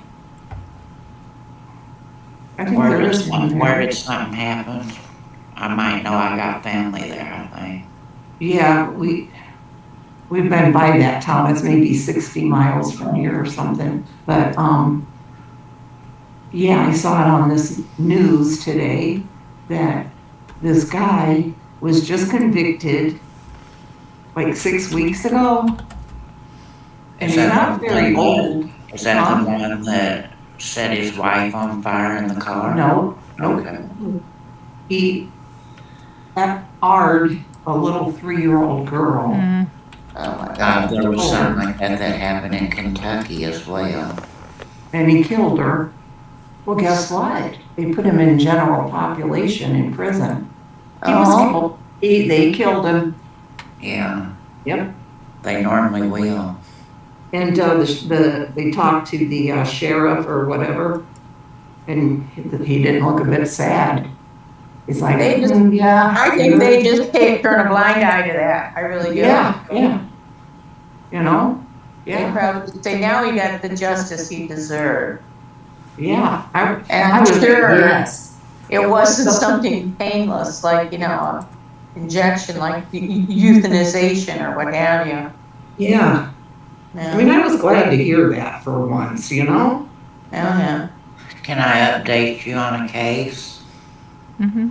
I guess. Do we have a choice? You remember where some CPS workers got fired because of the baby with the rat bites? Yeah. Yeah, yes. The 6-month-old baby. Well, the dad got 16 years in prison, and the mother is getting ready to go up on trial. The baby had like over 50 rat bites. And Rat bites. Oh my God. That is horrifying, horrifying. And like 3 CPS workers got fired. Did the baby live or die? Yeah, it lived. Alive. Yeah, it lived. But how traumatic. Yeah, it How is. traumatic. The baby's not gonna remember it, but it's pretty How bad. old is the baby? 6 months.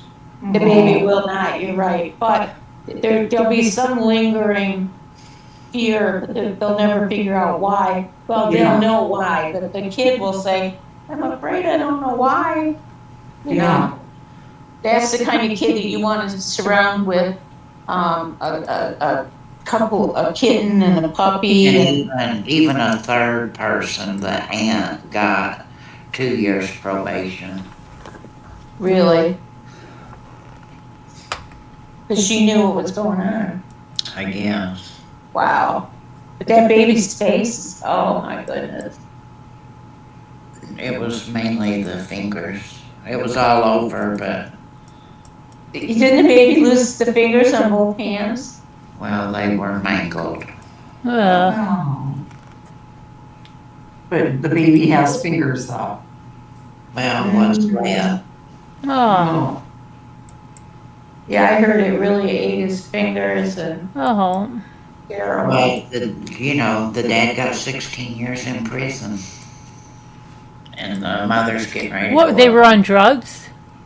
I don't know. Just in time for the kid to come out or be 16 years old himself. We'll hunt down your old dad and then he'll be in prison too.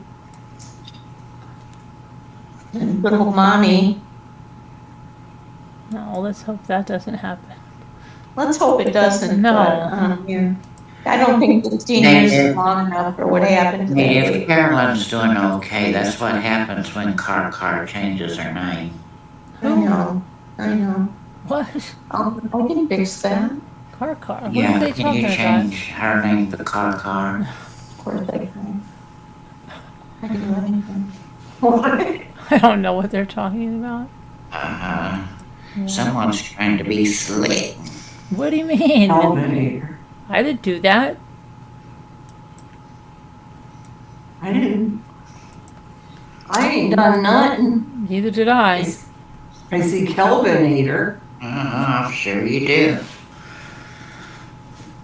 That's not me. He thinks I did that.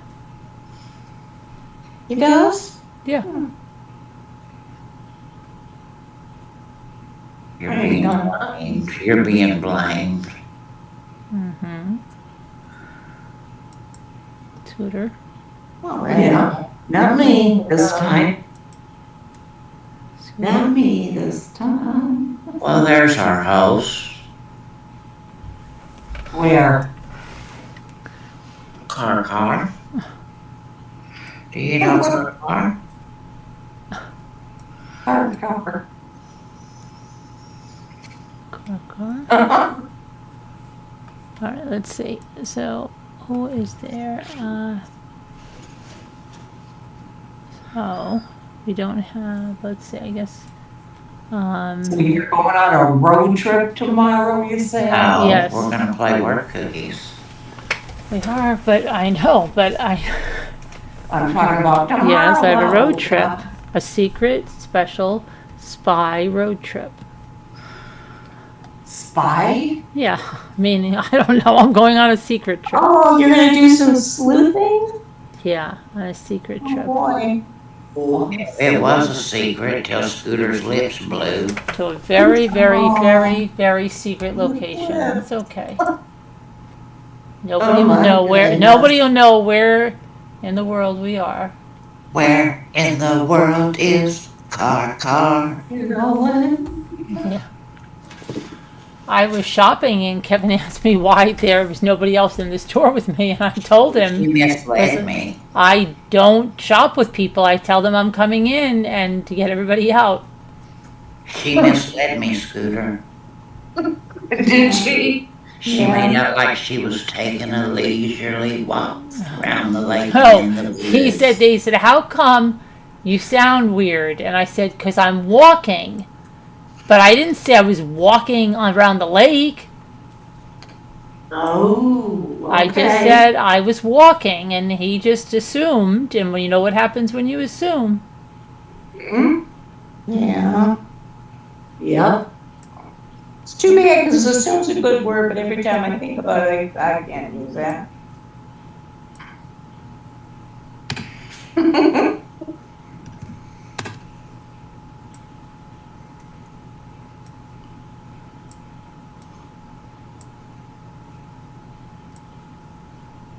Oh, you're playing word cookies. Yeah, we are. Word cookie time.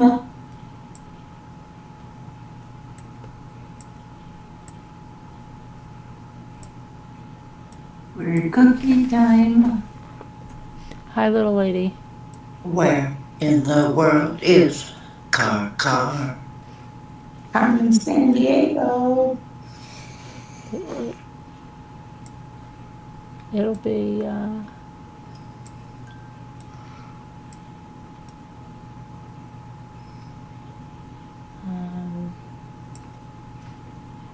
Oh, good night, Native Libra. See you later. Good night, Native Libra. Have a good day. Good night. And have a good Remember what I day. wanted to ask you or tell you. Which Forget. what? I don't know. It was something See? she said in chat the other night. Might be that thing that I'm having happen. That thing that I'm telling you about when I feel like I have to tell somebody something and then it's not really there. Yeah.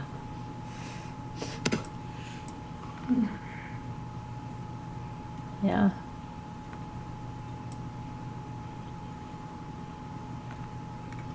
Gently. That's what I thought. Gently.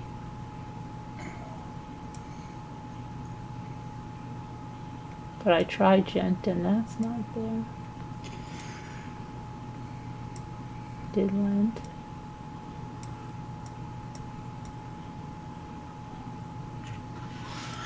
Leg.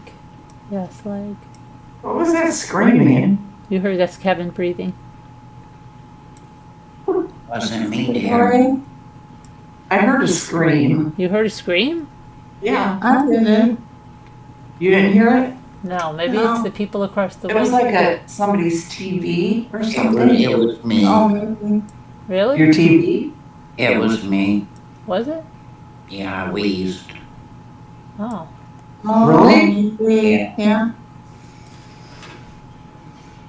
Okay. You don't believe him, Scooter?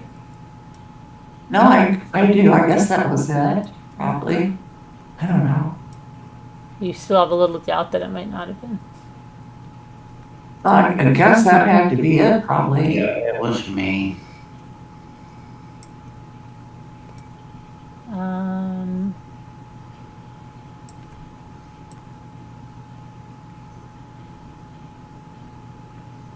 Glenn. Glenn, does Spock still have that doll, Glenn? That sounds Oh, familiar. yeah, yes, she does. You know she does, she gotta have that.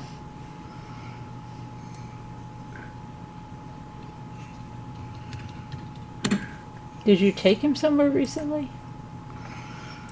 No, Oh, you didn't take him on your trip? no, she didn't take them this year. Oh, Because if we never had a stroller to take them in. oh. They're so big, she didn't want to have to carry them around. Who is this? Glenn. You know, from Chucky, how she has the big Glen doll and Chucky doll. Oh, yeah. So you need a stroller, right? Yeah, I'll bet you could pick one up at a garage sale cheap. oh, yeah, yeah. We've looked off and on, Oh, look on Craigslist. yeah, I'll bet you'll find a bunch of them. yeah. One more. We just need one by next August. I literally walked the wheels off of Michael. Did ya? Had to get new wheels.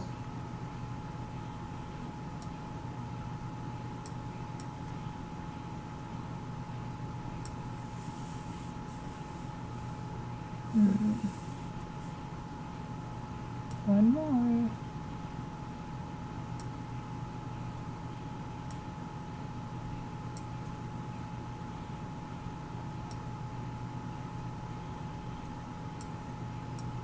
Oh, I'm thinking of trademarking the scooter name. Oh, all right. Okay. Now, do you think if I just put it, well, what if I just put You'd a be TM? You'd be okay if I didn't already own it. Oh, Kevin, I'm gonna put a capital TM after it. Trademark, yeah. Yeah. And, because I have been seeing different scooters around the net. I have two, actually, and I'm like, You're wow, not the who's only scooter. I know the other day I saw a random guy, not random guy Jeff, but I just saw a random guy. And I thought, wow. I'm seeing them everywhere. Getting tired of it. this? I've seen them too. I saw somebody named Scooter McBooters. Have you ever looked your name up on the internet? Oh, didn't that guy come in here, Scooter McBooters, when we were doing the Maya trial? No, Yeah. Scooter McBooters? Yes. Who remembers that? I don't. Yeah, That they name used to sounds come in here. familiar. They used to It come. doesn't sound familiar, but I just figured it was just the way it rhymed. I don't know. Ethel. Is there a scooter booter? Well, I know I've seen the Scooter McBooters, and I've seen some other scooter, something. There's a scooter club or something. The scooters. Yeah. Yeah. You then trademark your two scooter. We're not talking about your little rascal. What scooter? Honker Rascal. No. Remember when I thought that you had a mobility scooter? And I thought that was your scooter, and I'm like, oh my gosh, she has a mobility scooter. How's she going to meet up with us? You thought that? Yeah, don't you remember I asked you? No. Yes. No worse than me being a little Midget. Little person. Little person. Yes. That was funny. I think we were trying to convince Scooter that you were. You still feel like a bad friend. I'm still upset. Had to get a different cabin on the ship. Me and my bestie will be on deck. Nine. My Deck son's nine. and My deck son's on deck five. 5. Oh, wow. Wait, I'm confused. I still feel like a bad friend because I'm still upset. I don't understand. We had to get different cabin on the ship. Me and my bestie will be on deck 9. My son's on deck 5. How does that make you feel like a bad friend? I don't understand.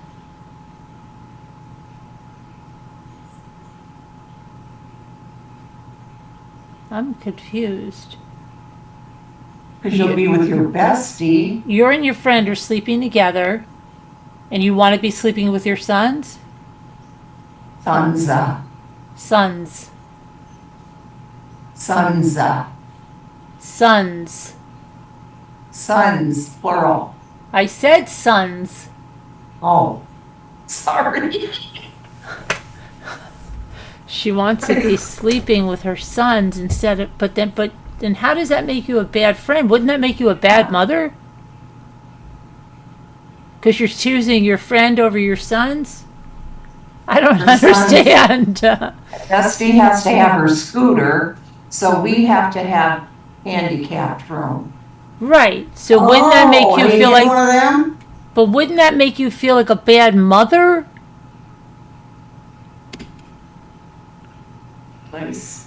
I still feel like a bad friend.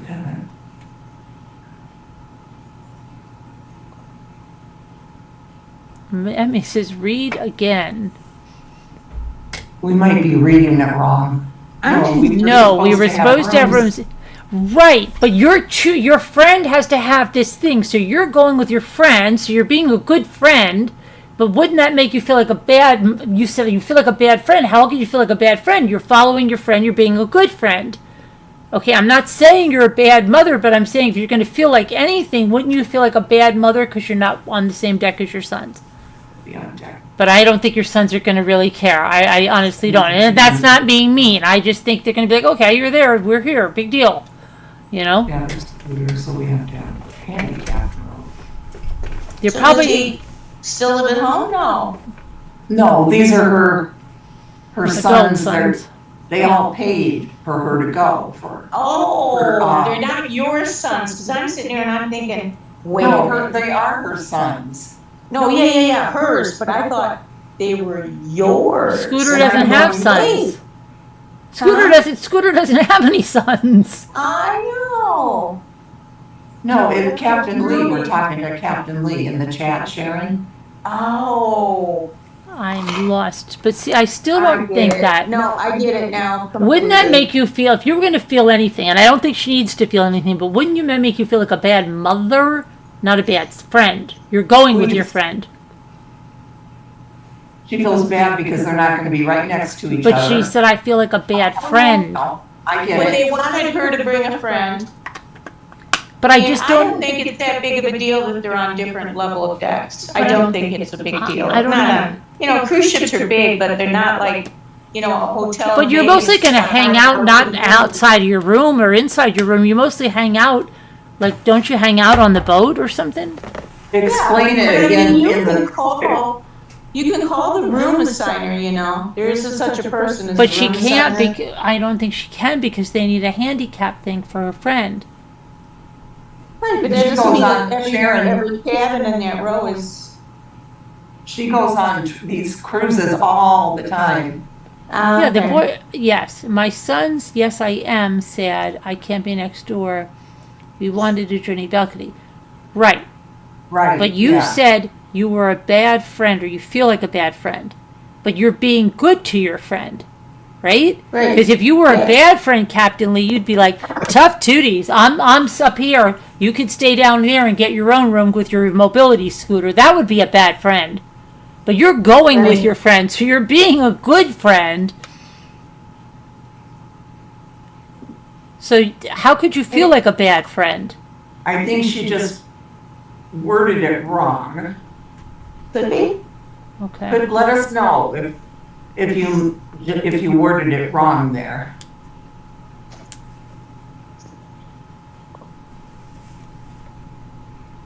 Because, yeah, it wouldn't be that way.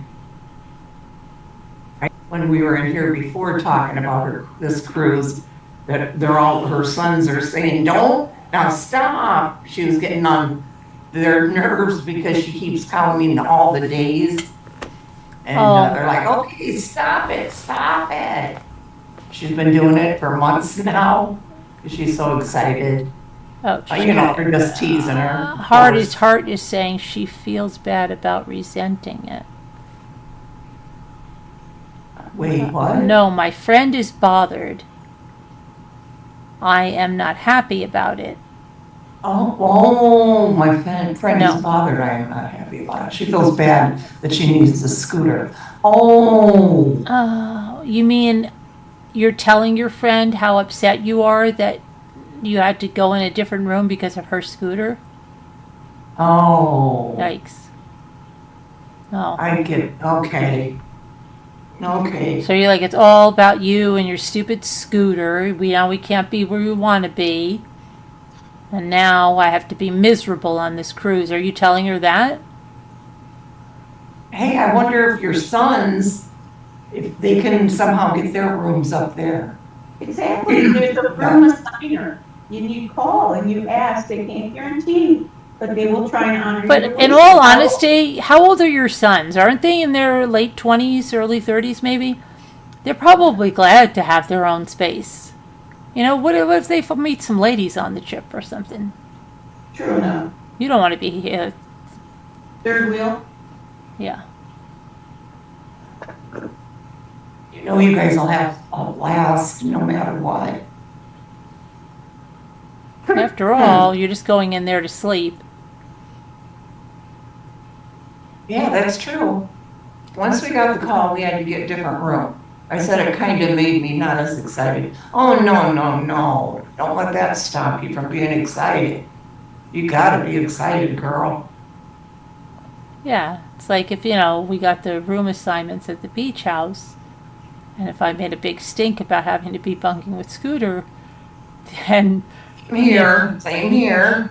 so, That's right. We would have told you, tough, you know what? Very sad.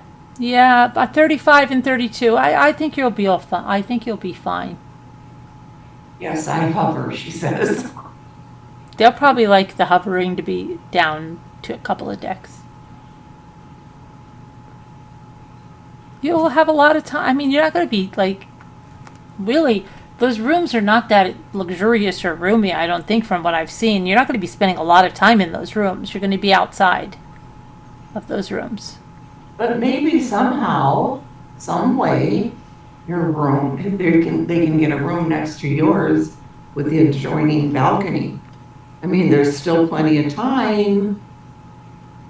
You can Right. keep calling and checking availability. It won't hurt, No, it doesn't hurt, though, at all. right? I had a lot of people who wanted to pay to be in my room, but Scooter came up with the highest amount again. So what am I going to do? You're gonna hang with Scooter, of course.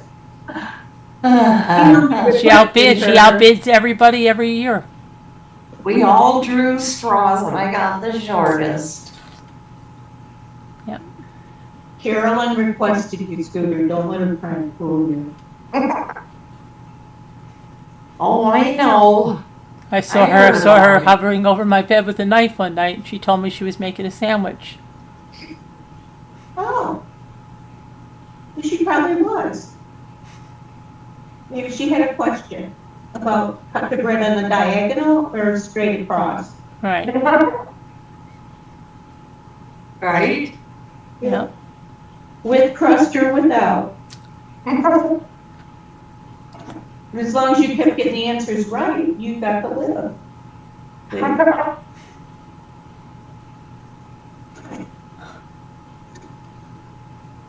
I heard Carolyn was going on in the Zoom, begging everybody, please let me have Scooter in my room. Yeah. Please.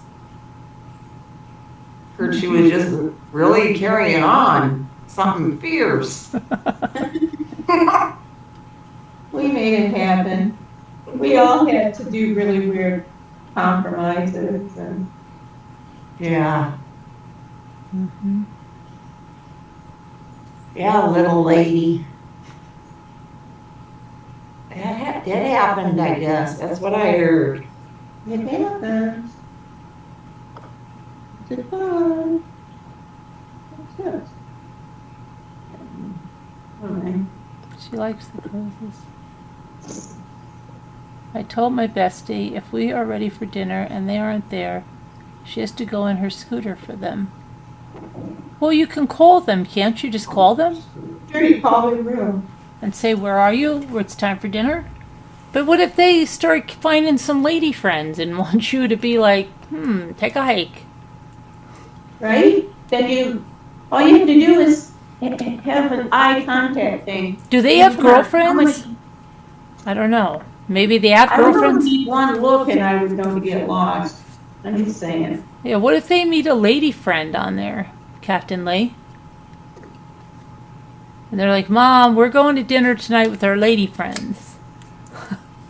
I'm sure she'd be cool with it. Don't start crying and be like, I wanted this to be a family vacation. Like, I can get all crazy. I mean, really, I don't do that to them. You never pay attention to me.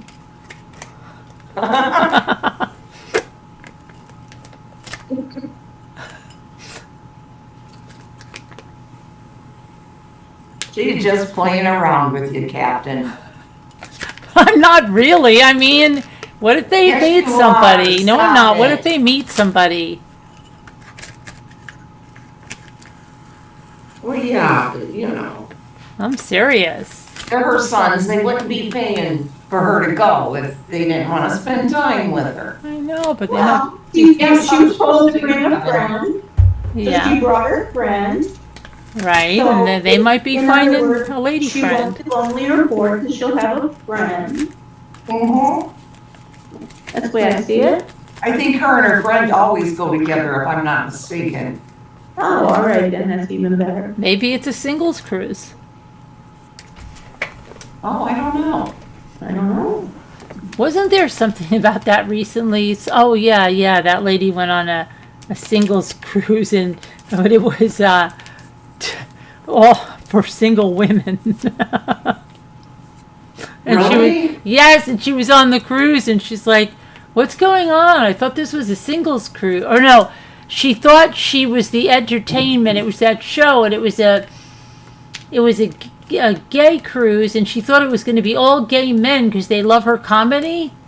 And then she found out it was all gay women and she's like, oh, gay women hate me.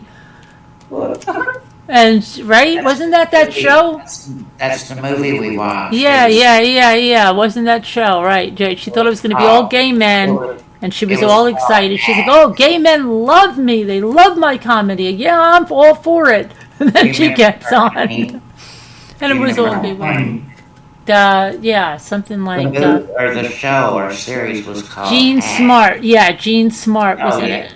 It's a good show. Yeah, she's, yeah. Oh, okay, she said if you're booked together, you have to go to the dining room together, you eat together.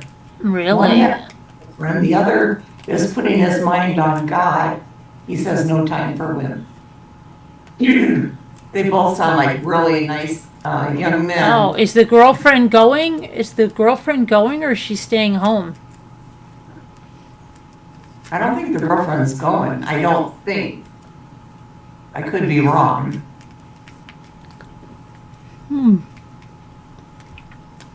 Interesting. Well, I don't know. She'll let us know. I'm just saying. And I think she's going to be gone quite a while. She usually is, I think. Well, once you're there, you may as well make it a nice long cruise. It doesn't cost that much more once you're in the water. As long as you don't end up going to the bathroom in bags. Oh my God. In a bag? Yeah, don't you remember when that cruise ship, and they even made a Saturday Night Live about that? The people had to go to the bathroom in bags. Everything broke down. Yeah. No, that was horrible. And they had all these bags. People were just stacked in the, oh, gross. No, just my sons and bestie. Wow, that girlfriend is very understanding. Well, there's nothing wrong with that. She knows he wants to go with his brother and his mama. And they're not telling you what it is, so you have no idea. They could just say, hurry up, it's next week, and then what if you don't have everything you need? I'd have to know exactly when. She does know. No, she doesn't. What do you mean? They haven't told her. So I am an a-hole. No. No. She knows when it is. She said she What are you doesn't saying? know. She knows. She said she keeps asking her sons, when is it? And they won't tell her because it's a surprise. Wait, where are you seeing that? Let me She said see. it earlier. She was counting down the days. She knows when it is. I thought she said they won't tell her when it is, and she's driving them crazy. No. She knows. She knows? Yeah. I didn't see her say that. I thought she said she didn't know. Oh, yeah. I know she knows when it is. How? Oh, March Why would she be 30th. counting down the days? to I something I else? thought she said they weren't telling her. No. Wow, March. so you're already all excited about it. Well, yeah, and she's been excited for quite a while. How long are you gonna be gone for, Captain? And remember when I used to think she was the fan of Captain Lee from the Civil War? I didn't realize it was from that show, Oh, the reality show. uh-huh. Oh, yeah, they won't let her count down until January 1st. Oh, That's okay. right. That's what I misunderstood. My mistake, sorry. I think she goes on a cruise every year. Yeah, I think so. And she's always talking about her next cruise, which is really cool. Is there any clue of where you're going? How long are you going for? How long are you going for? You're not in the hot seat. I feel like she's in the hot seat now. I feel like we're all staring at the chat. You know, Yeah. 7 days, but we have a road trip to Florida. Oh, very cool. Oh, you're gonna drive, wow, to Florida, do the cruise, and then drive back. You've driven to Florida from there. How long did it take you, Scooter? Long Well, Dave time. and I drove. Long time. 3 days. No. Day. 4 days. 5 days. We've driven to Florida in one. Yeah, you can do it in one, No, Yeah, you can. but that's pushing it. you can't. Yeah. You'll be all exhausted, and then you'll sleep the whole time you're there. So what does it matter? Yeah, that was good back in the day because we were going to see the in-laws anyway. We really wanted to do that. I think it was Valdosta or something like that we stopped at. That's where we used to stop too, Valdosta, Georgia, about 8 miles from Florida. Yeah. Yep, Yeah. same place. Yeah, I think a lot of people stop right in there. I think they do too. Yeah. It's like you can't take another minute of Georgia, but you know that Georgia's ending really soon. Yeah. Yeah. So Debbie, what size shoes do you wear? An 8. Why?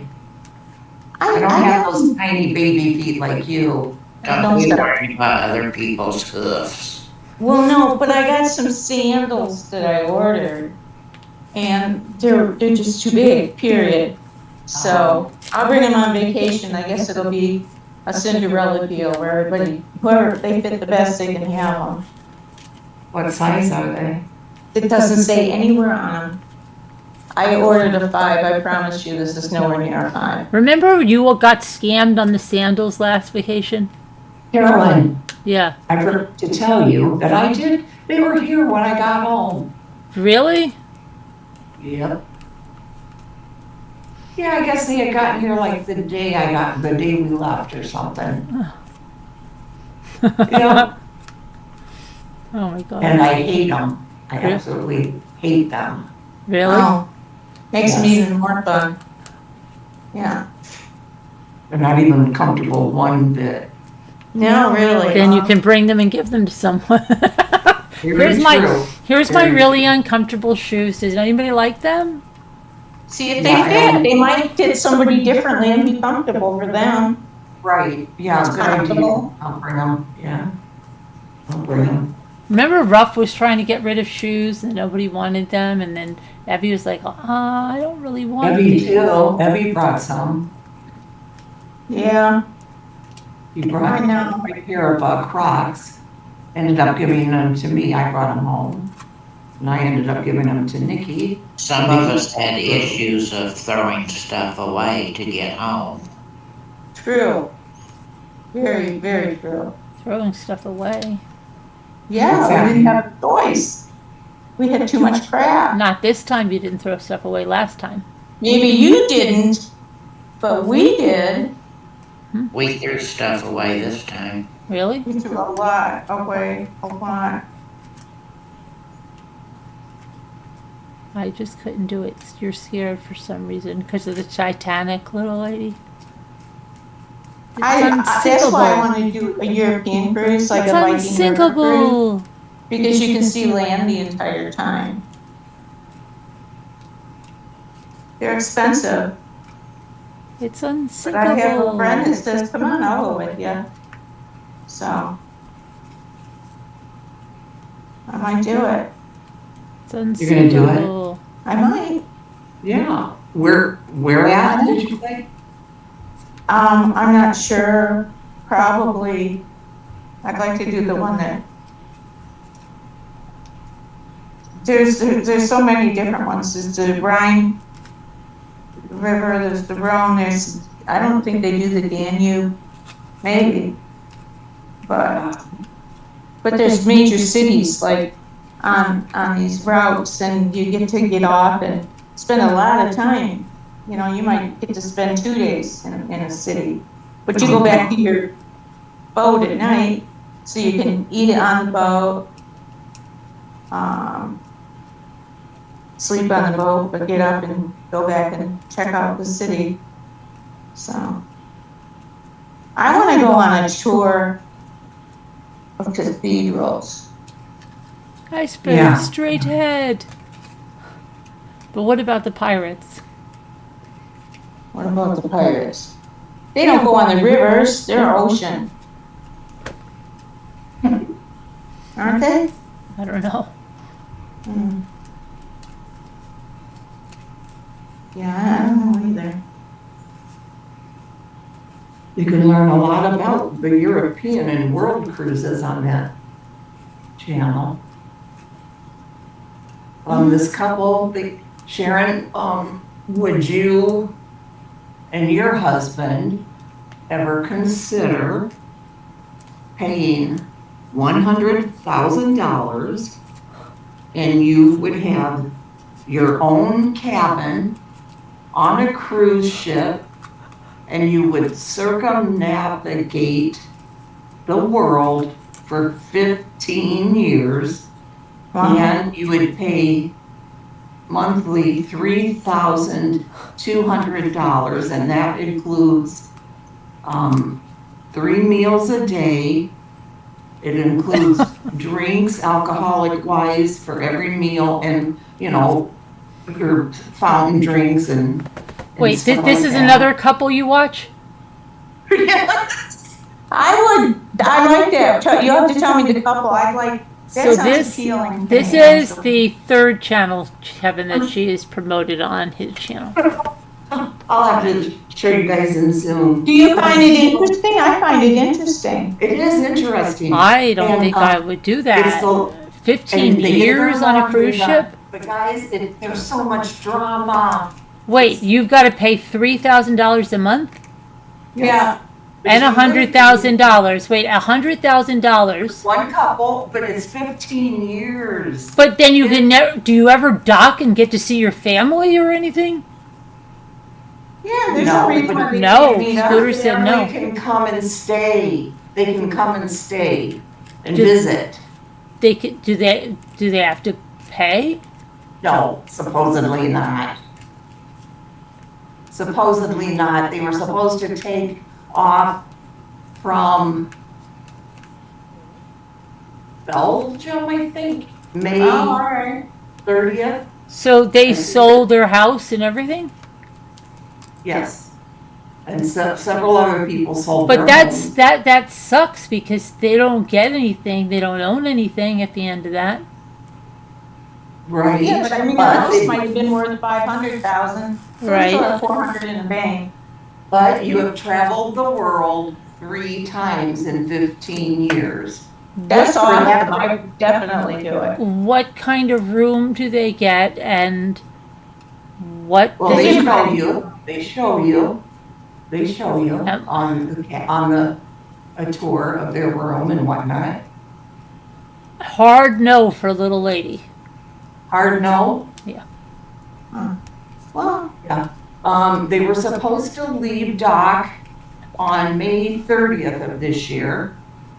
Well, the ship wasn't ready. It was there, getting repairs done or whatever, getting up to code.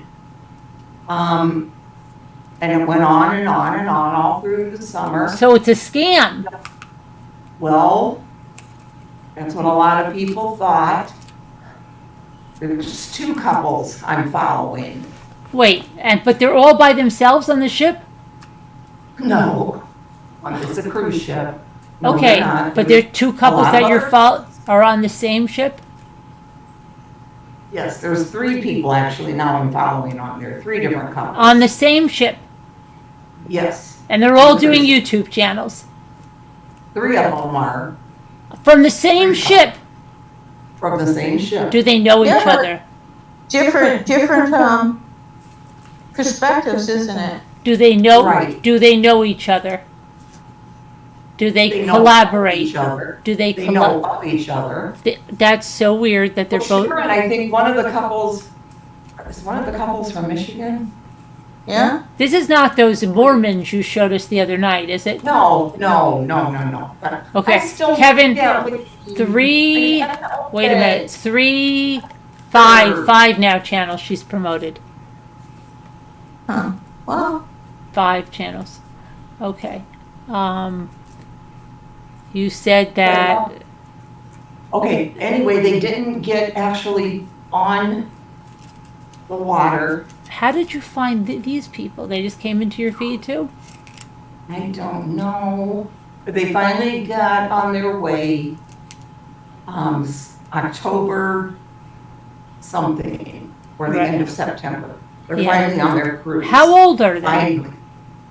Who? These These people? couples? Yeah. Was there anybody young or they're all old? Than I am. They're all younger than I am. Really?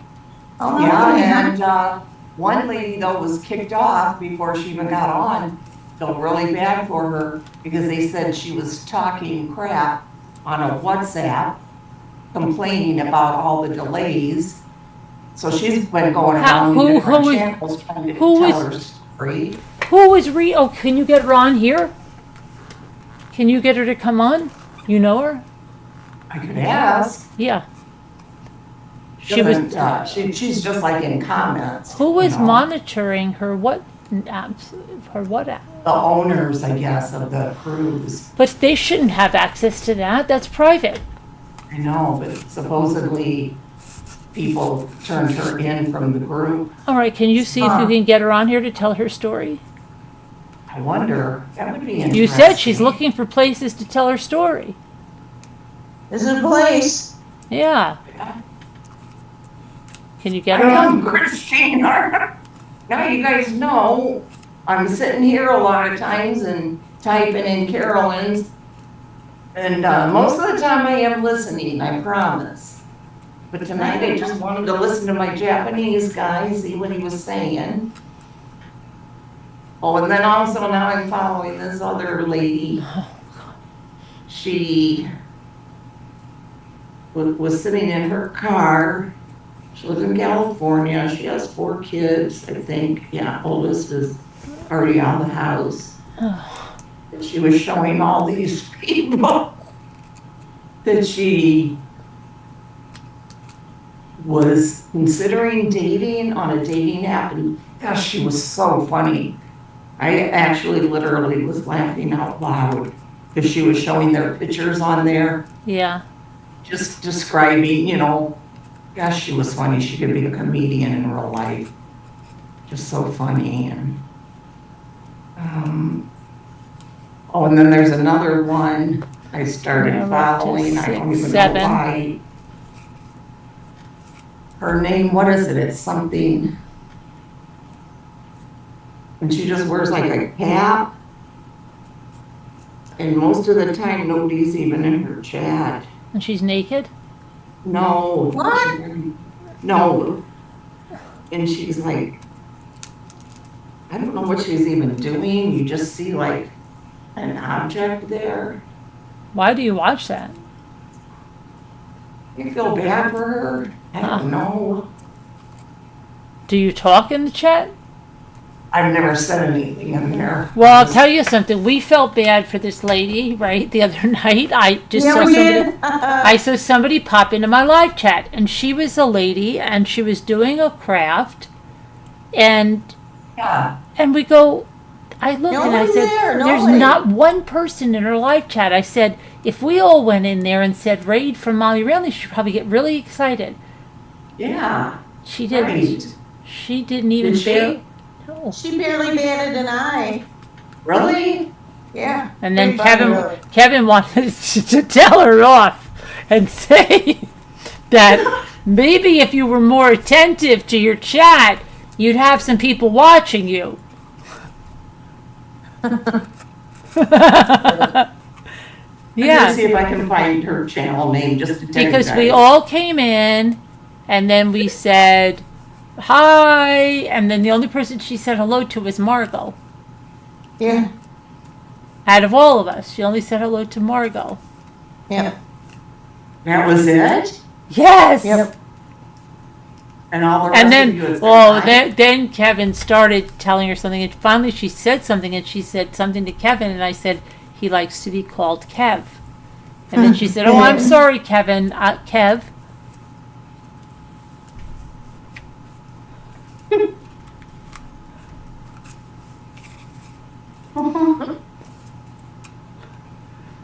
It was Let me pretty find her name, just to tell you.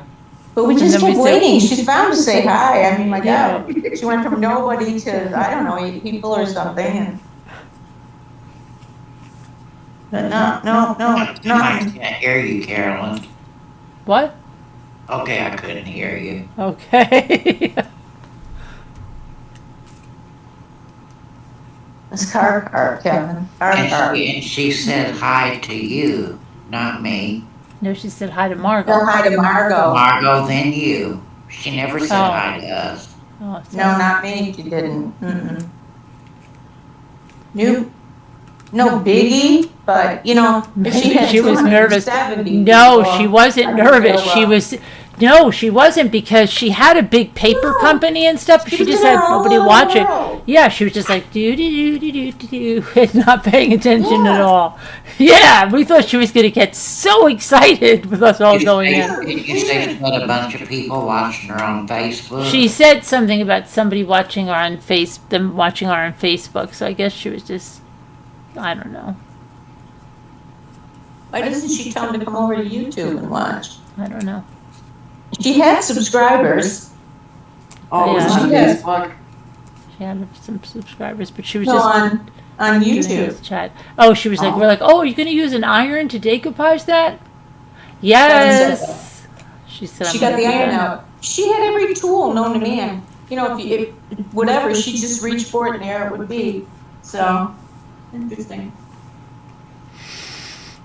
I wonder if she takes her lives down, because I'm not seeing it. That would be kind of a. I wonder if it's those weird people you see and they have a really seductive thing and then they're in another country just sitting in their room. No, this lady is from around here, Oh, America, you can tell. America, she said. America. Oh. Where's Billy Boy Blue? Haven't seen him in a while. That's strange, I don't know. Very Hi, weird. Duping Delight. How are you? It was around the last holiday we seen him, Right? What was the last holiday? kind of thing. How do you know it was a holiday? Holiday? How do you Was know it? How do you know it was Labor a? Day. How do you know it was a holiday? What fell on Monday? Was it, Oh, maybe it Labor was Day? Indigenous Labor Day. Indigenous People Day, yeah. Labor Day is Indigenous People Day now? formerly known as Columbus Day.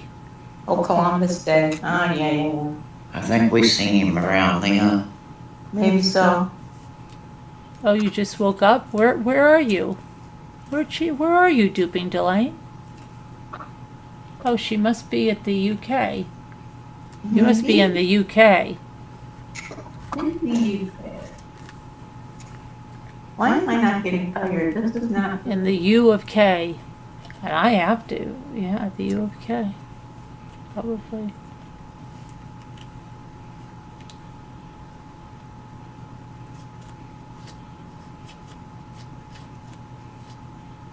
Menendez, yeah. Menendez brothers, Duping Delight, they might be getting out. Well, Can you imagine if they go back in like that guy from Shawshank Redemption? It's all I know. mm-hmm. You know, it's funny because some of them will commit just something petty because they want to go back. Yeah, like Shawshank. Some will even do it before they leave so they can't get out.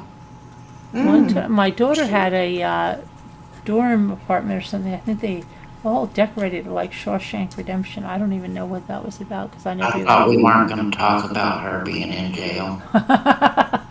watched it while I was there. Yeah. Oh my goodness. How are her ankles? She's How does getting she a get knee. around? She's getting a knee scooter tomorrow. Oh, that's good for one of them. My daughter fell down the subway stairs Really? and sprained Yeah. both of her ankles really badly. Both of them? Yes. Oh my gosh. Yeah. She was supposed to come home this weekend, and she can't because she has to go all the way out to Long Island to get this knee scooter. For her insurance is covering it. She has to go all the way out on Long Island and get this knee scooter. She's been working from knee home. scooter? A knee scooter. Somebody in here said about it. Yeah, I know. Oh boy. Okay, Captain Lee. Okay, Captain Lee. Oh, thank you, Christine. Which knee scooter? No, I don't. She's getting a knee scooter. I don't know what kind of knee scooter she's getting. It's just a knee scooter. A knee scooter. Keep off one, let it heal, Oh, and then get the other one. It's the only way. I can't imagine any other way. My brother broke both his ankles. Not his ankles, his wrists, both his wrists at the same time. He showed up, this pitiful little thing showed up on my front porch at about 1 a.m. wearing 2 slings and oh my God. Can I stay here? Yes, come in. yeah. But, Hey, better. this wearing the cap. What? Yeah, there's a cap, this lady. She's always wearing a cap, and she was live 1 hour ago. And her title says highlight. It's a 5-minute video, and she says highlight 146:16 to 151:16. Duping Delight is saying hello. Huh? Duping Delight is saying hello, panelists. Hi, Duping Delight. Duping Delight. It's Karen. Nice to see you. Or nice to see you. She must be waiting for somebody because she keeps running out to her street and looking and pointing, and now she's just standing in her driveway, Oh, wow. just showing the road. And that's it. I don't know.